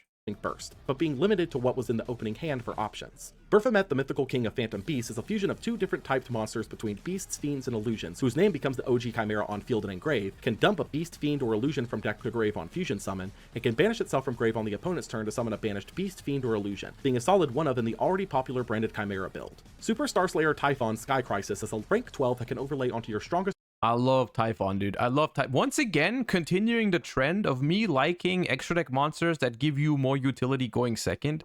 I think this kind of stuff is incredibly important for the modern game because it's one way to fix the going first problem. Because like board breakers like Talons or Thrust or Dark Ruler or Droplet or whatever, they can only do so much. And the same is true for hand traps because at the end of the day, you have to draw those cards, right? And I mean, of course, you will draw them sometimes, and they do help against combo decks, no question. But having cards like this from the extra deck that are powerful going second is really one of the best ways to counteract broken combo decks going first style type, because you don't have to draw a Typhon. You don't have to draw the option to go into a Zeus depending on what situation you're in, right? Those kind of things, they're always going to be accessible to you unless you're playing a deck that locks themselves out of it, but that's also part of the balancing of your deck, right? If your deck locks itself out of making XCs or anything like that, you know, part of the balancing aspect of the game. But like in general, not having to get lucky and draw a card like this I think it's great. I think Typhon is a phenomenally designed card because the drawback on this card is massive. Like this card is not unbalanced in the slightest. This card is completely fine in my opinion. The card is basically once you summon this thing, your turn ends, right? Which it means it's something you have to use very carefully. And it's not always live even, you know, some decks play around it sometimes by not summoning from the extra deck twice, but I think that's also fine, you know, like if someone wants to play around Typhon by not summoning from the extra deck even twice, then, you know, fine in my book as well, you know, like healthy gameplay has been achieved, I would say, you know, so like fine as well. I think this card is great. I love this card. Probably one of my favorite card designs from the year, overall, in terms of just game design and balancing around it. Monster the turn or turn after the opponent summons 2 or more monsters, locks you from summoning the remainder of the turn, blocks the effects of monsters with 3,000 or more attack, and can detach a material to bounce a monster from field to hand, being very clearly set up as the anti-Zeus, able to come down and completely counter the popular board wiping threat. Infernal Banshee is a rank 4 that can detach one to either search or bin a pyro from deck, and is able to summon itself if banished while you control a pyro, gaining attack equal to the number of your banished monsters times 100, being a generic rank 4 pyro searcher or dumper for various strategies. Exceed the Pendulum is a rank 3 requiring a pendulum monster that gains 100 attack for every pendulum you control. Hand on link summon, and can special summon a pendulum from hand or grave whose level is between your pendulum scales once per turn in the main phase on a quick effect, being a critical extension piece for pendulum strategy similar to its previous iteration of Beyond the Pendulum. Angelica's Angelic Ring can only be equipped to a monster that already has an equipped card. Negates This card makes me furious. the effects of the first spell the opponent uses. Freaking Ohime chain to a spell card to equip this, and then, you know, I hate that. That resolves that turn, and can pay 500 to destroy it to give its monster targeting protection permanently, seeing play in Infernoble as an added control option. Lastly, and unquestionably most importantly, SP Little Knight was a rank 2 that, if link summoned using an extra deck monster as material, banished a card on field or in grave and could, when the opponent activates a card or effect, banish 2 cards on field until the end phase, including at least 1 card you controlled. This one link monster... I think SP Little Knight is the best card printed this year. And I don't think it's close. I think it's the best card of the year. I think it's already changed the way we play the game for the last couple weeks. And it's going to change the way we play the game moving forward. In like this card is more impactful, I think, than cards like Baron have been, cards like Appaloosa, cards like Nightmares. Like this card is on the same level, if not more impactful. And I will say outside of, and this is a big issue. I'm not just pushing it aside lightly. I think the price point is a big issue with this card. But outside of that, I'm surprised. But the more I think about it, the more I like SP Little Knight. Outside of the fact that it's pricing out people from the game, and this is one of the cards that is pricing out people from the game actively, because this is not an issue of like, hey, You can't afford Kashtira, play a different deck. You know, you can't afford Thrust, play different non-engine. For a lot of decks in the game, there is no alternative to this card. This card is very, very powerful. Like, literally, if you can't afford Little Knight, you have to... There's only very few decks that you can play at a high level, right? Like, Labyrinth arguably could get away without it, even though ideally it still plays it. Branded doesn't play it because it locks it. It literally can't because it locks itself into fusions. Like, that's literally it. Pretty much every other deck plays this card, right? And actually needs it, right? And so, like, I don't want to argue against that. You know, when I say I like SP Little Knight, I don't like every single aspect of the card. But from if I ignore the accessibility of the card, I have actually noticed that I really enjoy the gameplay it provides, because it doesn't feel like it's incredibly powerful, and I wouldn't call it a balanced card whatsoever. It's not a balanced card because it's better than every other extra deck card probably. But I kind of enjoy the back and forth gameplay and interactions it provides, you know, the kind of thing, because it's not like first of all, like other cards mentioned previously, SP Little Knight is significantly more powerful going second than going first, because the banishing on summon is usually relevant when you go first, usually not relevant when you go, usually relevant when you go second, not as relevant when you go first. And the fact that you can, like, make an SP, try to banish one of your opponent's card on the board, and if they chain something, you can, like, for example, imperm, you can dodge the imperm by chaining the Little Knight, like being able to interact with multiple pieces of your opponent's board, while at the same time being a something that it's not like you can't play around it, because it has to chain to your opponent's cards, right? There's, like, even at my first YCS I've played with this card, right? Like YCS Bologna, right? There's been countless scenarios where playing around SP Little Knight has been a very key part of the game. Like, there's been situations where I would have to summon a Magnamut but not activate the Magnamut, so that the SP couldn't chain to it. I believe that was even on the feature match against yugioh, where I had to go battle phase, summon a Magnamut, not use the Magnamut, so that the SP couldn't banish it and save itself, right? And just summon it to attack over. These kind of small, there's a lot of small interactions that SP Little Knight promotes, that I think are very, very cool. I actually enjoy playing with this card a lot, and I'm not saying the card's balanced. And the card should definitely not be a freaking $100 and pricing people out of the game. Those factors I absolutely hate about the card. And but I do like the gameplay it provides. I just wish it was more accessible, I guess is what I'm trying to say. Because I actually think the card's design, even though very powerful, is very cool and interesting, and not as simple as, hey, this is Baron de Fleur, you are going to play with this card for years now, and it's an Omni Negate, and that's it. I actually enjoy it a lot more. Like, the card design on Little Knight, I think, is a lot better than it is on, like, Baron or Appaloosa or Axis Code, or any of those kind of, like, it's not as simple. It's way more back and forth. So I kind of like it.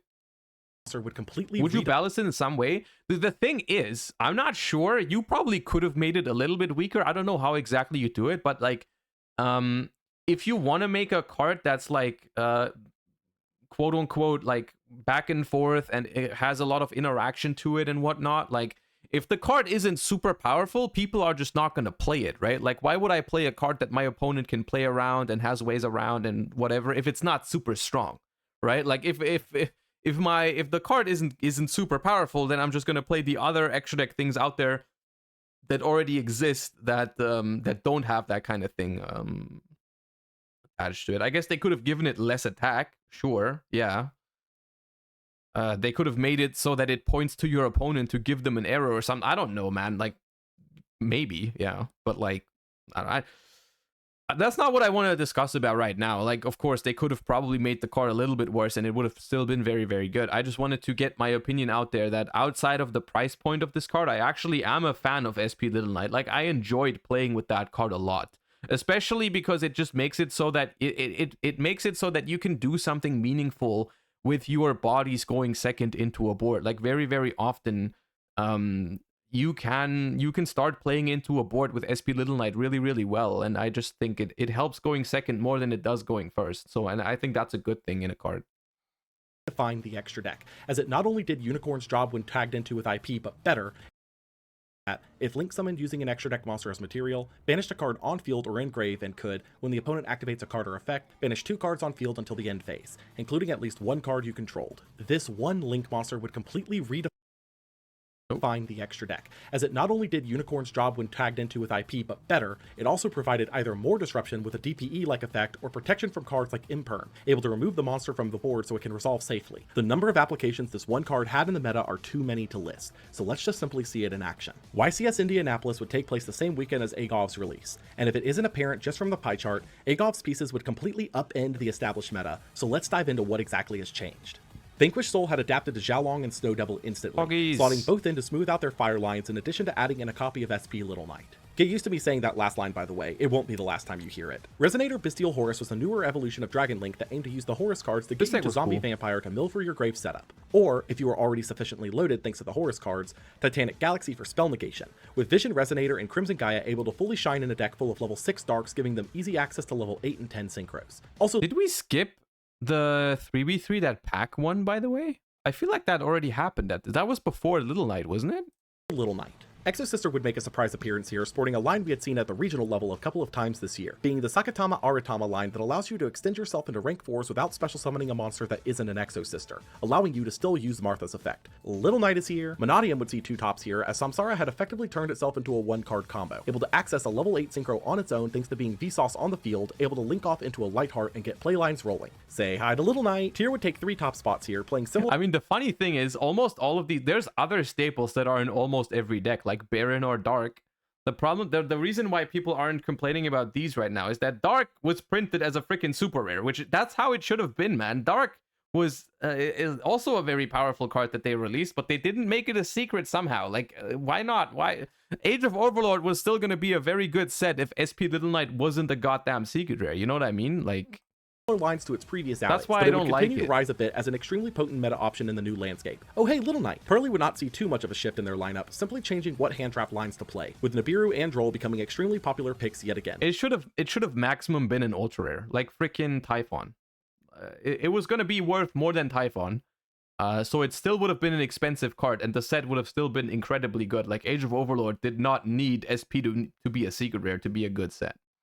The puppy loves Little Knight. Rescue Ace would be unquestionably the biggest winner of the new set release, taking 12 top spots. The thing is, Wanted being expensive is the one thing, right? Because there are other decks that don't need Wanted, but it's very hard to find a deck that doesn't need Little Knight. That's why I have a much bigger issue with Little Knight being expensive than Wanted being expensive. I think it just generally they should try to make very, very broad like cards that almost everyone is gonna need. They should try to make those less expensive. Or First less place high piloted by rarity. Steven Santoli, seeing a massive spike in playability thanks to Diabell Star. As now, Wanted and any other card in your opening can get you to Hydrant, who can search Airlifter, who can search Emergency, which can pop the Airlifter to summon Turbulence, and set 4 Rescue Ace spell traps with Hydrant on field for their bonus effects. This would completely revolutionize the deck's lines by giving them reliable access to not only Hydrant on turn 1, but also Turbulence set 4 on the first turn, positioning the deck as an incredibly powerful threat. Also, this time there's 2 Little Knight. With the meta revitalized, Little Knight was without a doubt the star of the show, spiking in price to over $100 by the end of the weekend and would be the new benchmark for extra deck staples moving forward. But let's be completely fair, though he didn't make the top cut here, we all know who and what we remembered from this specific event. Another Oh leg. yeah, right. One more piece. The crowd is chanting. One more piece. This is clean. This is very clean. We got the other arm. And all 5 pieces have been assembled. The leg, the arms, the head. Exodia obliterate. Unbelievable. Wow, the crowd goes insane. Jeff Leonard, also known as the Dad of Yu-Gi-Oh!, would perform an Exodia FTK live on stream during round 4 of this event not once, but twice, energizing the crowd around him and making easily one of the most memorable moments in the entire year for the We should play this deck in Master Duel sometime. I need to check how many of these are ultra rares. I know Celine is, but meh. competitive scene. YCS Santa Cruz would be a week later, and following the upheaval that was YCS Indianapolis, the meta appeared to have restabilized between various different strategies, with no clear best deck in the format, as even the decks with high percentages didn't hold a convincing margin. Infernoble would see a top spot here, sporting the new equip spell Angelica's Angelic Ring to provide an extra spell negate. Sword Soul would take 2 top spots here, one playing the standard Tenyi Sword Soul, and one playing super heavy Samurai Tenyi Sword Soul, showing that older decks with lower power levels can top in the format as long as players who are comfortable with them can pilot them effectively, with the meta so wide open that almost anything competent can top. One of the most massive upsets here was unquestionably Diabellstar Mekonko, taking first place piloted by Michael Verissimo da Silva, which would be the first deck to fully rock Ken and Gen to their fullest extent. By triggering Ken or Gen, you can place a monster on the opponent's field in the center column. In doing so, you can combo using any other pieces of extension into Icehold, which in turn can loop you through your Mekonko lines for setup, summoning Geonator Transverser, summon an Acid Golem, and swap it to the opponent's board, which in turn locks them out of special summons, and with the Mekonko monsters would reflect battle damage back to the opponent, being extremely powerful in the unfocused metagame. This would lead into the next set a week later, and though Agov was absolutely powerful, this one would give it a run for best set of the year, being an absolute crowd pleaser that we could have only dreamed Rarity of. Collection, right? I mean, I think this one takes best product of the year, at least in my book. I think Age of Overlord is most impactful product of the, I think is an easy way to phrase it, because this didn't introduce any new cards. This is just reprints, accessibility, like this. I think this is the best product of the year overall. Age of Overlord, of course, more impactful. Okay, why is this so loud? Holy. Rarity Collection. Release date, November 2nd, 2023. Set type, reprint set. Major strategies, staples. Impact, the bottom out of the staple market. Rarity Collection was a first of its kind set, bringing reprints of 79 of the most popular cards in the game, 2 of which got both regular and alt art printings, in 7 different rarities each, ranging from the low rarity of Super all the way up to the max rarity of Quarter Century Secret Rare. Because every card was printed in every rarity, the secondary market was flooded with all of these staples, making some variants extremely cheap to obtain while others being pricier. As of the nature of this set was reprinting meta staples, it would be next to impossible for me to read off all of the major reprints here without going on for a long time. So here are a couple of highlights. I did open the TCG version of the Rarity Collection, but sadly the card quality is so bad for some reason. Is it? I haven't noticed that at all. All the cards I got from it were fine. But I don't know, maybe you got unlucky, but I'm not sure. I guess if you're from the OCG, I guess they might still be worse than what you guys have. I know your guys' rarities might still look a lot better. Like, you know, maybe you're just comparing it to the OCG cards, which, you know, they're probably better, you know. Effect Veiler, Tour Guide, Ash Blossom, Dimension Shifter, Borreload Savage Dragon, Baronne de Fleur, Time Thief Redoer, Celine. I mean, you could literally list like almost all 79 cards. There's some lore cards in there that didn't need to be there for competitive players, but you know. Heart, Called by the Grave, Pot of Extravagance. We probably are listing a lot of them. Lightning Storm, Nadir Servant, Triple Tactics Talent, Pot of Prosperity, Dimensional Barrier, Evenly Matched, and Infinite Impermanence, all receiving reprints here. With the max rarity hunting making this probably one. Chat, what's your favorite rarity from the Rarity Collection right now? Spam it right now. I need to know. I know I've asked this question before. Mine is collectors. I've gotten a lot of collectors rares from it. I've gone down a lot of the staples in collectors is what I've gone for. The most fun sets ever to open seal. Yeah, that is YCS true. Richmond would be held the same weekend, and similar to previous events, the meta was so volatile that there would be no clear top deck, with Unchained taking the most representation here, but not being the undisputed best deck in format, with Tyr, Rescue Ace, Infernoble, Pearly, and Labyrinth all putting up numbers to make a case for themselves too. Joseph Bellafiore would win the day on Unchained, playing a fairly standard lineup to what we've expected to see at this point with a slightly heavier hand trap line. This would lead into the last pack of the year, and it seemed to be poised to do something similar to what Wild Survivors did earlier that year. For better What is that? worse. Valiant Smashers?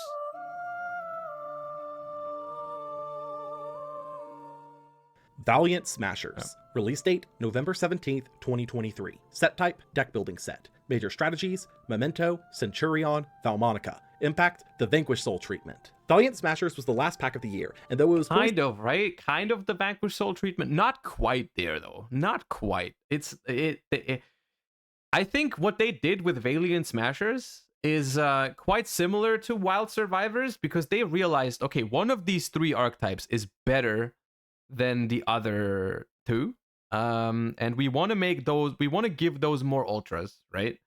But it wasn't 7, it was 5, right?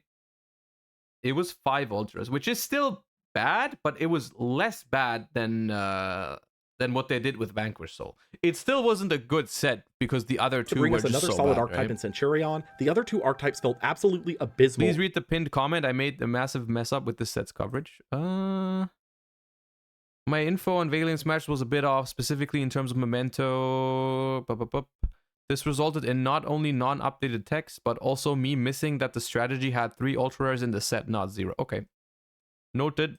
On release, that it was clear this particular set was not going to be well received. The first of these was Memento, a series of retrains of various DM-era vanilla monsters focused on popping their own cards to access other mementos, with Tatsunu's Toshigo able to summon itself from hand while you only control mementos, can pop a memento you control to dump mementos from deck to grave whose total levels equal the one you popped, Darkblade able to discard a memento on summon to pop an opponent's spell trap and able to destroy a memento you control to summon a level 3 or lower memento from deck, Anguish able to search a memento on summon and can pop a memento to revive a level 2 or lower memento in grave, Mace who can discard itself if you control a combined creation to take an opponent's monster until the end phase, and while on field can pop a memento to search a memento card, Goblin who can discard itself if you control combined creation to give mementos effect targeting protection, and while on field can pop a memento to dump up the 2 different mementos from deck, and their payoffs being Memento Land Horn Dragon, who can summon itself from hand if you have 3 or more different memento monsters in grave, and when popped on field can pop 3 other cards on field, including a memento you control, and combined creation, who can only be summoned by returning 5 other memento This one was monsters from ultra rare, right? And then it was Bone Party or hand whatever. or grave to deck or And extra then one deck, more. can attack all monsters once if it's the only monster you control, and if the opponent activates a card or effect, can summon a memento from hand or grave once per turn. For spell traps, they receive Memento Mitkalon, a field spell that stuns back row when a memento battles, summons a memento from hand or grave with a lower level than one destroyed, and can reset a memento spell trap in the end phase. Bone Party, a quick play spell that pops a memento on field or in hand to search Please or summon watch one through with a the different name, shadows, able to okay. be banished from grave to give a memento piercing that turn. Bone Back, a quick play spell that can, when the opponent removes a memento Oh, from the field, Witch was also summon a ultra, combined okay. creation from hand or deck, ignoring its summoning conditions, and can banish itself from grave if the opponent moves a memento out of grave to summon as many different mementos as possible from hand or deck. Fracture Dance, a trap that can pop a card on field if you control a memento, and another if you control combined creation, and if a memento battles an opponent's monster, can be banished from grave to drop all opponent's monsters by 1,000 attack. And Cranium Burst, a continuous trap that forces the opponent to only attack the strongest memento on field, and can drop a combined creation's attack and defense by 1,000 each to destroy and negate a monster who activates its effect on field once per chain. While the deck had an extremely capable combo line and setup it could do, the payoff just wasn't there,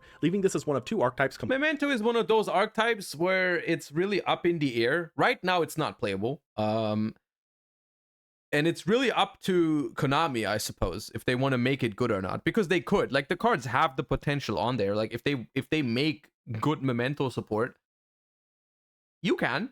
You know, you can make it good. We will see. You know, I mean, we've just talked about it. Like, Pearly and Rescue Ace and whatever, how these decks looked at first release, you know, like, if they want to, they can make this stuff good. We'll see. completely forgotten on release. The other one of these was Valmonica, a duo of pendulum monsters that share an effect Kind of similar to these, even though I would say Valmonica is probably the worst out of the 3. But once again, if they make custom cards for this archetype, then who knows what's going to happen.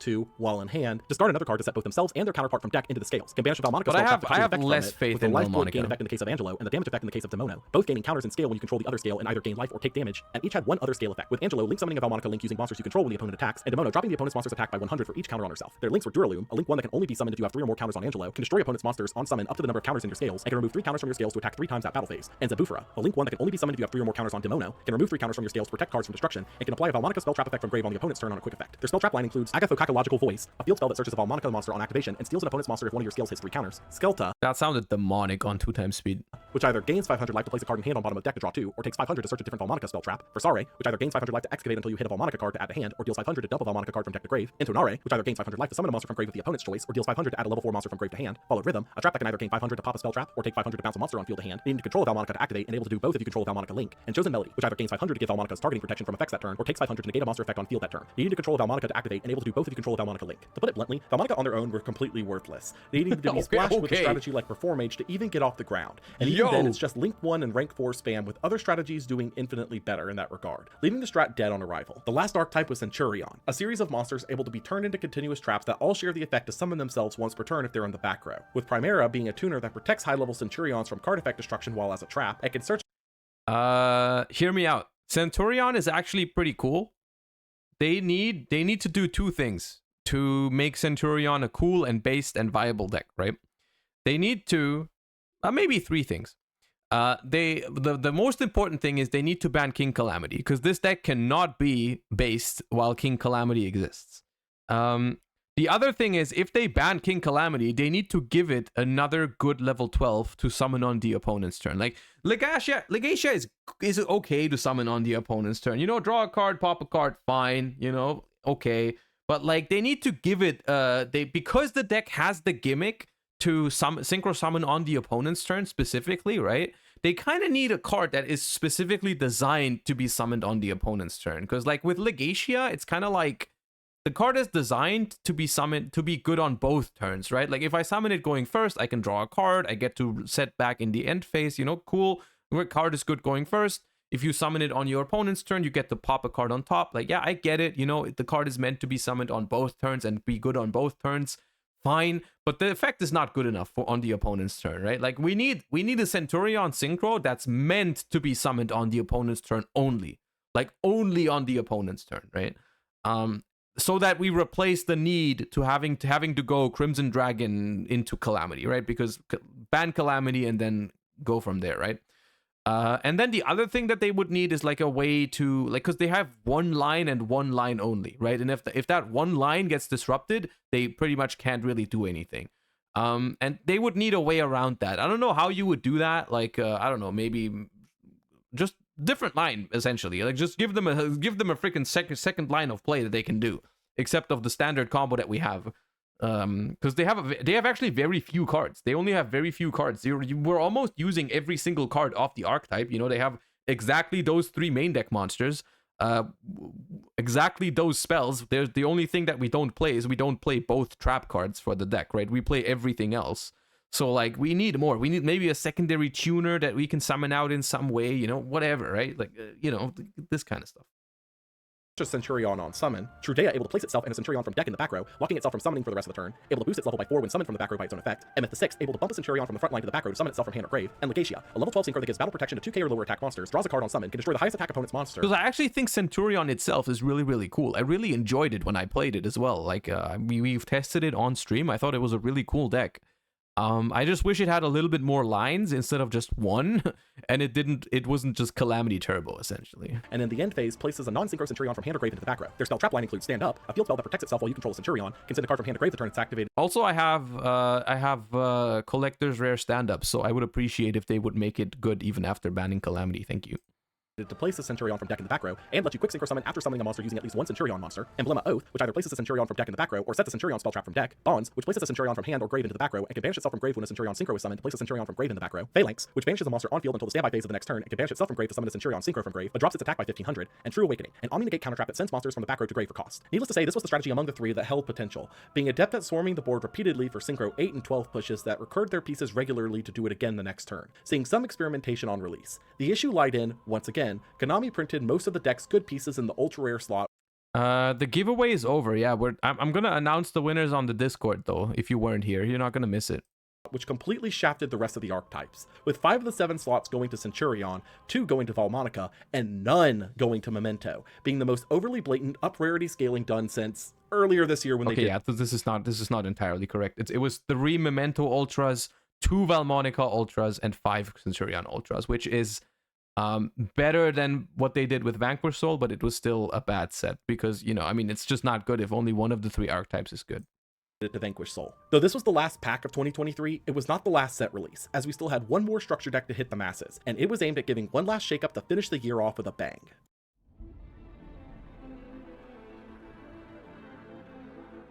Fire Kings. Release date, December 8th, 2023. Set type, structure deck. Major strategies, Fire King. Impact, Sacrifice the Fire King. Well, that's not very advanced. the Fire King structure deck was the final set release of the year, giving us one last batch of toys to play with before the final YCS of the year, aiming to revitalize Fire King into a proper modern strategy. This support included Sacred Fire King Garunix, able to summon itself from hand or grave when a fire monster is destroyed, popping a fire tri-type from deck on summon and gaining that monster's attack. High Avatar Kirin, able to summon itself from hand by popping a fire on field or in hand in the main phase on a quick effect, able to revive a Fire King when destroyed, destroying a card on. These cards are very, very good, and I'm very happy that they already saw success at YCS Bologna, even without the full-on fire support from next year. Like, basically, it feels like we're gonna talk about that in a second, even though we don't even have that much time left. Dude, we've been watching this for so long. I don't regret 1 second of it though. In 2024, it feels like a lot of these fire decks are gonna be. They are still Fire King, Rescue Ace, whatever you want to call it, but I feel like they lose a little bit of their identity because a lot of it is just the Snake Eye combo, and then it's just whatever you do on the side. Maybe that's just my first impression of it because I actually haven't played it yet, and they could still very well be fun to play and all that, but it feels like a lot of them are Snake Eye decks with a slightly other side engine, and they are only labeled as Fire King rescue ace in the overall deck breakdowns, right? But it's mostly Snake Eye decks, really, with different shades. You know what I mean? I'm happy that Fire King was able to hold up its own as its own deck. Like, it was actually its own deck at YCS Bologna, right? They used the Diabellstar cards as as a way to get to the Fire King cards, but like it was still a Fire King deck, right? And the cards are really good. So I was happy to see that they were able to perform like that. On field when you do, ring because it got like 4 top spots in Bologna, which is not bad. Like, that's respectable.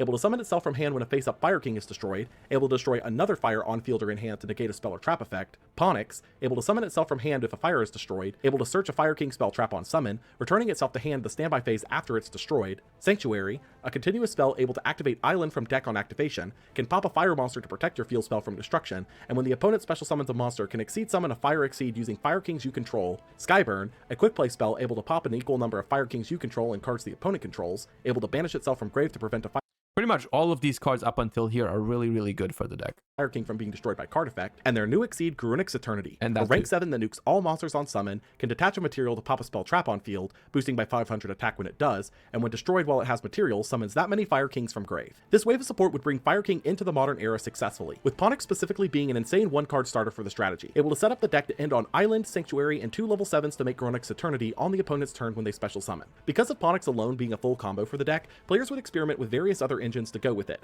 from Tri-Brigade thanks to the Fire Tri-type synergy with Sacred Garunix able to pop a Kidden deck, Dogmatica since the Nadir Servant could get you to Ponix plus floor interaction thanks to Garura, Maximus, Shureg, and Titanic Lad, and most importantly, Diabellstar being able to summon Ponix through Sinful Spoil Snake Eye, or instead potentially summoning Snake Eye Ash to search Ponix for a full board setup that could realistically end on 4+ interaction points. YCS Bologna would be held the same weekend, being the last YCS of the year, and from it, we'd see even more decks enter the field of viable decks, shifting the top cut distribution even more, with now 7 different decks taking at least 4 top spots and 17 different decks making top cut in total. Kashtira would make a crack into top cut here, playing a pseudo-stun game with a heavier focus on Shengra Era and another Kashtira to lock up the board and stun out opponents' options, similarly to what they were doing pre-Arise Heart. Centurion would take 4 top spots here with 3 different variants, being a Horus variant providing additional level 8 bodies for easy level 12 synchro access, Bestials giving variety to the lines with level 10 access and grave control, and even the super heavy Samurai variant for quick and easy starting lines in Wakaushi. Fire King would take 4 top spots on its first outing as well, with all 4 playing the Diabellstar engine as an additional way into Ponix to start your lines, with one player adding in the Snake Eye pieces for the Amblo Whale setup line. Joshua Schmidt would take the event on a deck no one was expecting,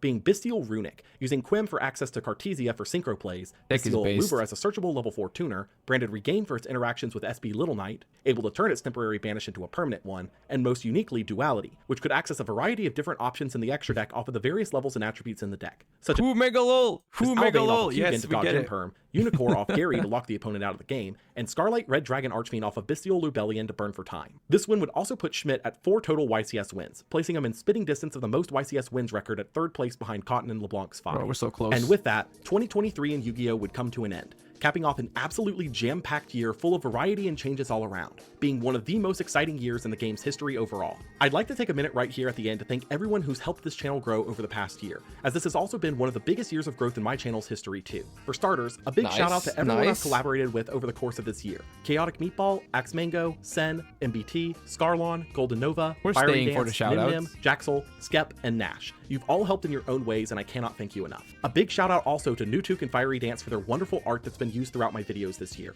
It's brought a new sense of flair to my content this past year that I couldn't have done on my own. Another big shout out to Joshua Schmidt specifically, whose reaction videos to my yearly recaps have actually boosted my audience immensely, which I severely appreciate. Lastly, you're welcome. I mean, I'm only watching the videos because they're really, really well made. I appreciate you for your content. Thank you for making these. And I am glad that, you know, me reacting to them is helping your channel. Very, very nice. Thank you. Very wholesome. Yeah, I hope you do. I hope you keep doing what you do, and I hope you keep seeing success with it, because these are phenomenal. I enjoyed this one again very much. I mean, I'll keep it running. But certainly not least, a massive shout out to my patrons. Dammit Marco, Heyo, Jack Toporek, Jukes, Otaku GamerX, Prinrin, Ryza339, and all of my other patrons over on patreon.com. If you'd like to support me making this kind of long-form content, which does take a lot of effort to make consistently, please consider supporting me on Patreon, where support tiers start at as little as $1 a month to watch my content a day early. And if you're new here, please consider subscribing to the channel. I just wanted to make sure you saw. Okay. I mean, we're done. Okay. All right, chat. I'll drop the link once more in the thingy. You guys go over to the Law YGO, leave some love. subscribe to the channel. I'm not subscribed. This is because I logged into the plus channel. I'm logged in on the main channel. Trust me. Beep. See, subscribed, easy. Yeah, go ahead and subscribe to the thing, and you know the good stuff. All right. And with that, you know, could not have asked for a better roundup of 2023.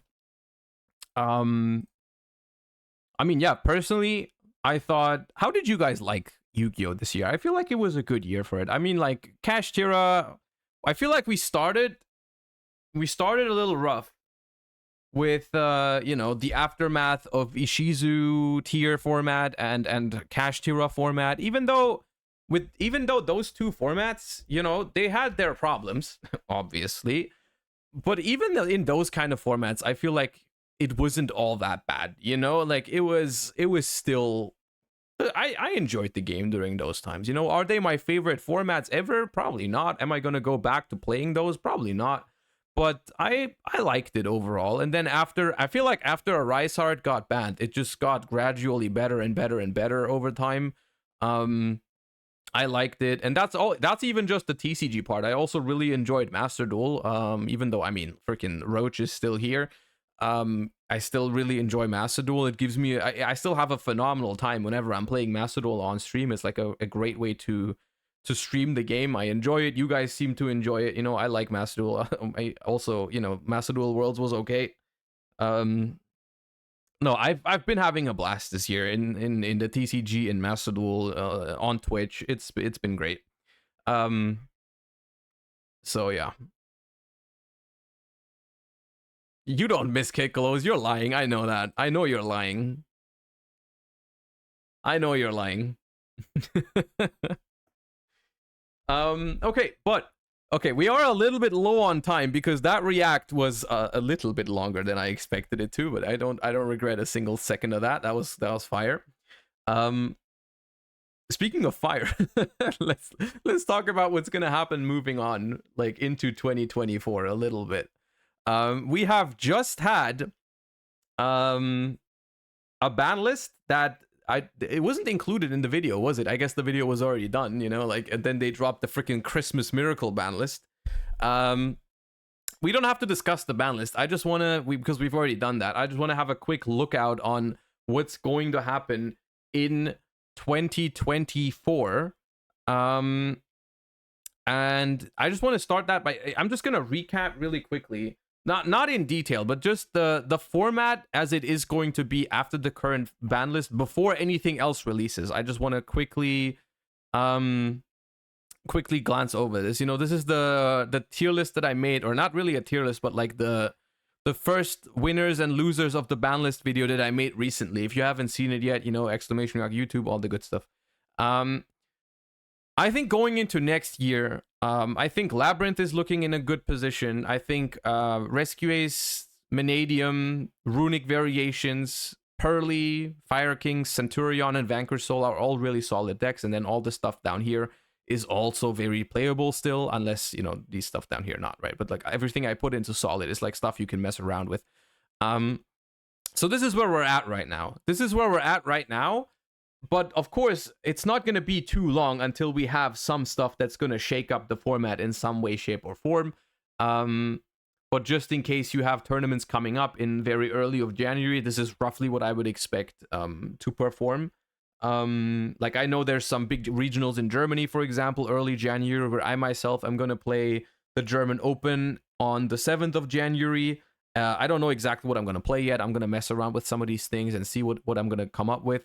But yeah, though that's kind of what's going on until the first release of the year, and I've kind of you know ordered it in like a chronological order now. Maze of Millennia is the first thing that's gonna hit, and it's one of those. It's not a deck building set, but it is a side set. I don't know what the exact name of these is. It's just it brings a couple new cards. It's not one of those deck building sets that gives you like one or 3 new archetypes. It's just a couple new cards with a lot of reprints as well. I don't know if we know all the reprints yet. I don't think we do. but I wanted to specifically, there's a bunch of new cards, but I wanted to specifically point out two. I wanted to specifically point out two cards that are going to set the way for early 2024 Yu-Gi-Oh! Some of which we've already talked about on stream a little bit, but just for completion's sake, let me see if you can read it better if I go. I guess I'll go here. The first card is Transaction Rollback, which is partially the reason why Labyrinth has been dominating in the OCG for a long time. Labyrinth is kind of on a decline in the OCG right now. Like in the latest OCG metagame report, you don't even see Labyrinth anymore. But before all the Broken Fire stuff came out in the OCG, they actually already had, I think, Transaction Rollback. And Labyrinth was really, really dominant for a long time in the OCG. And that's partially because of this card. So what this card says is pay half your life points, target a normal trap in your opponent's grave. This effect becomes the normal trap effect when it's activated, which is not the relevant part. The relevant part is you can banish this card from your grave and pay half your life points. Then target a normal trap in your graveyard except Transaction Rollback. This effect becomes that normal trap's effect when that card is activated. You can only use one Transaction Rollback effect per turn, only once that turn. The reason why this card is so strong in Furniture Labyrinth specifically is obviously it's the perfect discard for your furniture cards because it enables so many things. Like I don't even know where to begin with. The very first and obvious thing is it removes a very big weakness of the deck, which is the weakness to Ash Blossom. Because this card allows you to copy the effects of your Welcome Labyrinth traps in the graveyard. And you can do that on the same turn as you've activated a Big Welcome, for example. Like if your Big Welcome gets ashed and you've discarded this for a furniture, you can just banish it and target your Big Welcome and resolve the effect again. So it removes that in that. It's basically the best possible discard for furniture you could ask for. It even has some more broken uses than that, which is like you can copy broken trap cards that have crazy activation conditions with this. Like I think you can copy some like Eradicator, and so on and so forth, you know. But like I think in theory you can do some crazy stuff with this, but I think in practice this card is just really, really good in lab because it's the perfect furniture discard and it allows you to use your Big Welcome more than once. It allows you to use your Welcome Labyrinth more than once. It allows you to copy powerful one-off trap cards like the Ruma Karmic Cannon or whatever you've used previously. And just being a discard for furniture that slots into the deck so perfectly is just insane, right? It's an insane card for Labyrinth that's going to be huge for it. And one of the most anticipated cards for Labyrinth in a long time. Like the entire every single person playing Labyrinth is looking forward to this card. Let's talk about some of the other cards before I say exactly what I think Labyrinth is going to perform like. But I do think Labyrinth is going to be part of the game, part of the metagame for a large part of 2024. I think the deck's going to be good. And this card is going to play a big role in it. The other card, and probably more important even as the other one, I mean, like Transactional Rollback is a very good card, but this card I would say even takes the cake as the best card in Maze of Millennia for now. I think we know all the new cards. I think this is the best card in Maze of Millennia, and it's a very simple one. It's add a level 4 or lower Pyro from your deck to your hand. You can only activate one Bonfire per turn. Now, when they first made this card, and when I read it for the first time on stream, I said, you know, it's a good card, you know, no questions asked, but like Pyro, out of all things, is probably one of the types that deserves it the most, because I mean, fire decks historically have always been not getting that much support and love and not been very viable, and like so I was completely okay with them getting a Rhoda for themselves, right? So, and I still think that's okay. I still think a card like this one is all right.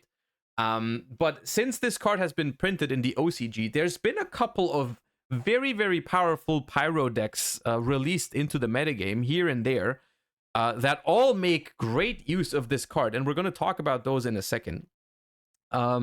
But even just as of now, even slotting this card into existing decks, there's already a lot of stuff that would play this card. I mean, for example, you can search Centurion Trudea because it's a Pyro monster. Other decks like Snake Eyes already exist. Decks like Volcanics, I suppose, would like this card a lot. You know, like there's a lot of decks that I can see playing this card, and I already know that in the OCG right now they're playing Bonfire left and right because fire decks, rather pyro decks, Snake Eye decks are insanely meta in the OCG right now, and we're gonna look at those cards in just a second. But yeah, this card, honestly, if I had to predict, unfortunately, I think both of those cards are going to be ultra rares in the Maze of Millennia and are probably going to be the main chase cards in the set, just so that you're prepared in terms of what's going to happen with those.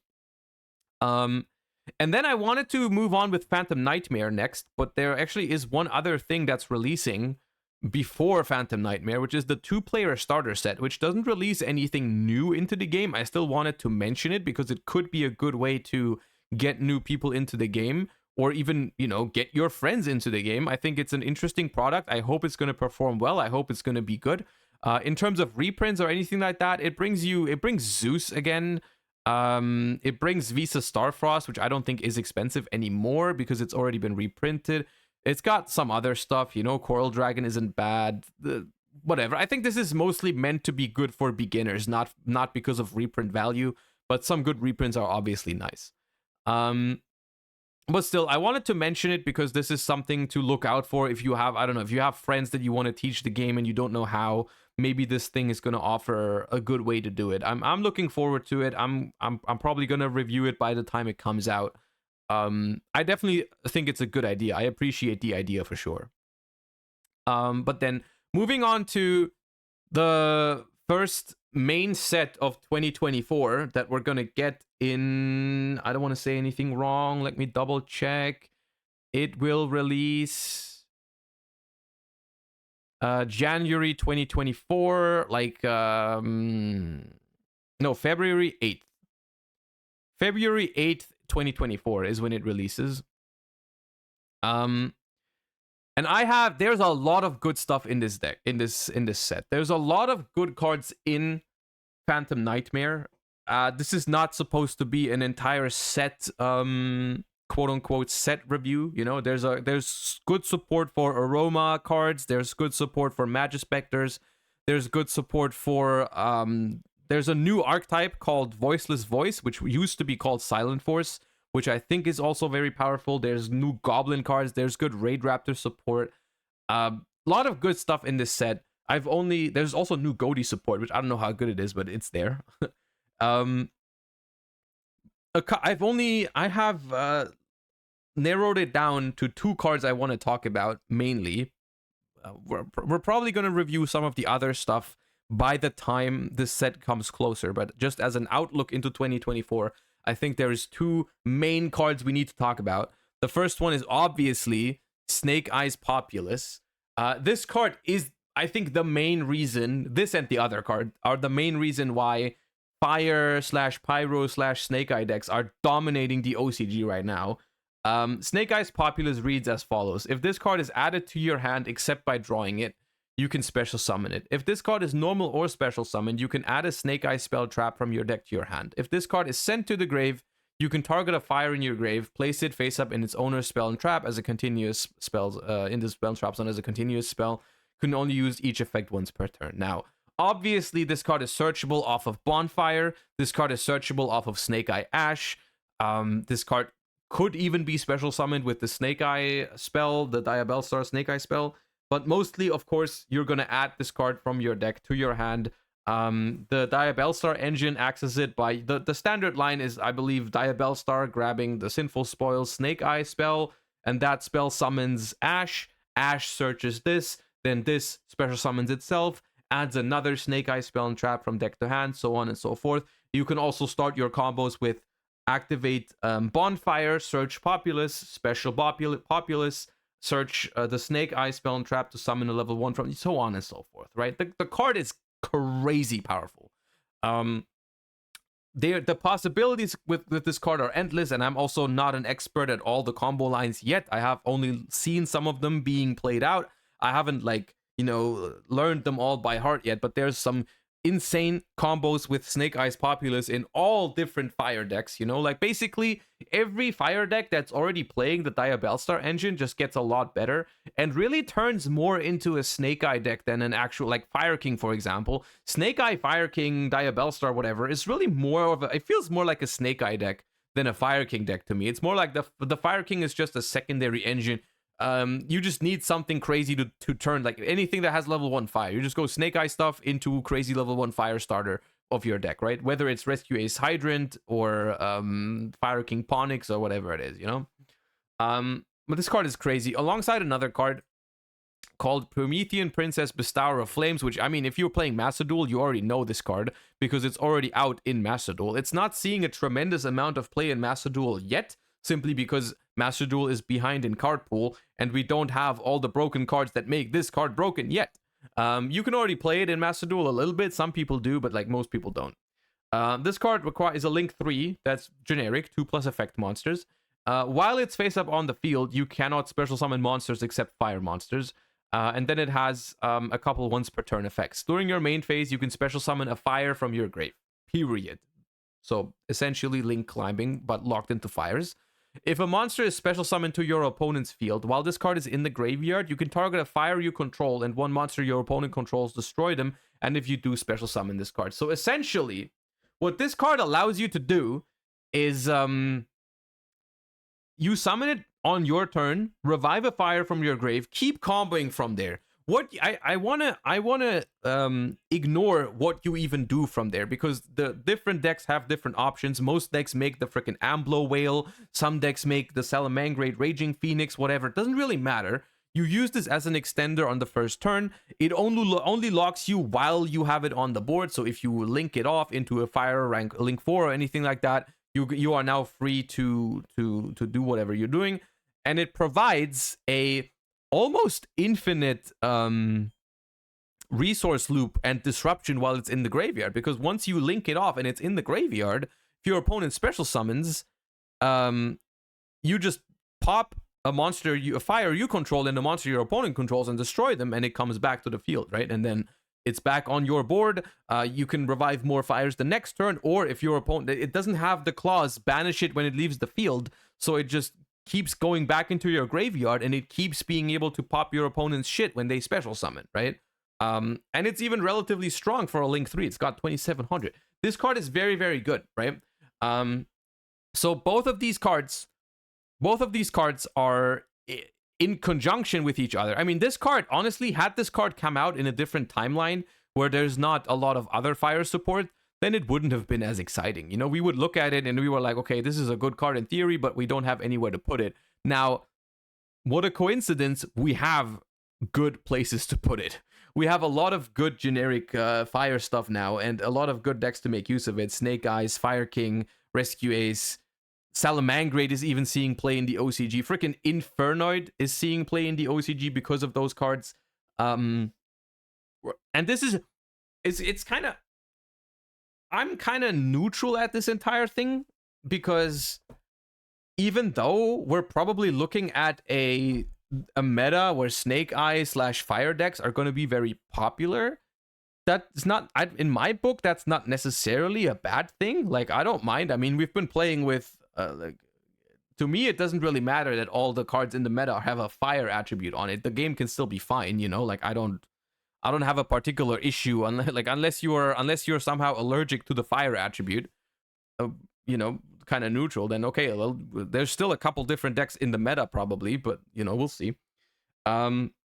Just for reference, this is currently what the OCG metagame looks like, right? They have 27% Fire King, 15.5% Rescue Ace. This is before the most recent OCG Banlist, where they limited emergency, by the way, but like we don't have any data from after the banlist yet. This is from like a week ago, essentially. 27% Fire King, which is a Snake Eye deck. 15.5% Rescue Ace, which is a Snake Eye deck. We have Pure Snake Eye, which is actually the one I'm looking forward to the most. I think that's hella cool, but it's also, I mean, obviously a Snake Eye deck.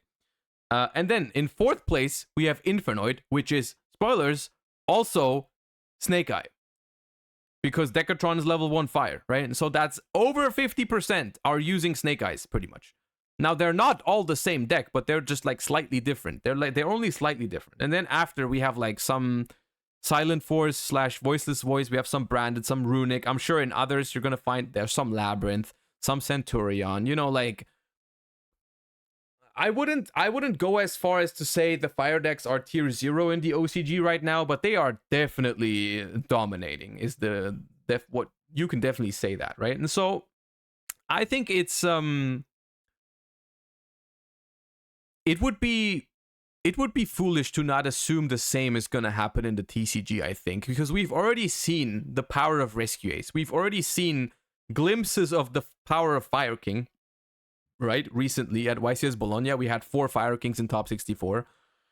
And those kind of decks, they only get a lot better from here on out. They only get a lot better from here on out. And I'm going to be honest with you, the other stuff in Phantom Nightmare, while there are good cards in it, I don't think anything is here to really rival the fire decks in a great fashion, right? Like maybe Silent Force could be good enough, but everything else, like there's a new Horus cards, sure, that helps, but like for the most part, starting February, I think for the first half of the year, we're going to be playing a lot of these fire decks. You know, Fire King is going to be good, Rescue Ace is going to be good. There's probably going to be decks that have good matchups into the fire decks, and those are going to thrive, you know, but I think that's just what we're looking at for the beginning of 2024. Of course, take it with a grain of salt, because the TCG, if it is a different place than the OCG, for sure, it's never 100% certain that stuff that performs well in the OCG is going to perform well here. However, I mean, I've seen the cards, I've read the cards, I don't really see a reason to doubt that fire is going to be the way to go in the first couple months, right? But who knows? You know, maybe they print TCG exclusives that change it. Maybe they act quicker with a Banlist than they do in the OCG. Who knows? It's hard to predict. Overall, though, I want to say it's not something that quote unquote scares me. It's not something that I'm looking at and I'm like, hey, I don't want to play this format. I actually think Fire King is a deck that looks really cool. I actually think Snake Eyes is also a deck that looks really cool. So in my book, I'm kind of chilling over here. Like I'm kind of seeing these on the horizon. I'm actually in the camp of I can't wait for these cards. I like Snake Eyes. I literally got my freaking Flamberge Dragons. I got myself a playset on release because I thought the card was incredibly cool and looked fun to play with. And Snake Eyes in general are really cool. I'm looking forward to it. I don't mind it. I'm sitting at my campfire and I'm just waiting for the Snake Eye support to release. And you know, maybe I'll think differently in 3 months when I've played against nothing but fire decks back to back at events. You know, maybe I'll change my mind. But for now, I'm looking forward to it. You know, I'm looking forward to it because I don't think it's gonna be an issue of like tier 0. You have to play Fire King or you're cooked. I think there's other options in the game. I mean, you know, you're gonna be able to play some other stuff. A lot of the stuff that exists right now is gonna be completely fine to attend events with. So I think it's looking good in that regard. Yeah. I don't know how good Runics are gonna be. We'll see. I'll try it. I'll find out. You know, I'll find out. I just I find it remarkable that all it really takes, it just shows how arbitrary it is sometimes, because like fire as an attribute has been very, very weak over like all the years of this game, pretty much. You know, there's not been many fire decks or good fire cards, and like Konami can just go, you know, as simple as that, you know, I'm gonna make you guys play fire, and they can, you know, they have the power to do it. All it takes is a couple of good archetypes and a couple of good generic cards, and all of a sudden we're playing a lot of fire decks. I mean, yeah, Fire Fist in 2014, Salamangreat in 2019, but overall, like, you can name a dozen good like dark support cards, light support cards, or whatever. Like fire has not been super loved over the years, you know, and I think it's okay. I think it's fine to have a year of the fire, quote unquote. I actually think it's kind of cool. I'm out here asking like, hey, when is year of the water? When is the year of the wind? When, you know, like I actually think it's cool. I actually think that's cool. You know, give me water support, and then we're playing fire water format too. You know, And then last but not least, we don't have that much information, but I wanted to include it. We have Legacy of Destruction, which is the next core set after Phantom Nightmare, which we have very limited info on. It's gonna release for us in April, so that's 4 months down the line. So you know, we don't have to focus on it too much. There's not that much that's known yet even. This is the one with the Lightsworn support. It's got even more voiceless voice stuff in there, but I mean that's pretty much it for now. We don't know that much other. I've read some of the other cards here already, but nothing too important as in terms of new archetypes, I think, you know. But yeah, and that's what we're looking at for early 2024. You know, we're gonna start, I think, with these kind of decks. At least, I mean, it's my prediction. Take it with a grain of salt. And then we're moving into Labyrinth support and a massive amount of fire support coming with Maze of Millennia and Phantom Nightmare. But I'm looking forward to it. I think it's gonna be good. I think it's gonna be good. And that is the 2024 outlook that I wanted to do. Pretty much. That was a little bit quicker than I thought. The recap always takes longer than the outlook because you have so much more information in hindsight. You know, it is what it is. Before we end the last stream of the year, I just want to say a couple things. And obviously, it's been a great year for me. In a multitude of ways, you know, like in terms of playing the game, obviously, you know, like the friggin' couldn't have asked for a better year, I don't think. Like winning Master Duel Worlds, winning YCS Bologna, it's been absolutely surreal. But I do think my biggest achievement, or what I'm proudest of this year, is for sure the you guys, the Twitch situation, you know, the ability to go live and play the game I love and have so many people watch and enjoy the streams and all that is honestly, if anything, the reason why the other stuff is even possible for me. Because like, who knows what would happen if I wasn't able to stream and create content for this game and spend as much time as I do with Yu-Gi-Oh, you know, like who knows if I was as well prepared for tournaments, or if I had even the ability to play freaking 72 hours to qualify for Master Duel Worlds. If I was working a freaking normal different job, you know what I mean? So like, I don't know, man. I'm not the type of person for the freaking sentimental stuff, you know, freaking, you know, I'm not good with that kind of stuff. But I wanted to say that I'm incredibly happy I'm able to do this.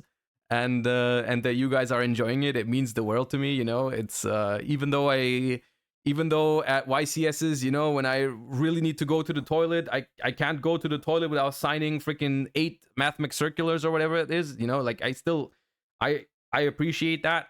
It means a lot to me. Yeah, it's been a great year. I hope you enjoyed the content. There's much more to come. I plan on doing a lot of I have a lot of plans for the next year. You know, sometimes I have plans and then I don't follow through because other stuff gets in the way, but I have great things planned for 2024 in terms of I want to think of other ways to create specifically TCG content, because I'm really happy with Master Duel content. It feels really smooth to me, you know, like play Master Duel, talk about the games, play the games. TCG, I want to do some other stuff when it comes to TCG, like more gameplay and sort of stuff, because I don't really love the situation with TCG content right now when it comes to like actually playing. Like you guys know I don't love Dueling Book because it's very all over the place and so on and so forth. Like I'll think about different ways on how to do that, but there's stuff is gonna happen, you know. Stuff is going to happen. Don't worry about it. We're gonna be here. We're gonna go strong in 2024. All that good stuff. But yeah, can we get a free Pepe D? You guys, you can have a free Pepe D. Where is it? Let's go. There you go.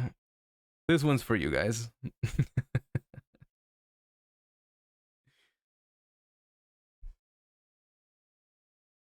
There you go. Enjoy.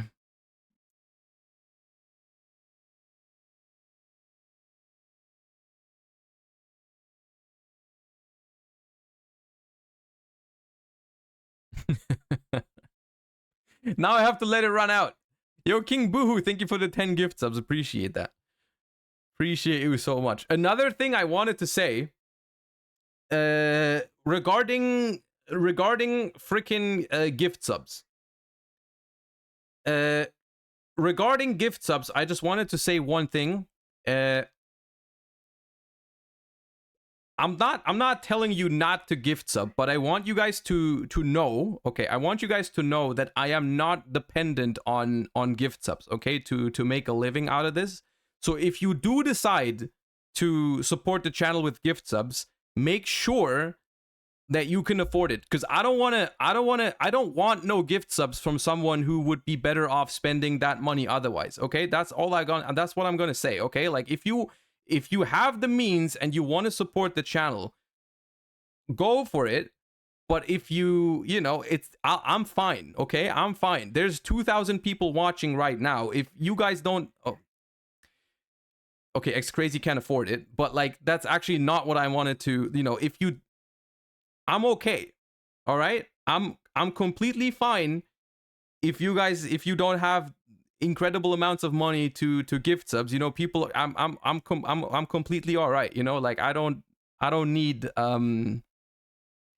anyone who can't afford it to drop a bunch of subs. I just wanted to get that out, because it's kind of like sometimes I wonder if someone who's gifted a lot of subs to the channel should have done that or should have not done that, you know. And I just wanted to say that because I mean, that's all I can do, right? I can't forbid you to sub to the channel. I just wanted to, you know, like make sure that you guys think about it enough and don't just throw money at me that you don't have or that you should be spending otherwise, you know? Like that's all. Like if you're freaking rich and you want to support the channel, go for it.